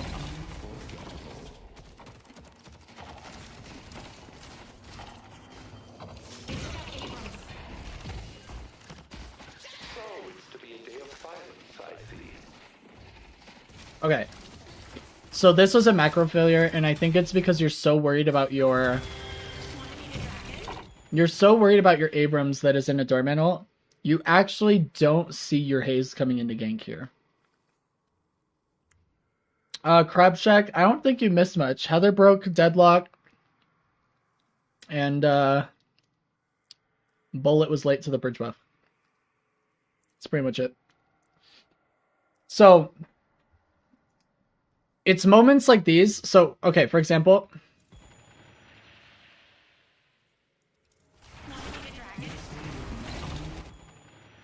When you back up right here, Bullet, what are you looking at? I'm looking at the minimap and the clock and ults available. I'm just doing a quick scan of everything because I can't help Abrams right now. We're at a stalemate. And I could see this happening. I could go, oh, you know what? Oh, you know what? Oh, wait a second. And then you could push up here and meet your Haze and get aggressive. Imagine if you'd used your 3 on somebody being ulted by her. Drifter dies way sooner, and you guys are already focused on the Shiv and Doorman who are coming in. But now, it took so long for him to die that Haze is like low running for her life. So that like 4 seconds, 5 seconds that we missed there is... a difference maker. You missed Bullet thinking that bridge buff isn't important. Heather, let it go. Let it go, Heather. I was looking at the people in front tunnel visioning. Yeah, I just want you to recognize that if your Abrams is in a Doorman ult and you guys are sitting there in a stalemate, maybe take a glance at the minimap, see what's happening. Because the team fight didn't go bad, but it could have gone better. That's all. I think Bullet was looking at the fact I am not on the team and I should be. True, Heather. True.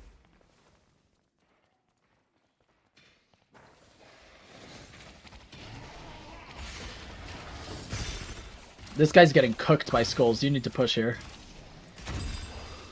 This guy's literally gonna die to a bunch of skulls. Oh my gosh.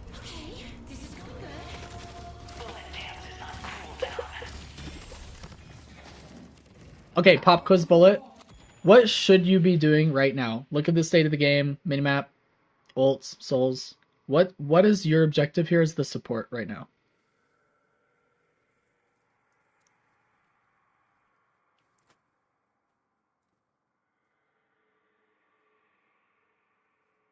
I don't know is a perfectly good answer.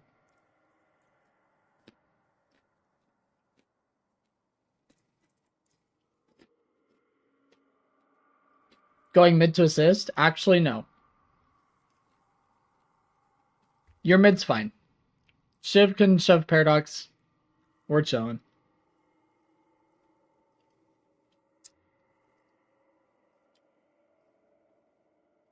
the most important objective on the map, you have two options. You can either go pick it up, or you can make space for it by shoving this lane. Okay, Urn just spawned. This is now our baby, right here. This is Baby Bullet. Look how cute Baby Bullet is. We gotta protect Baby Bullet. We gotta deliver Baby Bullet to Mother's loving arms over here. So since you're already over here, if I'm you, I would shove the wave. I would ask Hayes if they can bring Urn. Otherwise, I would go to Secret Shop and teleport over to go grab it right after I help shove this wave. And I would just ask Graves and Abrams to make sure we keep this space for the Urn Depot. Comprende?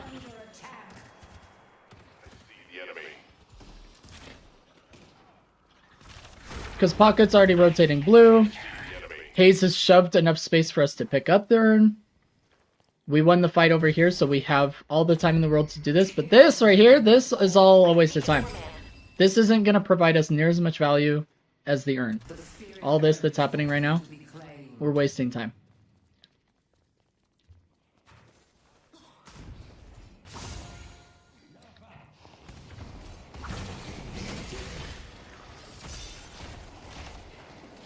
They took out Pocket. Leave us alone. Do we not have Guardian Ward? Do I not have cooldowns properly? Okay, we don't have Guardian Ward. Okay. Pocket. Leave us alone.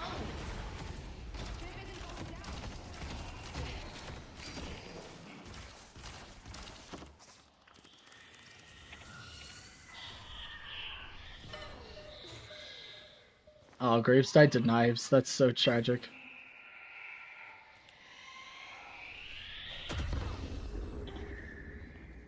See, Urn has been up for 1 minute and 15 seconds. We should have already been fighting on Depot by now. Yeah, generally speaking, you just want to save your shields for your teammates. It's not the end of the world, but at least you used your shields. It's not the end of the world to misuse something. It's usually the end of the world when you're just not using it. Using it properly is a much easier adjustment. Like, never using ult is a much bigger problem than, like, using an ult poorly. So I'm not, like, super worried I would ult here. I would have ulted earlier so that you would have healed your Pocket and stunned the enemies. I think Pocket gets out here and you're chilling, but I would have ulted a little bit earlier. That would have been a good moment to peel for your teammate.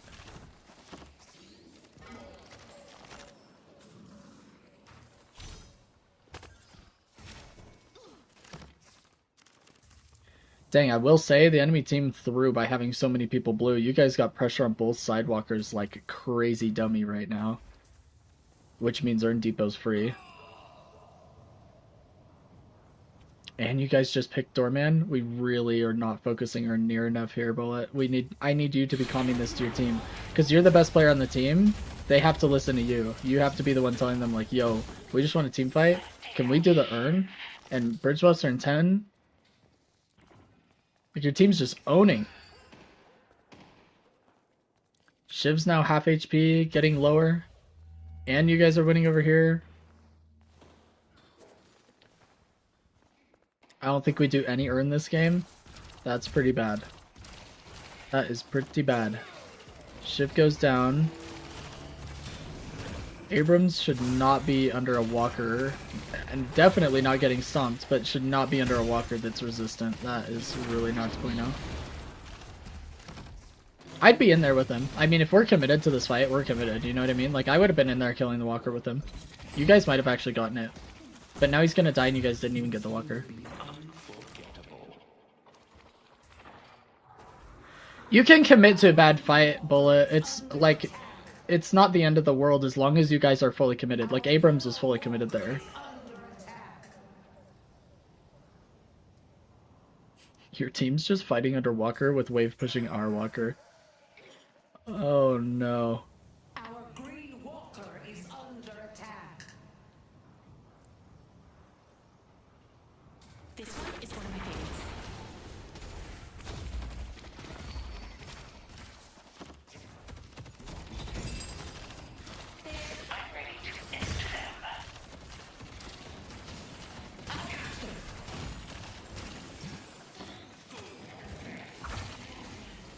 huge. I could get something powerful at the store. We got one. Bridge buff is just now getting taken.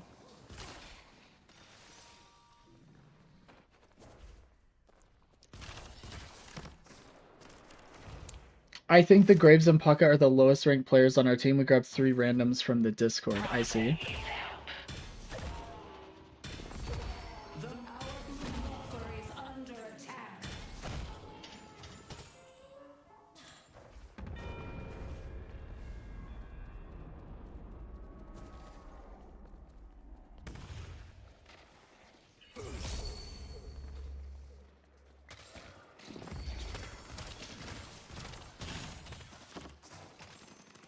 Dang, if you guys did urns, like, it would be dominant. You guys would be so dominating right now. Our Yellow Walker is under attack.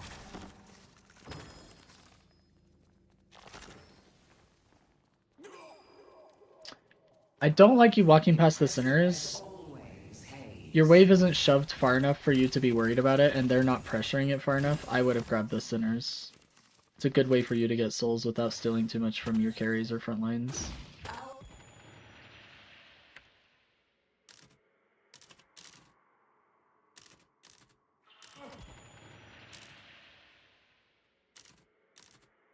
Walker is under attack.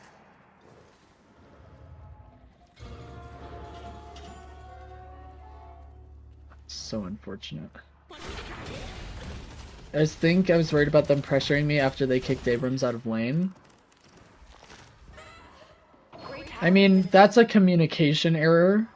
You can just say to your Abrams, hey, I'm gonna try and grab this sinners, will you come hover me when you have the chance, so in case they pressure me, we can turn the fight. It's that simple. Walker has been defeated. Like, it's a team game. Use your team. Let your team use you. It'll be way more effective.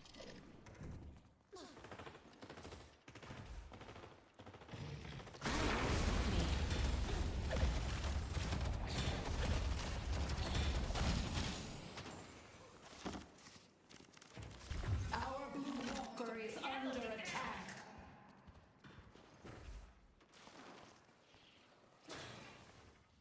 Our Yellow Walker is under attack. You need to boost to this lane and help your Haze. If you had boosted, you may have actually made it in time to give her shields and ult.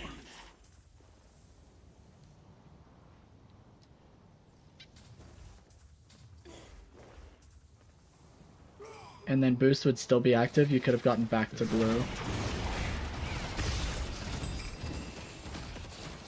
Graves opens the door for our victory. Oh my gosh. Now another shield, right? Because he's still under pressure. Yep. Other shield was depleted, then you second shield? Yeah. A second shield was the safety blanket we needed. Our Blue Walker is under attack.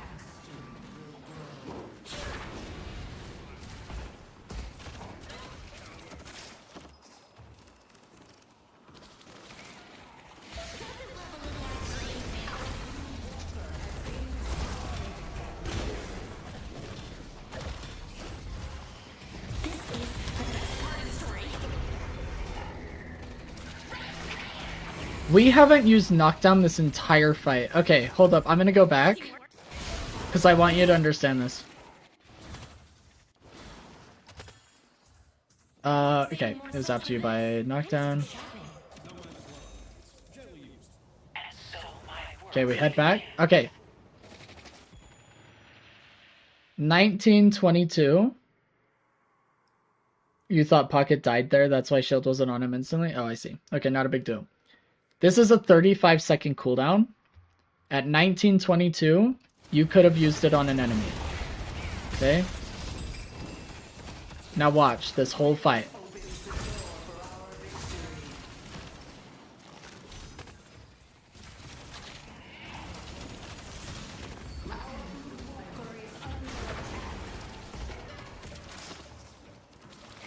You could have used it again right here.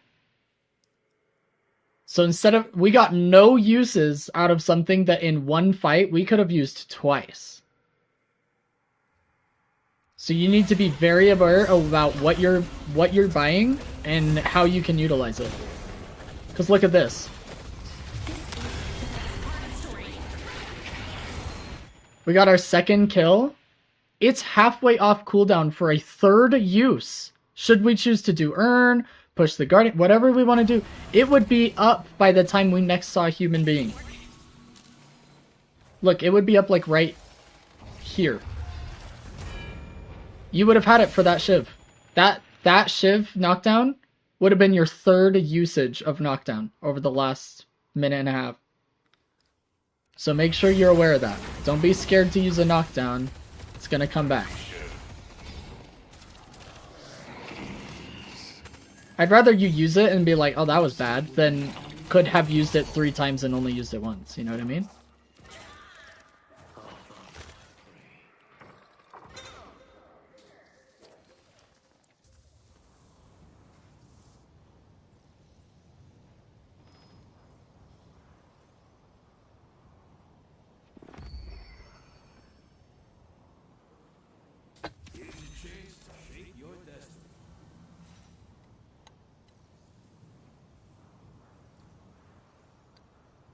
Hope you like the book.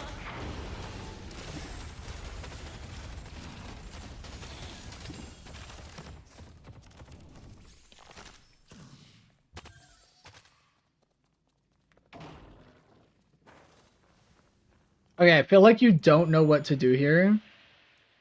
That or Graves is commenting that she's being pressured under Walker and you're rotating over to help, which is fine. But it feels like we're just following Paradox. Are you getting comms here? Do you remember enough? Like, are you guys just coming over to try and defend the Walker?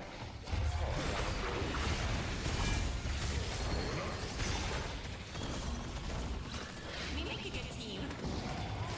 Ult here. I would have ulted here. You could have ulted Billy and Drifter right next to each other, and they both would have died instant. You guys go mid boss. Graves was mentioning that she was being pressured. Okay. Well then, following comms is great. Dang.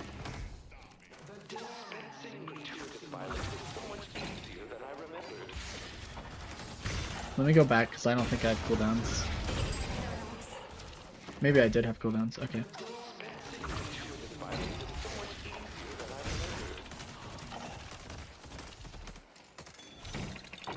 You didn't, apparently. Which explains why I didn't ult. But it would have been a great time for it. That's why I wanted to check cooldowns. Because I was like, something's not adding up here.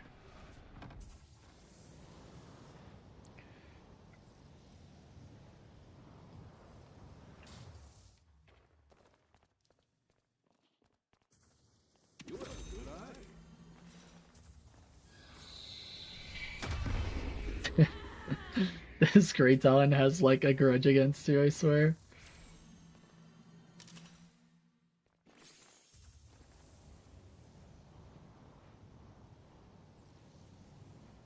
Just no earn pressure at all.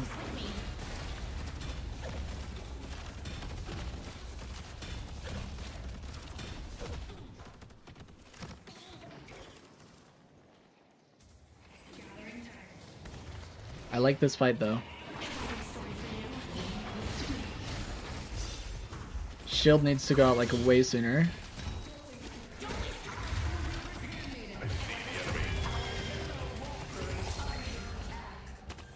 Okay. I think ult was overkill there. I would have saved ult for the rest of the fight, like these like 2 players over here. But it's not necessarily a battle. I just would have preferred you saved it.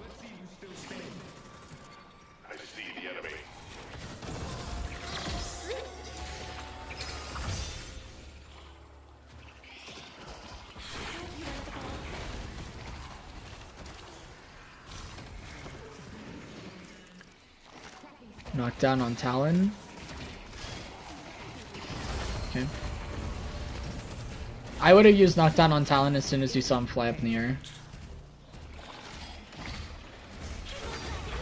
It's like half the reason you have it. Oh, that's super unfortunate. I know you didn't want your 3 to go right there. That happens to me all the time.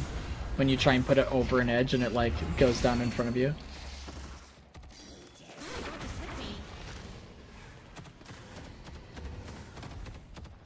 They took out Paradox. It's so unfortunate you just got rescue beam back too. Trying to deliver the urn. Did you guys just get Walker off this fight? You did. Okay, that's good. So we got Walker. We traded like 2 for 2.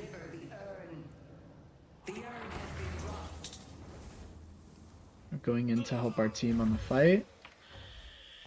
We must deliver the urn safely.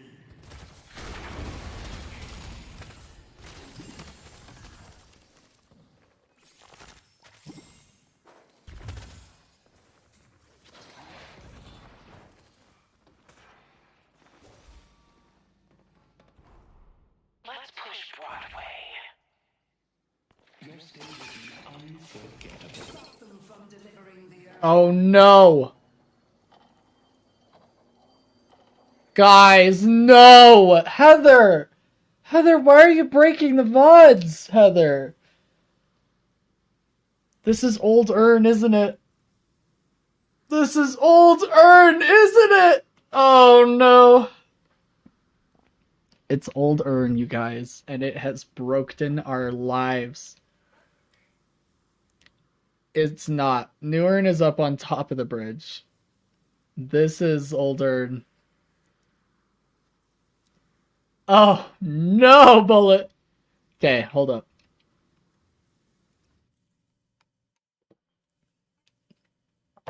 Let's close out a Deadlock.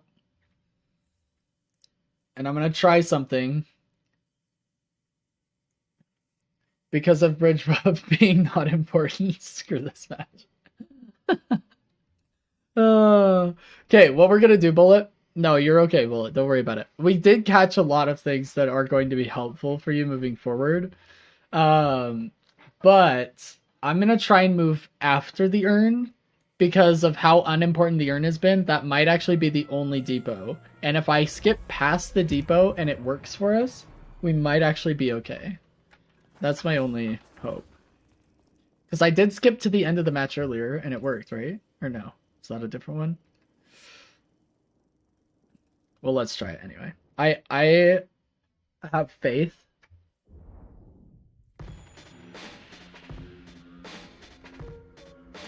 Like right about here. Okay.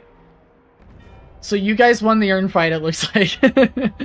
And then because I think you just died when you did the urn.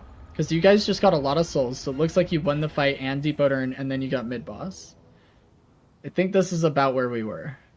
I mean, maybe a minute after the urn. But it is working.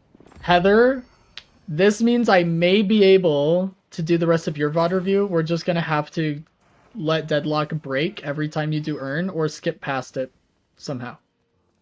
Or the enemy team. Apparently any team that does old urn, it screws me.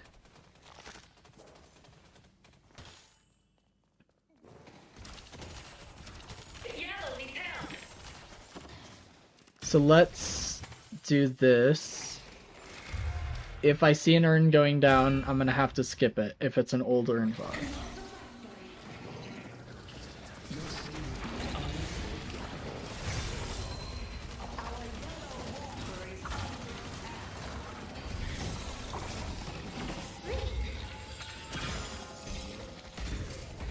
They took out Paradox.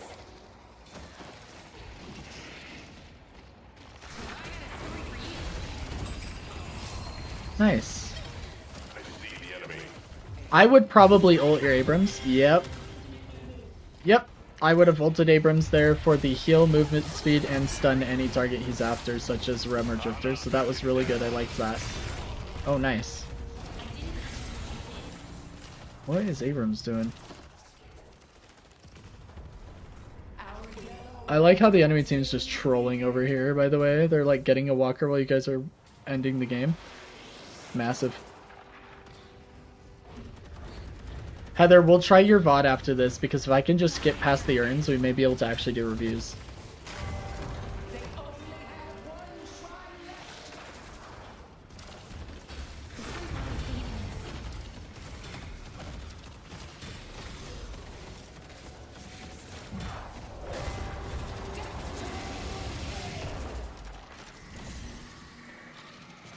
That's what I was looking at in this point. Yep. Good, good. Punch Rem buying... Wait a second, wait a second. Punch Rem bought egg 25 minutes into the game. What in the deuce am I looking at? Honestly, W. I'm trying it in my games. It'll probably work. I'll probably go 1 in 16. Slightly worse than my pocket gameplay. I thought I might need to run back to defend Shrine, but Abrams said, no, stick it out. Yeah, your Abrams was right. You guys definitely don't need to defend your base. Well, you're basically just base racing at that point, and if you can win the base race, it doesn't matter what they get. You guys definitely win the base race, right?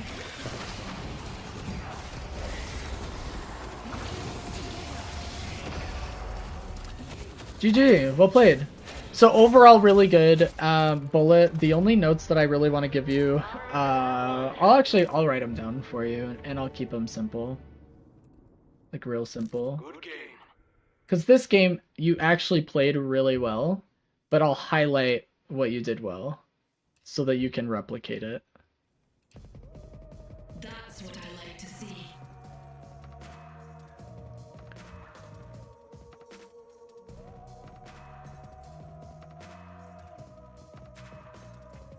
Okay. So let's do this.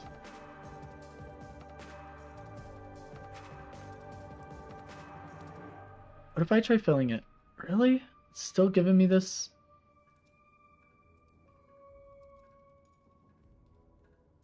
Alright, anyway. So positives.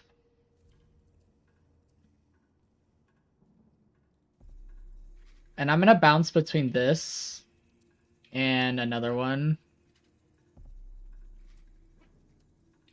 And that's gonna be down here.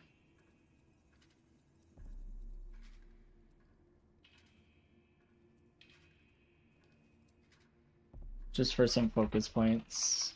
Okay. So one, I like the way you're playing with your lane partner. Oops. And always looking to help your team on the map. I like your ability, oh my gosh, to play back and support your team from a distance that allows you to get multiple uses out of shields, knockdowns, etc. So, good positioning. I'll actually make that a second thing.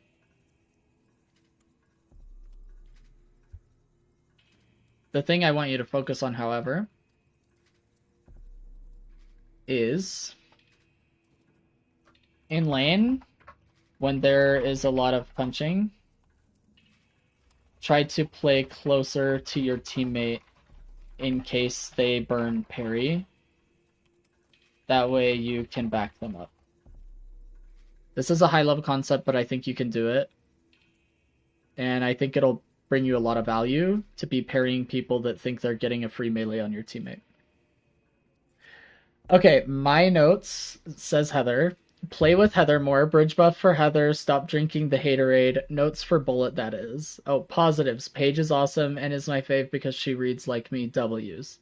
I mean, need I say more? Heather's got it all down. I cannot wait to watch Heather mess up on their review. Okay. You guys are killing me. Okay. Third thing on positives. Great use of shields and overall micro. I like your positioning of your dragons and roots. Try to continue improving on micro, i.e. using your root in choke points, doorways, stairs, ramps, etc. as these are high traffic areas with high probability of landing on enemy hero. You've been doing this well. I just kind of want to outline that I want you to keep getting better at it. And then for focus point on ability usage, make sure you know the cooldowns of your abilities so that you can understand how to maximize them. You could have used knockdown like 3 times in one fight, and we used it once. I actually don't know that I want to focus on too much more, because the VOD, you played really well. Okay, last thing. Communicate when in doubt. If you want the sinners, but scared you're gonna get pushed, ask a friend to hover you and play with you so you can turn the fight if they do push you. Use communication to fill gaps in macro or to reduce stress of any situation. Fair enough. Does this make sense? I think this is all I really want you to focus on. Like, okay. Like, I don't think there's a whole lot for us to go over, because I feel like you played this really well, and I simply want you to continue playing this well and improving on really small points. Oh, last focus point. Never mind, we're not done here. We are not done here. Oh, okay.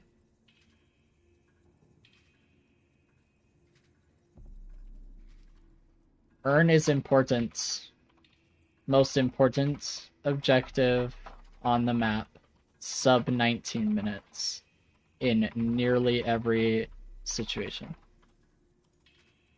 Please be making space for or running the earn for your team and communicating it so it is an organized team fight.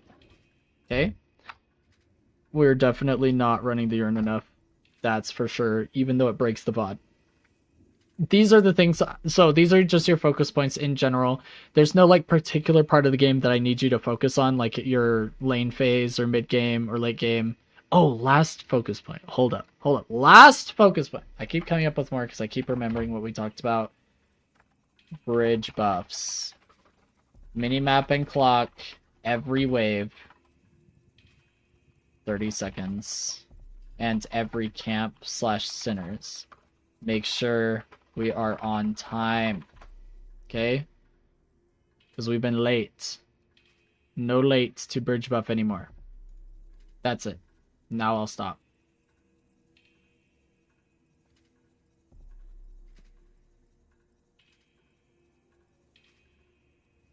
Alright. Hopefully that's going to help moving forward. Hopefully the VOD review helped. You actually played this really, really well, which is why I don't have a ton that I want to say about it in terms of improvements. Just little things that we've talked about before that I'm re-emphasizing. And then, I mean, really your micro's doing really well. Just keep applying these same concepts or focusing on like when you're using root. Try not to use it like right out in the open. Use it off a teammate's CC. Use it in a choke point. Make sure we're using our abilities as often as we can, like knockdown, for example, so we can get optimal usage out of these types of items. Build order's fine. I probably wouldn't be getting opening rounds if you're not going to build 4.8k gun spike, personally. High velocity rounds is okay, but I wouldn't spend another 800 on it unless like I would just rather you spend your money on something else unless you're getting 4.8k gun spike. But that's a personal preference. That's up to you. If you like the value you're getting out of opening rounds at just as a 1600 buy, keep doing it. It's not going to break your game, but that's just a personal preference as a page main. I would love to see you buy opening rounds, but I'd also like you to see you get like express shot or alk fire or something, so you're getting 4.8k. But that's just me.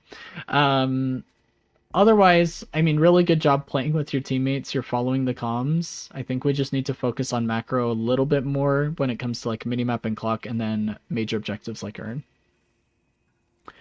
Heroic Aura is a great choice on top of opening rounds for the spike. Yeah, Heroic Aura is not bad. It really depends on your team comp, in my opinion. you're gonna get more value out of other items more often, but there are use cases for heroic aura for sure. I agree.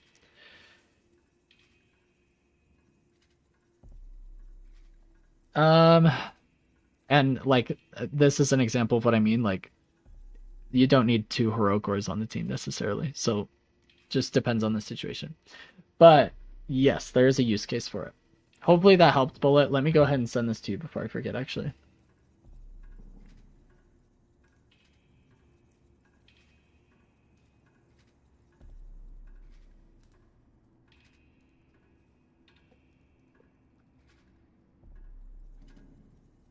Alrighty. Sick. Yeah, it kind of sucks when we have a game like that to review per se, because it's like you did so much right that it almost feels like I can't coach you on a lot, but just re-emphasizing stuff that maybe you already knew. But maybe it's helpful to hear it a second time, because now you're going to start internalizing it a little better, you know?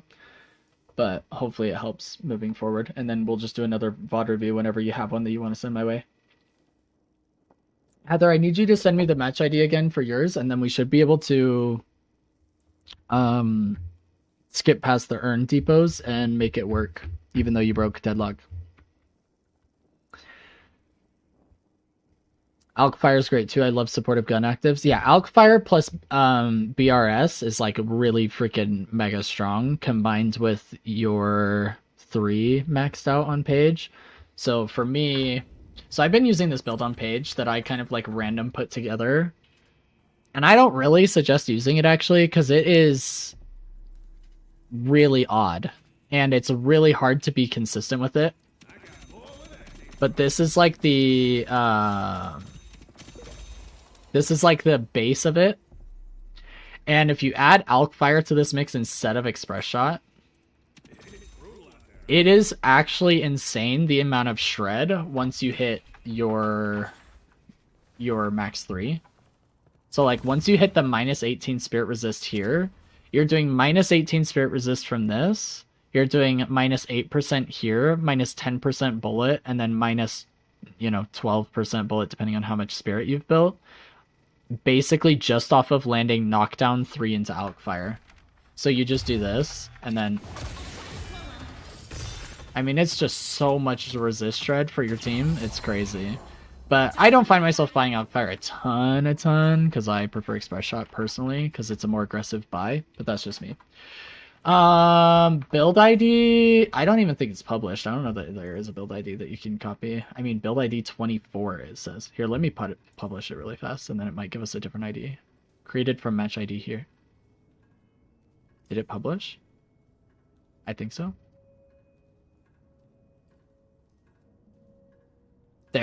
There's your build ID. I'll throw it in the general chat in Discord, and I'll at you, Bullet, just in case you want to give it a try. It's an odd build, I will tell you that right now.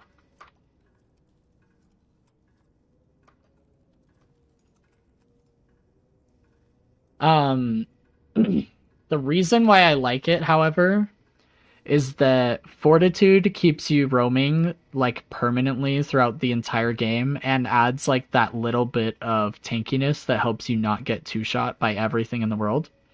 And then you Echo Shard your shields. That's even more healing for your team. And then, what in the heck just... What am I looking at? Okay, anyway.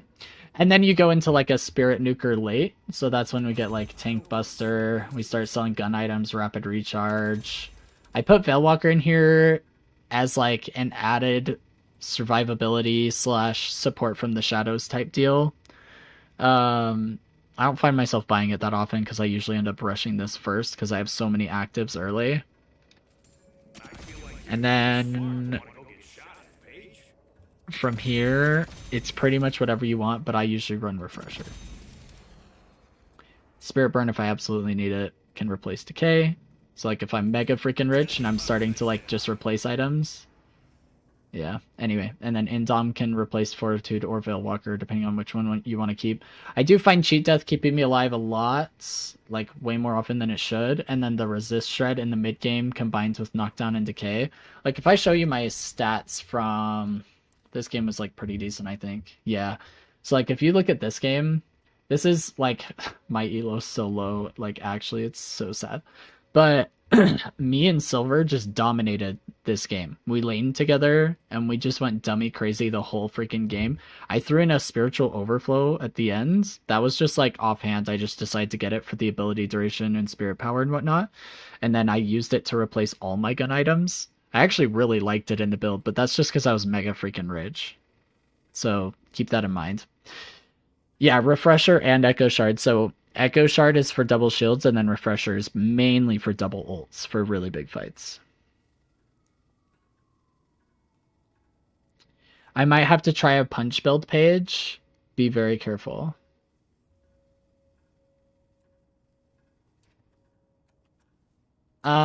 Anyway, yeah, I really liked this build. I had to get Dispel Magic against the enemy team because Bomb Bebop was targeting me until I bought it.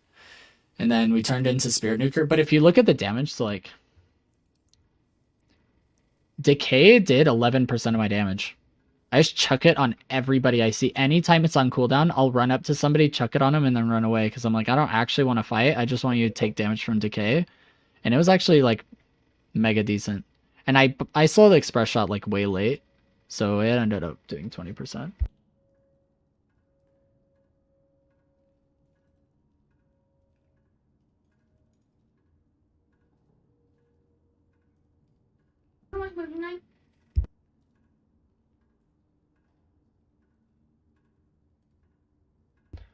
Alright, sorry, my wife came in.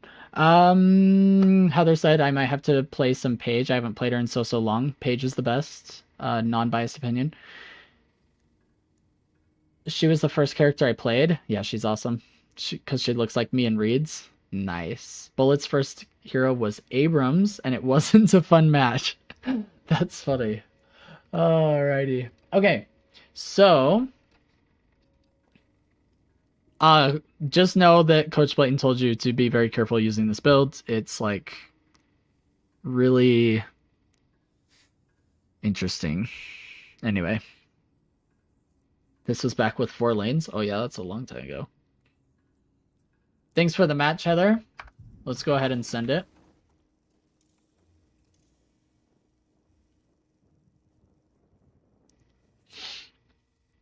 The problem is I have to go past the Urn Depot, and I don't remember exactly where it is. So, this might take a few tries.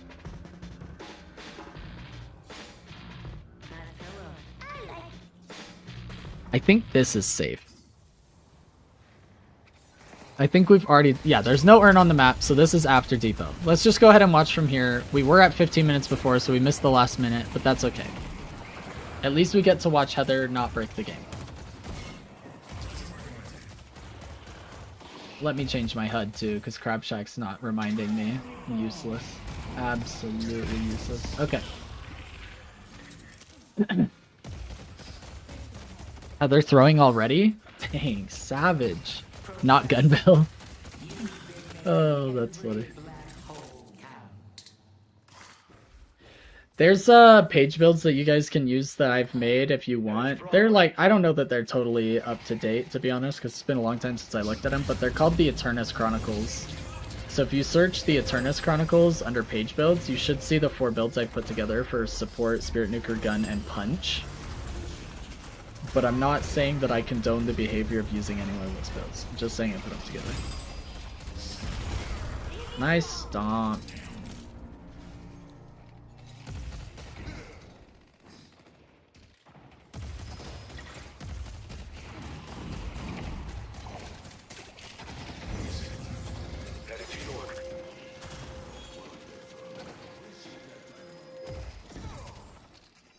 Dude, your Abrams actually just face tanks every ability in the game. That was tragic to watch.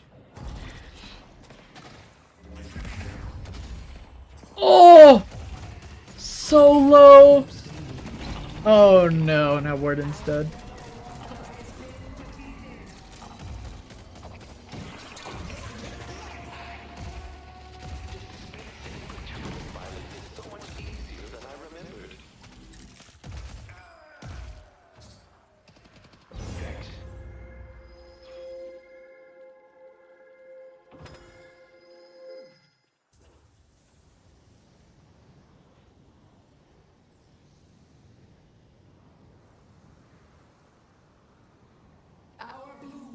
is under attack. If Heather doesn't get this bridge buff, I'm gonna be disappointed. I mean, to each their own. After 15 minutes, I'm a little bit more chill on my students because it's the first 3 that will help you win most of your games more often than the last 3, if you know what I mean. Like, but yeah, we definitely want to be hitting bridge buffs whenever we can. If you really want to up your game, you hit the first 5. That's like a game changing. But it's the first 3 that are the most important in my opinion in most of your games.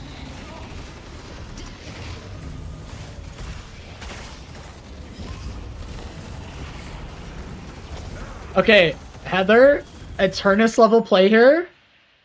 Let's go back. You ready? Eternus level play right here. You use your you jump off the wall here, use 1 stamina, use your 2, go in the air even higher, ult the 7. I'm telling you.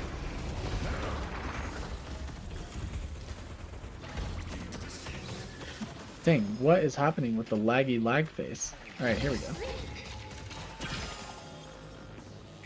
I would have ulted the 7 out of his ult forever ago. This guy would have been sucked into a singularity a year and a half ago. Why does it say you have 880 health? What is my game right now? It still says it. Okay, never mind. We'll just move forward.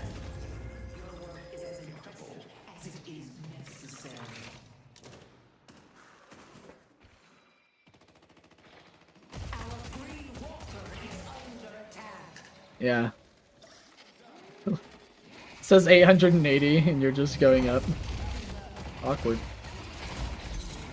I blame Bullet for my 800 health, Heather says. Savage. I would have called for your team to come kill this doorman.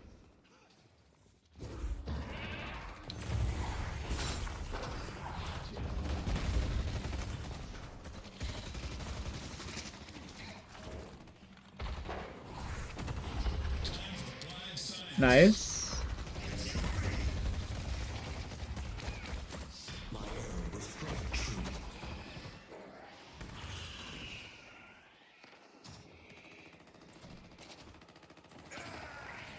Nice. Dang, your haze actually just beamed that guy. Fixation stacks must have been massive. Actually, let's go back and check. Look, it'll probably tell us. Yeah. 70 fixation stacks? Is that what we just saw? 60 something? Crazy.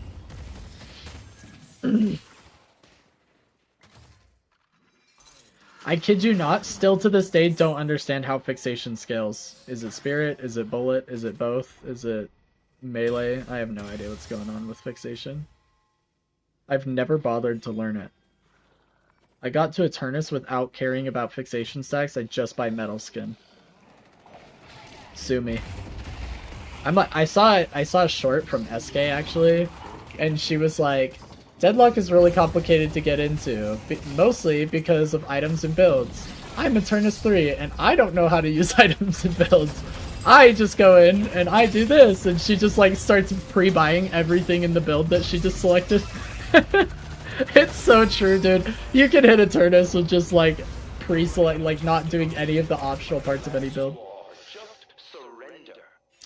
So, it seems like an obvious answer that it would be bullet, but my understanding is that it is not based on weapon damage. So, like, glass cannon does not impact fixation stack damage. It will affect your base bullet damage, but not fixation. But Lucky Shot, the proc, apparently does interact with it. So there's, like, little nuances, and I don't understand all of it. It's not as simple as, like, just buy orange items and do more damage. That's your base bullets. I'm talking about fixation stack amplifier, and I don't understand how that scales properly.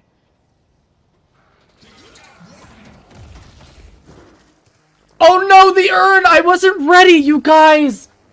Ah! Okay, wait. It's after this kill, so it's probably gonna be, like, right around here. Okay, we'll be back. We'll be back shortly. Everybody chill. We'll be... Heather, Heather, quit breaking Deadlock. What is wrong with you? Oh, I forgot to turn off my main monitor. Deadlock, I need you to just stop listening to Heather. I need you to be independent of Heather breaking you, Deadlock. Yoshi, I need you to not let Heather have so much control over your game. That's what I need. Breaking games and stuff and things, for sure, for sure. Just trolling is what you're doing. Just trolling us.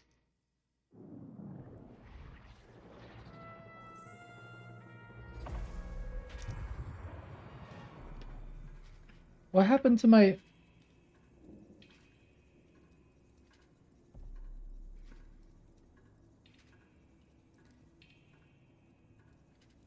Wait, why can't you guys... What?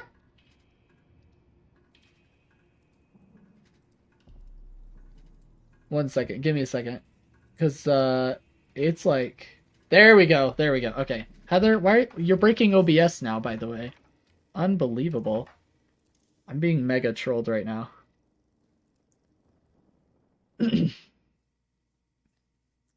Trolling era. Heather started drinking and it's just over.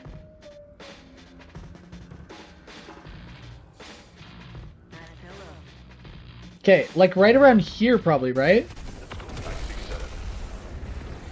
Do I dare go back? I go back. I go back. I risk it. We're good. We're good. We're good. We're good. We're good. Wait, we go back. We go back. Oh wait, was it this kill? I'm so far ahead. Hold up. No! Somebody ban Heather. Somebody time her out. Time out for Heather.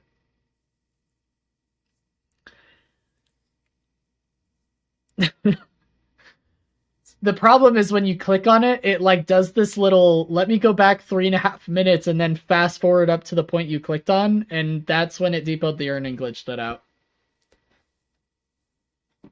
Unbelievable.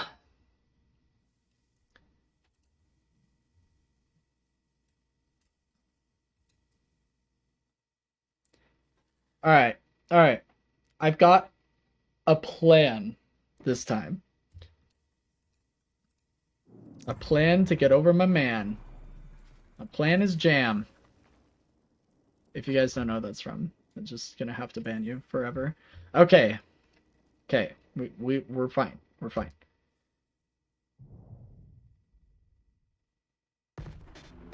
Have y'all seen the new game called Sand? No, I haven't. What style of game is it?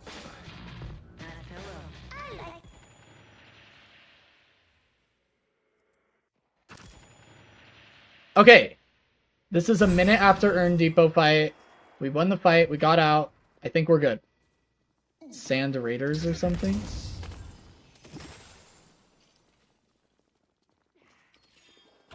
Interesting. Never heard of it. Some like extraction and having a mech. So is it like Arc Raiders? Is it meant to be like a sand version of Arc Raiders? It's hard to describe. I'll have to take a look at it, Bullet. But no, I haven't seen it. I've never heard of it. I see.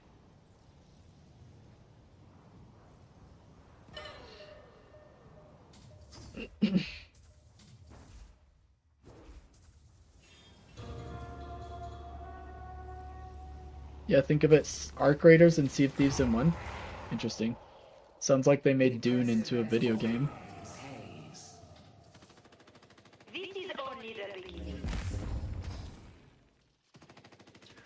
Alright, let's watch Heather and hope she doesn't break the game anymore. Unbelievable.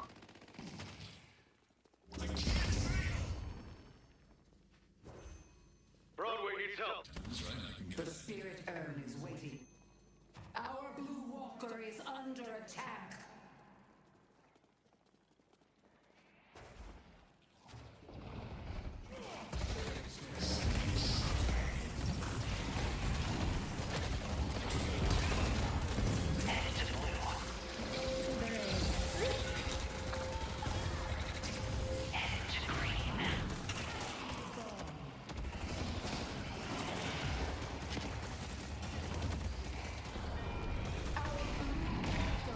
Oh no!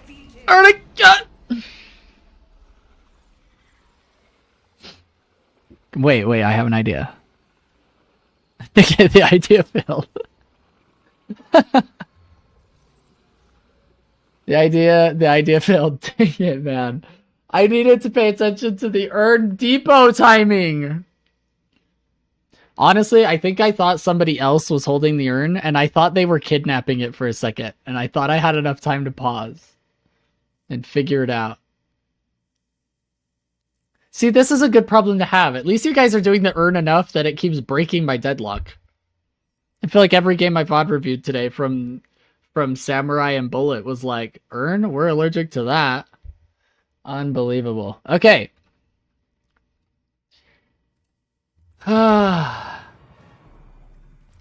So, you guys come here much, or?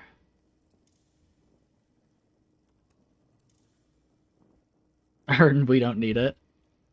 I can tell. You psychomaniacs. Okay.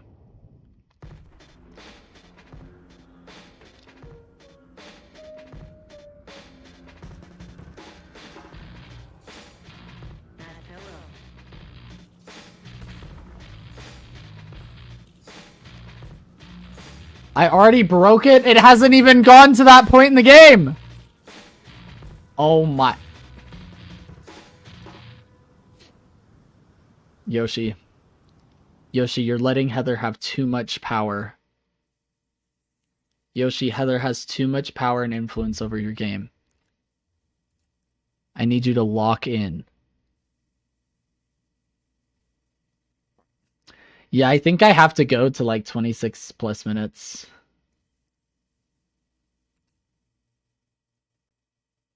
Unbelievable. You guys are killing me. Absolutely killing me. Okay. So, you guys ever been here before? First time? Okay, let's send this. I believe that this is the time. First time viewer, welcome to the chat, Heather. Be careful. There's another Heather here. She has too much power. Okay, let me go over this death. Or kill. Right here. Safe! What can I say? I mean, I'm just him. Constantly unbreaking Heather's broken deadlock game.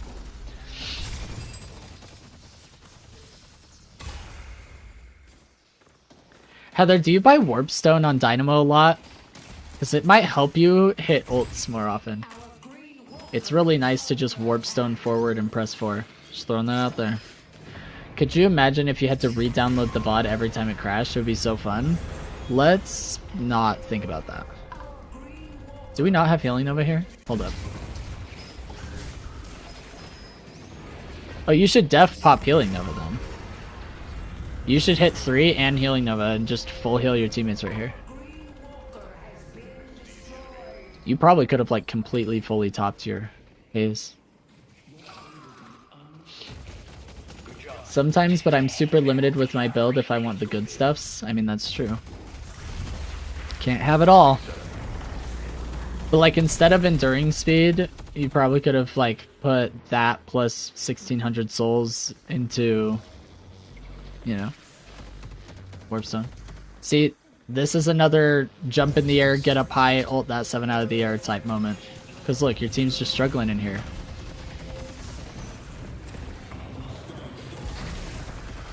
Oh, that's so sad. You barely mistimed it. Barely, barely, barely.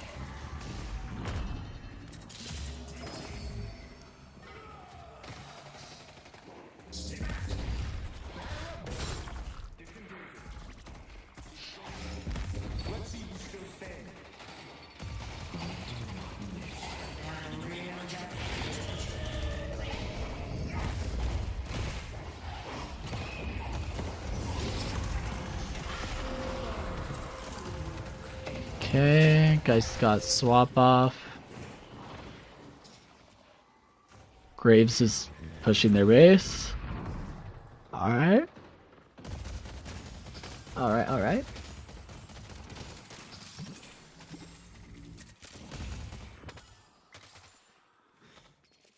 You're playing the game with 18k souls, by the way. You're the lowest on in the game right now until we spend.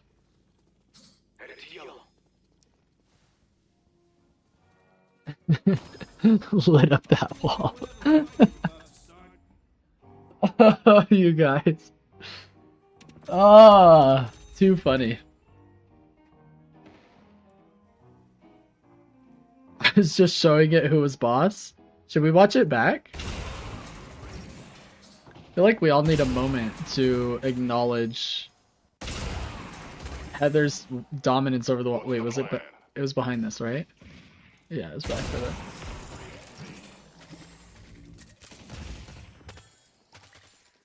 Wait, was it back even further?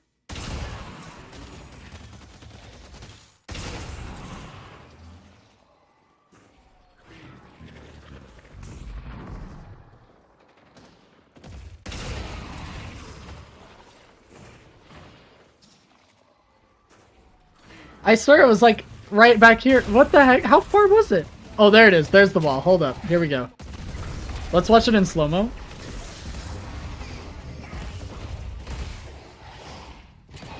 Are you guys ready to watch some domination right here? This is how you win. Right here.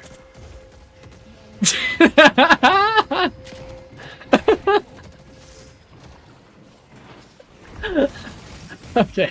Alright. Let's get back in it. While I am the boss, take these bullets.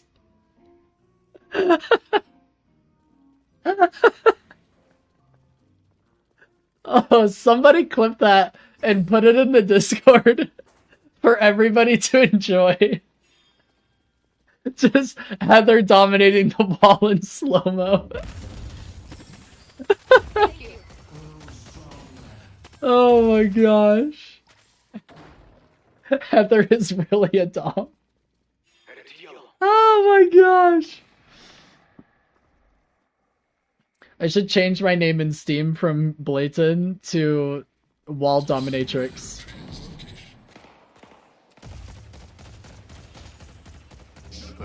Only few of us will understand.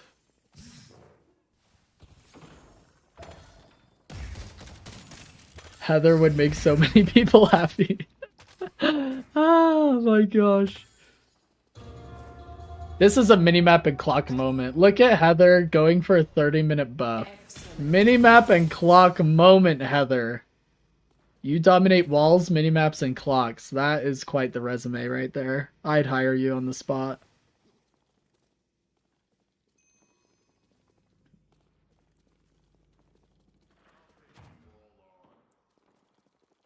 Heather wasn't at it before. That's true, but it's not a 5, 10, 15 minutes, so I'm cutting her some slack. She is going to get both bridge buffs, though, so that's a +1. Screw the team. If they ain't getting bridge buffs, I am. We should grab the urn. Except don't, because then I have to skip past it. It's just a whole mess. You know? But like in your other games that I'm not reviewing, you should grab that urn.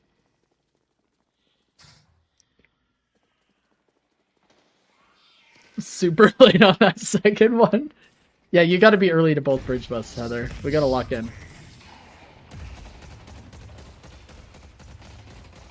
I don't know why we didn't go mid-boss, to be honest. You should have brought Urn to mid-boss and just got mid-boss so you guys had like a 2-man advantage.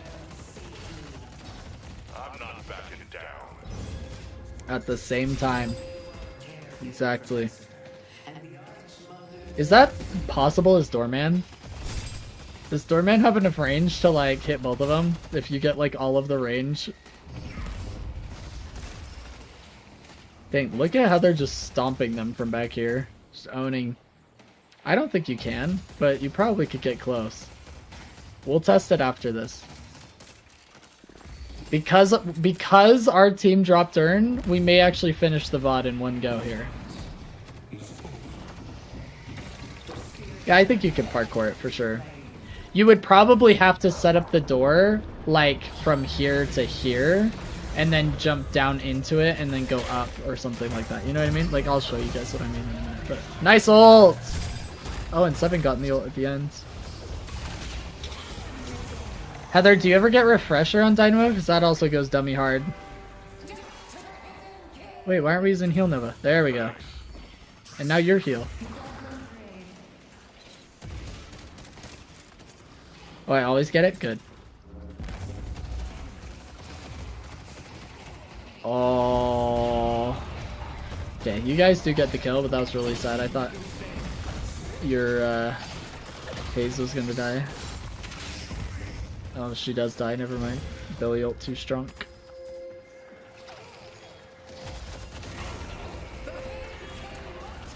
I mean, you guys could probably just stay and win, to be honest.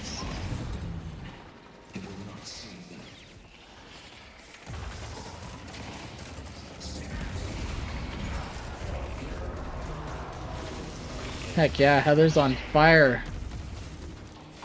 She's on fire! GG, Heather. Well played. Good times. Good job, everyone. You fought well. Alright, Heather, I'm gonna give you really simple notes really quick based on what I remember from the beginning of the game. It's actually gonna be mega simple. I think I'm actually just gonna give you like one tiny section that I want to add to like other notes we've already gone over. You ready? It's gonna be mega simple.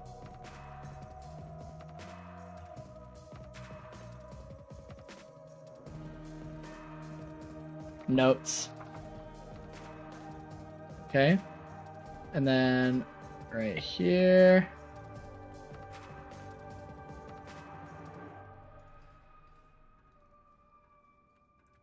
Hit both bridge buffs at the same time. Okay, and then you'll be Eternus in no time.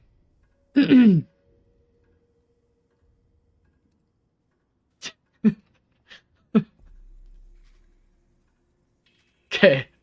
This is your this is the value you get from Coach Blayton. Okay, but real notes will be down here. Alright, hold up. Real notes. Oh my gosh, you guys cracked me up.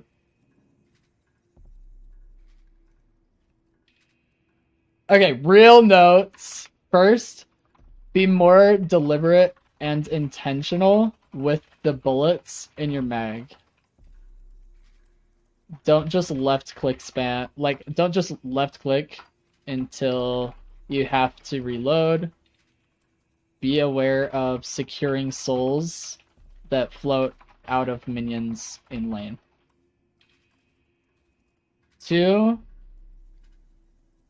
using your ultimate to cancel really strong channeling ults is a great use case. I.e. 7, McGinnis. Somebody help me with another one. I can't think of anything that channels for like really, really long time. Etc. I'll put, because I can't think of anything else. Don't be scared to use your ultimate on these targets if they don't have unstoppable in Dom to stop you. That kind of a thing. Third and last thing, make sure to dominate all of the walls, not just the one. That way you have true map pressure. Okay. And then number 4, make sure we spend souls. We were sitting on 11k. Just make sure we were not super weak in team fights. Oops, team fights by not spending. Okay? No shooting walls. What? No. All of them, Heather. Every single wall. I don't want to learn the 7 get the jerk out of my sky tech. Oh, I do want to. Okay. I was like, you should learn it. Alright. These are your notes. You're welcome. These ones are very, very important. I should probably do this, actually, so I can fill it in. Boop. Alright. There you go, Heather. This is Heather's... How many have we done? 3? I think this is Heather's 3rd set of notes, as simple as they are. 2 of them are incredibly important.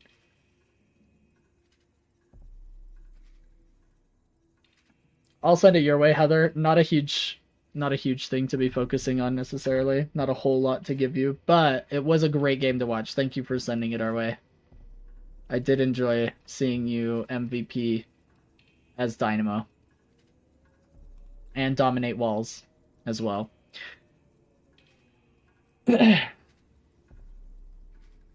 I think Heather didn't shoot enough walls. I mean, that's what we're getting at, right? That's what I'm here for as a coach, is to assist you guys in knowing just how many walls you should be killing, okay? That is my job, and it is an honor and a privilege. Okay, real quick, before we do anything else, we need to make sure it is reasonable range. Okay, ability range. Per unique hero hit. No, I'm not going to rely on that. Let me do ability range.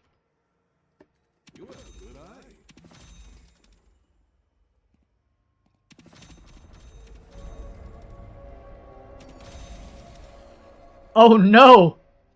Okay, wait, this gives me 10%? Compared to 12, 5, 6, 5. We'll get rid of this one. Oh no, and this gives 8? Okay, so we'll get rid of this one. Okay. So we have about all the ability range in the game. And we need to make sure we have so doorway. Nice. Okay, wait. Max doorway distance 180 meters. Let's see if we can do like a... What's gonna be reasonable? That's actually not bad.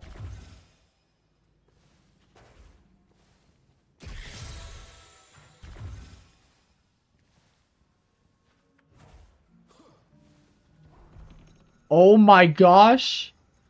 Wait! We may be able to do it, like, all the way. Hold up. It's an honor to be of service. Oh, guys. Oh, guys.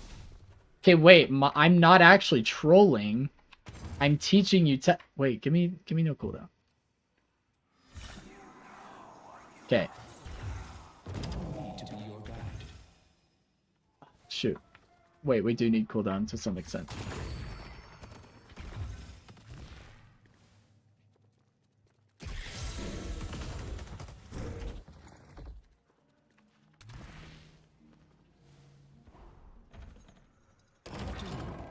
You guys! It's totally possible!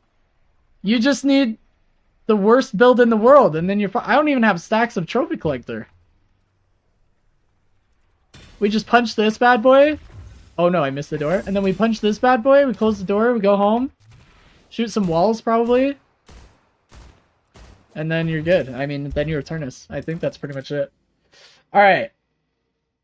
Now that we've covered that, I'm glad we were able to do some myth busting here. All of the wall shooting. Indeed, all of the wall shooting. Okay.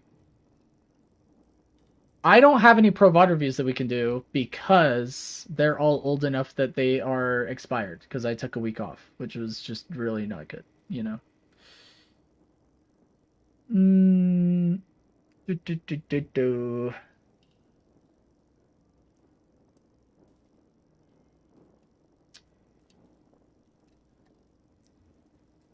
Doorman with both buffs might be dangerous. Anybody with both buffs. Doorman's just facilitating it, you know? What if that's your Venator going through both those doors and getting both?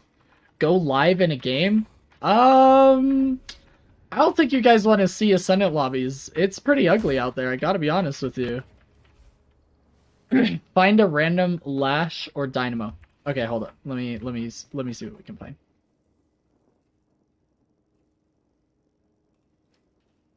Let's find a live match that doesn't include Coach Blayton going 1-15, shall we?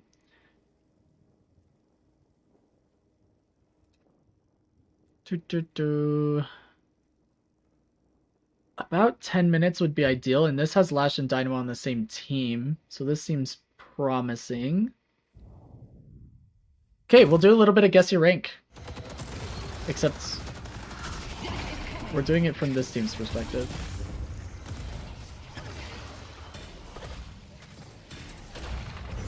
Diamond? That was a quick guess. Okay.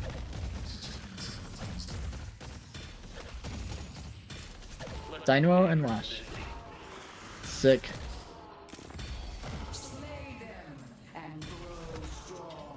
Let's watch it from Lash's perspective, actually, because we just watched Heather play Dynamo. How's that?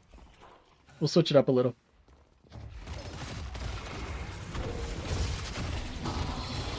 I'm actually really surprised that that didn't hit. I feel like Sinclair meant to steal Lash ult, but Drifter body blocked it. Pull back. Guinness is missing.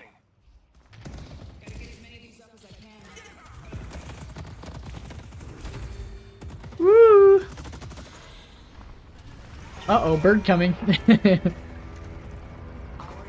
guardian has been destroyed.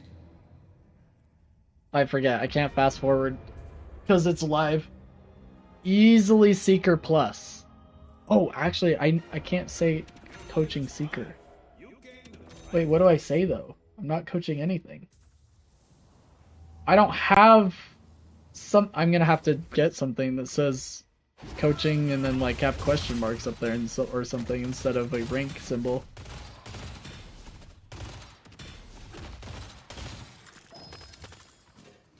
We're just gonna say watch party.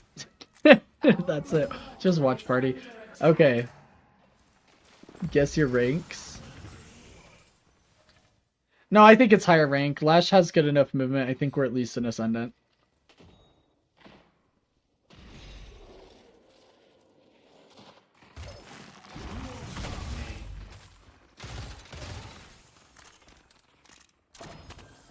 Yeah, he's playing it pretty well so far.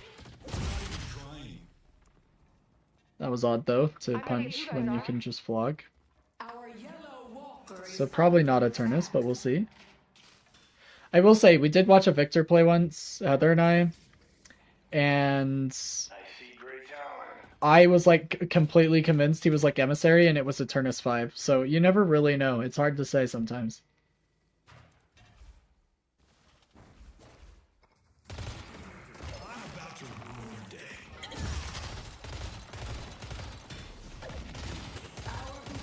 walker is under attack.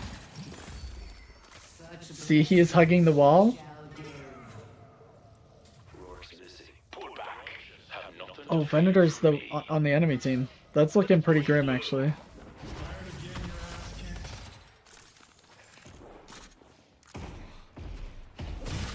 Losing to them. Being aware of Abrams being behind him, backing up, playing with his Dynamo. Good awareness. Oh, you know what we should have done is we should have done the night shift games. Although I'm probably going offline here in a little while anyway, but we could have done the night shift NA series because we haven't done it from last week. But tis what it is.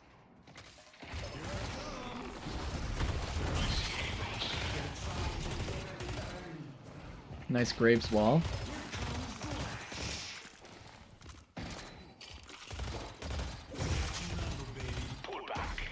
Oof. Abrams gets out, unfortunate. So far I'm guessing Oracle. I still think it's Ascendant. So far.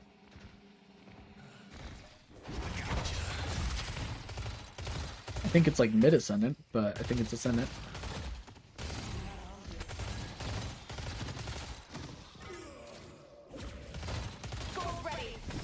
Awkward!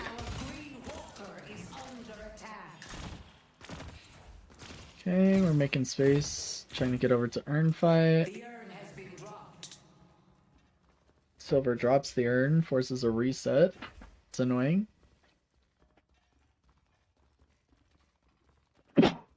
So now we have to go pick up the urn.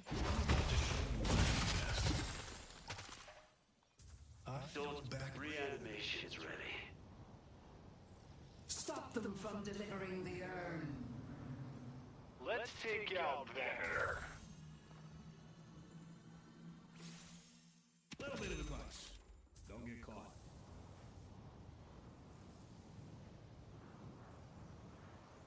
Spirit Charge here. The dead are ready to obey.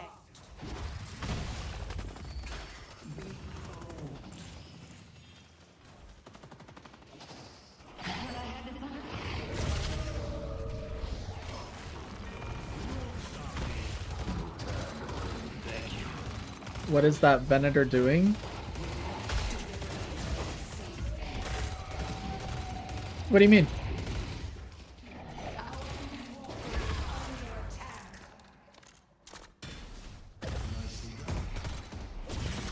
Maybe I didn't see what you saw on the minimap when you asked the question. Because it looked to me like he was just fighting the Graves and the whoever else was over there. I can't remember now.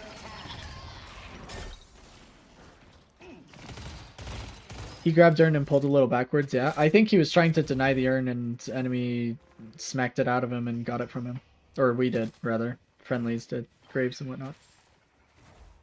Ooh.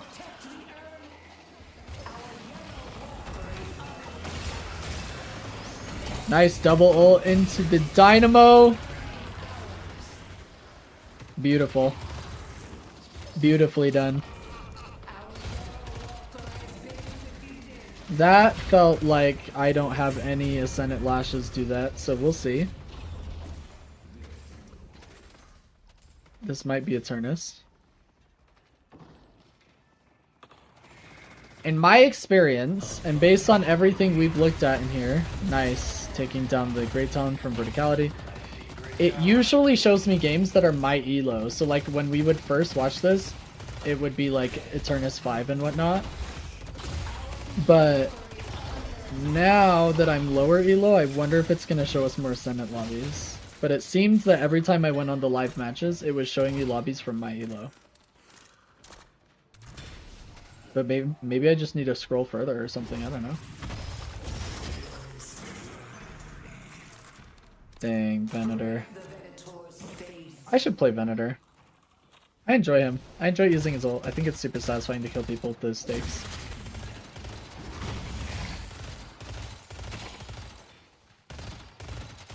Ready to use the Lich's blessing.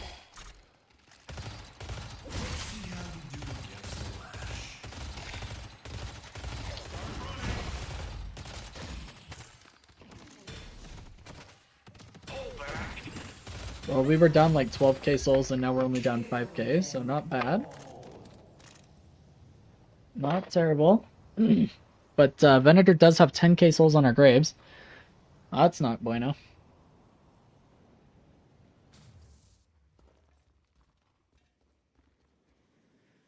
Stay safe out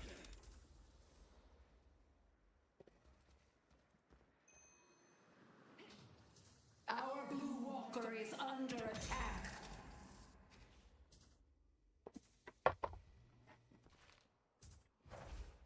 Here's your chance to shape your destiny.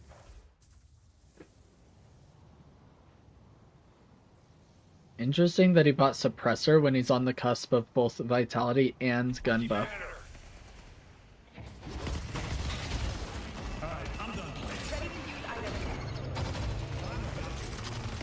Why did we ult in a 1v2?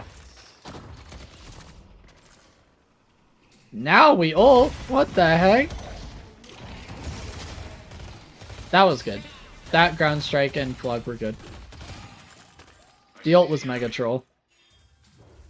I don't know why we're ulting against Venator and Silver when we're 10k souls behind him before our team even gets there to capitalize. Let's go mid. Mid boss is definitely the call here. Especially if they can get another kill. Ooh, he did hyperline him.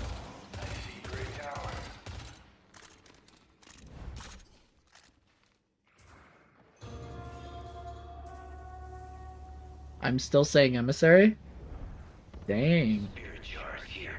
Alright. We'll see, we'll see. Hold back. I think his overall awareness of the map and his team is good, but The ult was way early. Mega troll.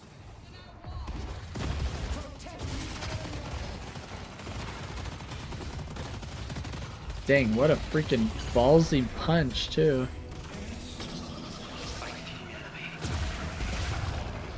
Nice. That was good. Hopefully we're transitioning over to the urn. Yep. Yep.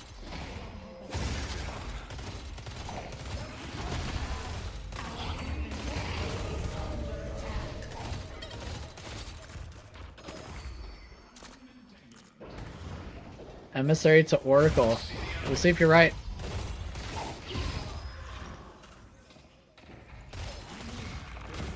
I think this is much stronger gameplay than Emissary. Oh, gotta be more patient. Okay, that was a low elo lash ult. He wasn't aware of the counter spell and he rushed, clicking on the left on the green circle.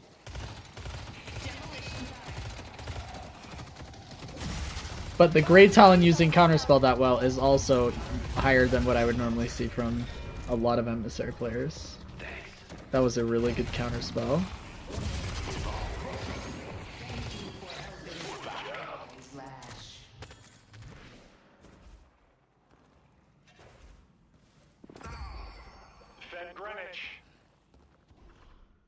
Oh, you're not defending green in time. Don't even bother going over there. Venator's gonna kill it before you even get on a zip.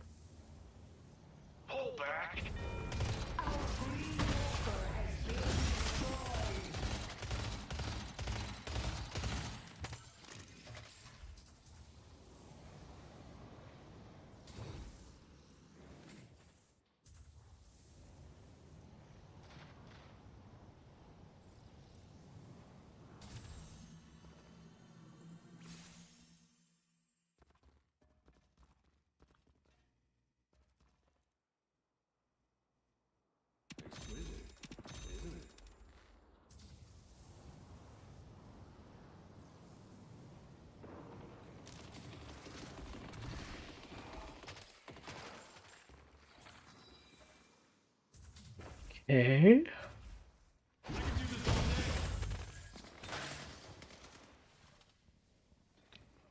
Oh, death slam. Ready to use item. Do against the lash.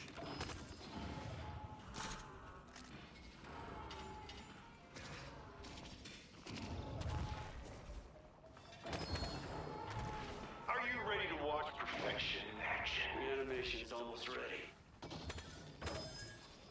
I see Venator.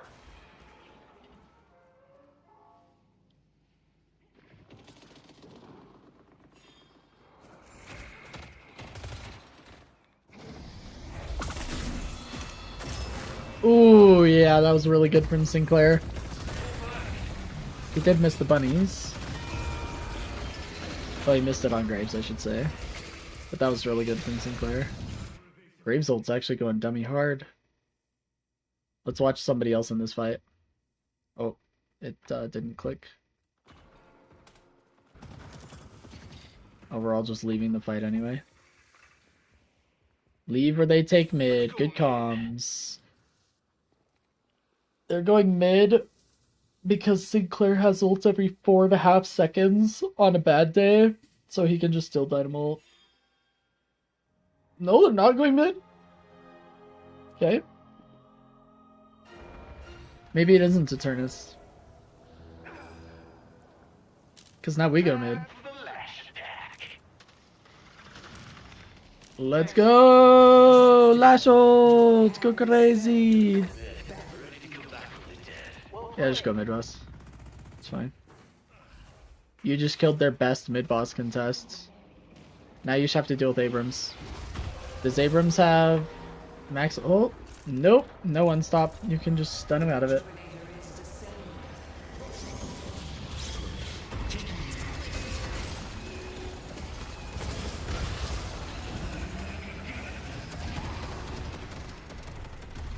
Oh, that McGinnis just channeling ult is owning. We've gotten 1 kill so far. There's our second. They're about to get Graves. Oh no, I think Graves got out. Yeah, Graves got out. Okay. That's Victor Rejuve. And there's the Sinclair ult. Flog! Nice. And then Sinclair just TPs to safety because he's the dumbest hero in the game. I mean, we went 1 for 3. Not bad. Uh-oh, we just lost Wraith though.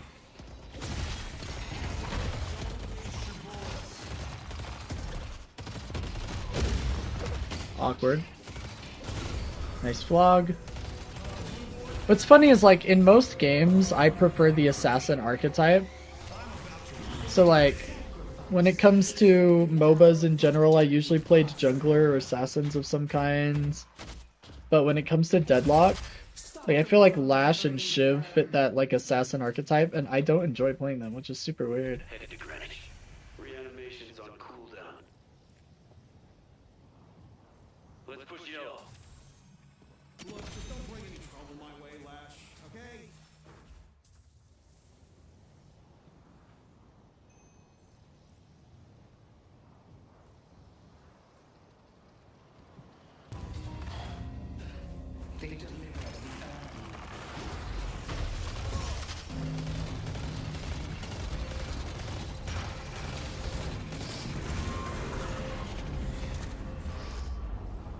Nice, Drifter pops ult so they can get out since they're in an aggressive position. Then we get bridge buff. The other team got the other one. Nice, nice.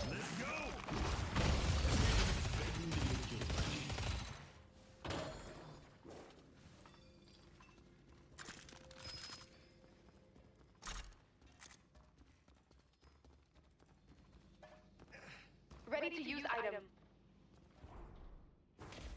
I'm coming, baby. Try to run. I gotcha.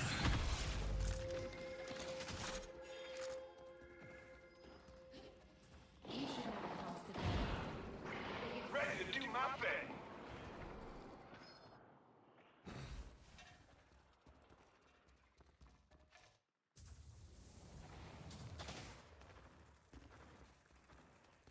Headed to green.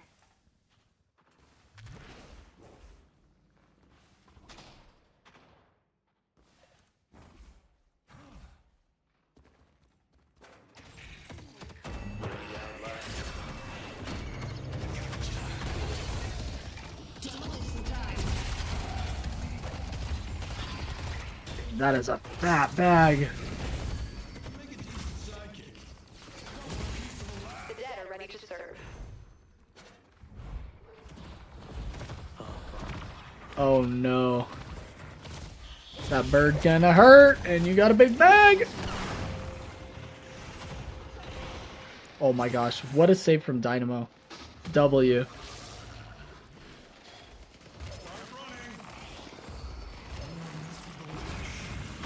Oh, it's so unfortunate. Barely missed him. I see Venator.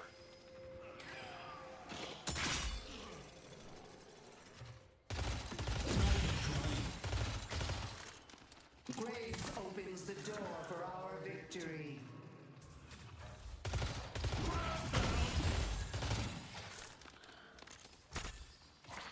Hold back. Hold back. Dynamo W's. I mean, did he shoot the wall though? I don't know. Probably could use some work. If you don't dominate the wall, are you actually a Dynamo main?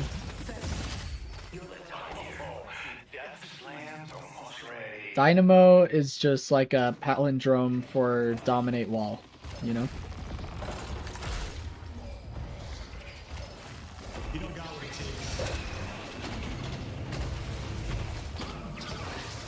That was a hate crime.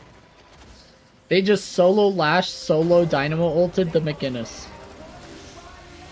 That's wild.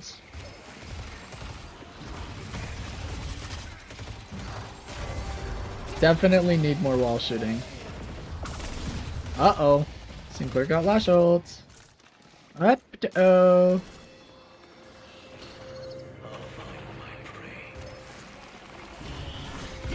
Lash keeps stopping to type to his team instead of having a microphone. I think it's funny. We just see him stop and then I see him type.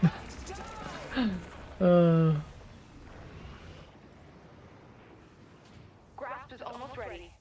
You are a caregiver, Professor, and the Mother thanks you.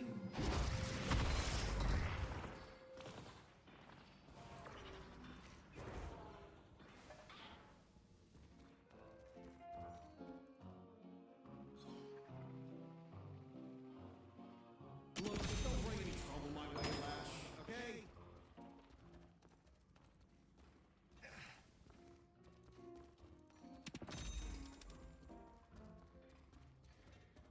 Mystic shot.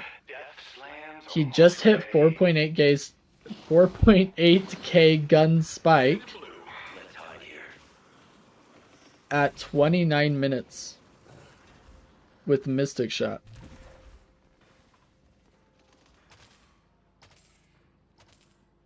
Headed to Broadway. What time is it? Lash time.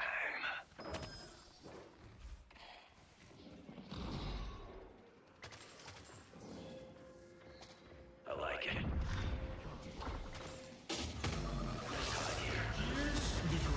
Oh, massive ult. What? Just cursed him. Did he get cursed by Grey Talon's trap out of ground strike doing damage? Is that actually a thing? It's insane. Feel free to give up anytime. The darkness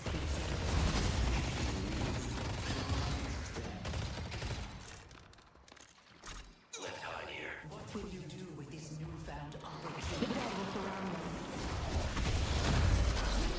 That's awkward. GG Monstrous playing Lash. GG. Well done, well done. Good job.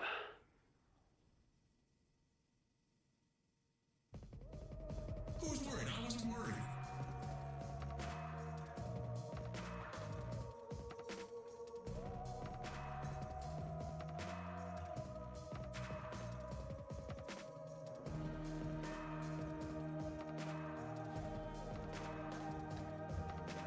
Alright. Eternus 5. So, there you have it. Oh, I told you guys it can be so surprising.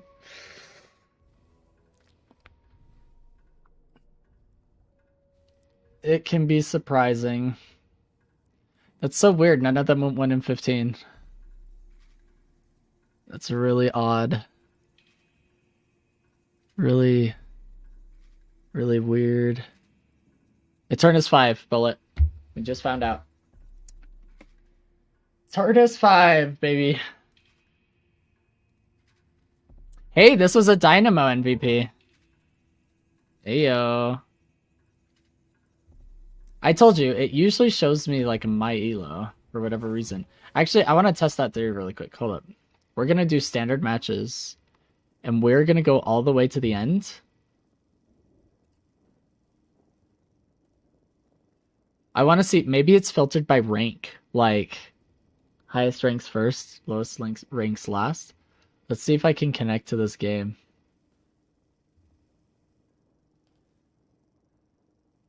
No? Okay. This game.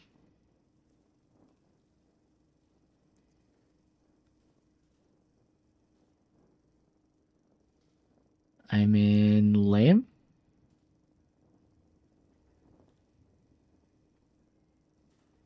It doesn't seem to be following my rank then, because I've significantly deranked while learning new heroes, and we still got an Eternus 5 lobby. So I do remember clicking on one random game, and it was like deathy. That was a good time. Okay, let's take a look at this. So this game's just about over. This was like at the very end of the list. So we'll see what rank it is.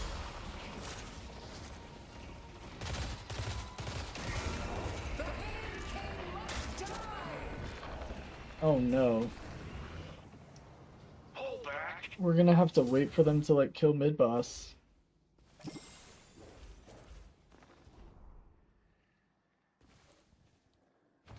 It might just show high ranks. That's possible, which is lame, to be honest, but it's possible. Poster boy for the Celtics.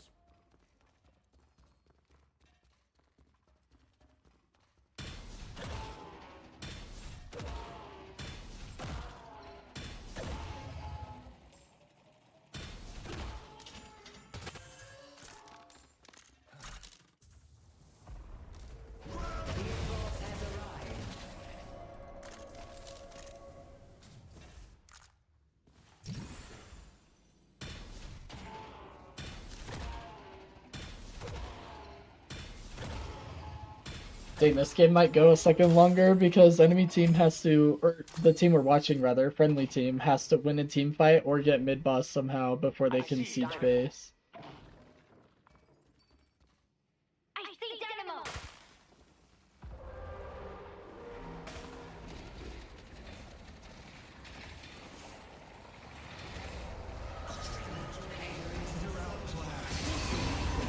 That's tragic. They just all have Unstops and Dynamo Pop ult. And we lost all our rejuves. They stole 2 rejuves. But it looks like we're winning. Did Hazel just go dumb? Jeez. It must have been Shiv dashing around and Hazelting that just melted everybody because they just started dying so fast. That might be game. Right?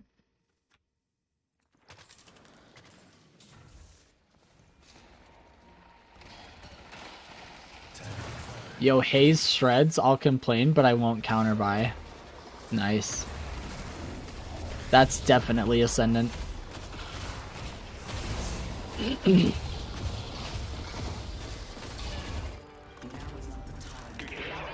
That sounds like my teammates. I'll complain, but I won't counter buy.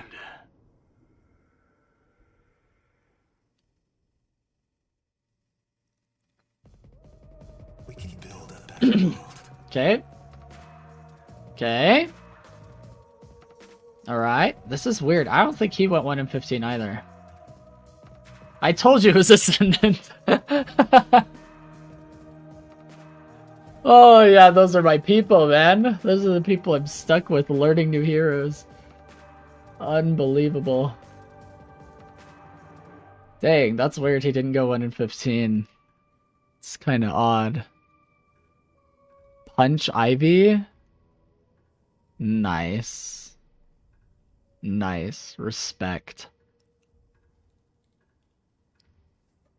Oh my gosh!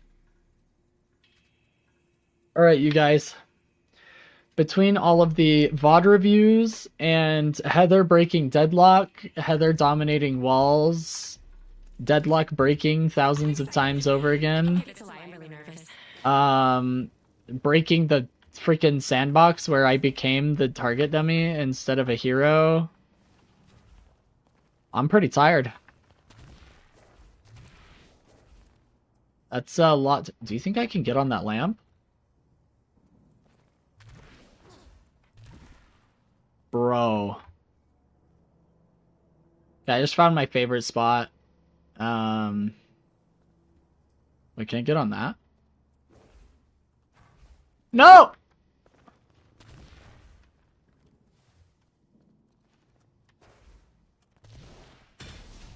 You can't get on that one, you guys. That one you can't get on. No!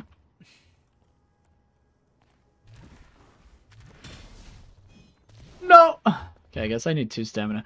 You can't get on that chandelier. I know you can get on this one, you know? But I don't think you can get on that one. Maybe if you're smaller. Hold up, hold up, hold up. Hold up.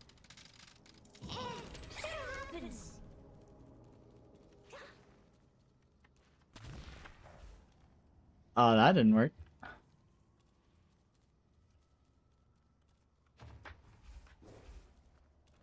Nope. Nope, doesn't work. Okay. Clearly I'm tired. I'm like literally jumping around a hideout right now. I'm gonna call it a night. That's what I'm getting at. I will be doing more VOD reviews and live coaching tomorrow, more than likely. But I won't be doing it later in the week. So I may do it on Thursday. but I'm going to try really hard to be there tomorrow because I'm going out of town for the weekend. But I will catch you all later. Thanks for being here. Oh, I'm like so close to getting up there too. Anyway, it was an absolute pleasure seeing Heather break some Deadlock and shoot some walls and giving you guys some VOD reviews. Hopefully we'll be able to, it's just so sad, you guys. The learning curve. Oh my gosh. Hopefully we'll be able to reconnect tomorrow. Hopefully you guys are getting some good games. You have fun. Thanks for being here. And take it easy. Peace.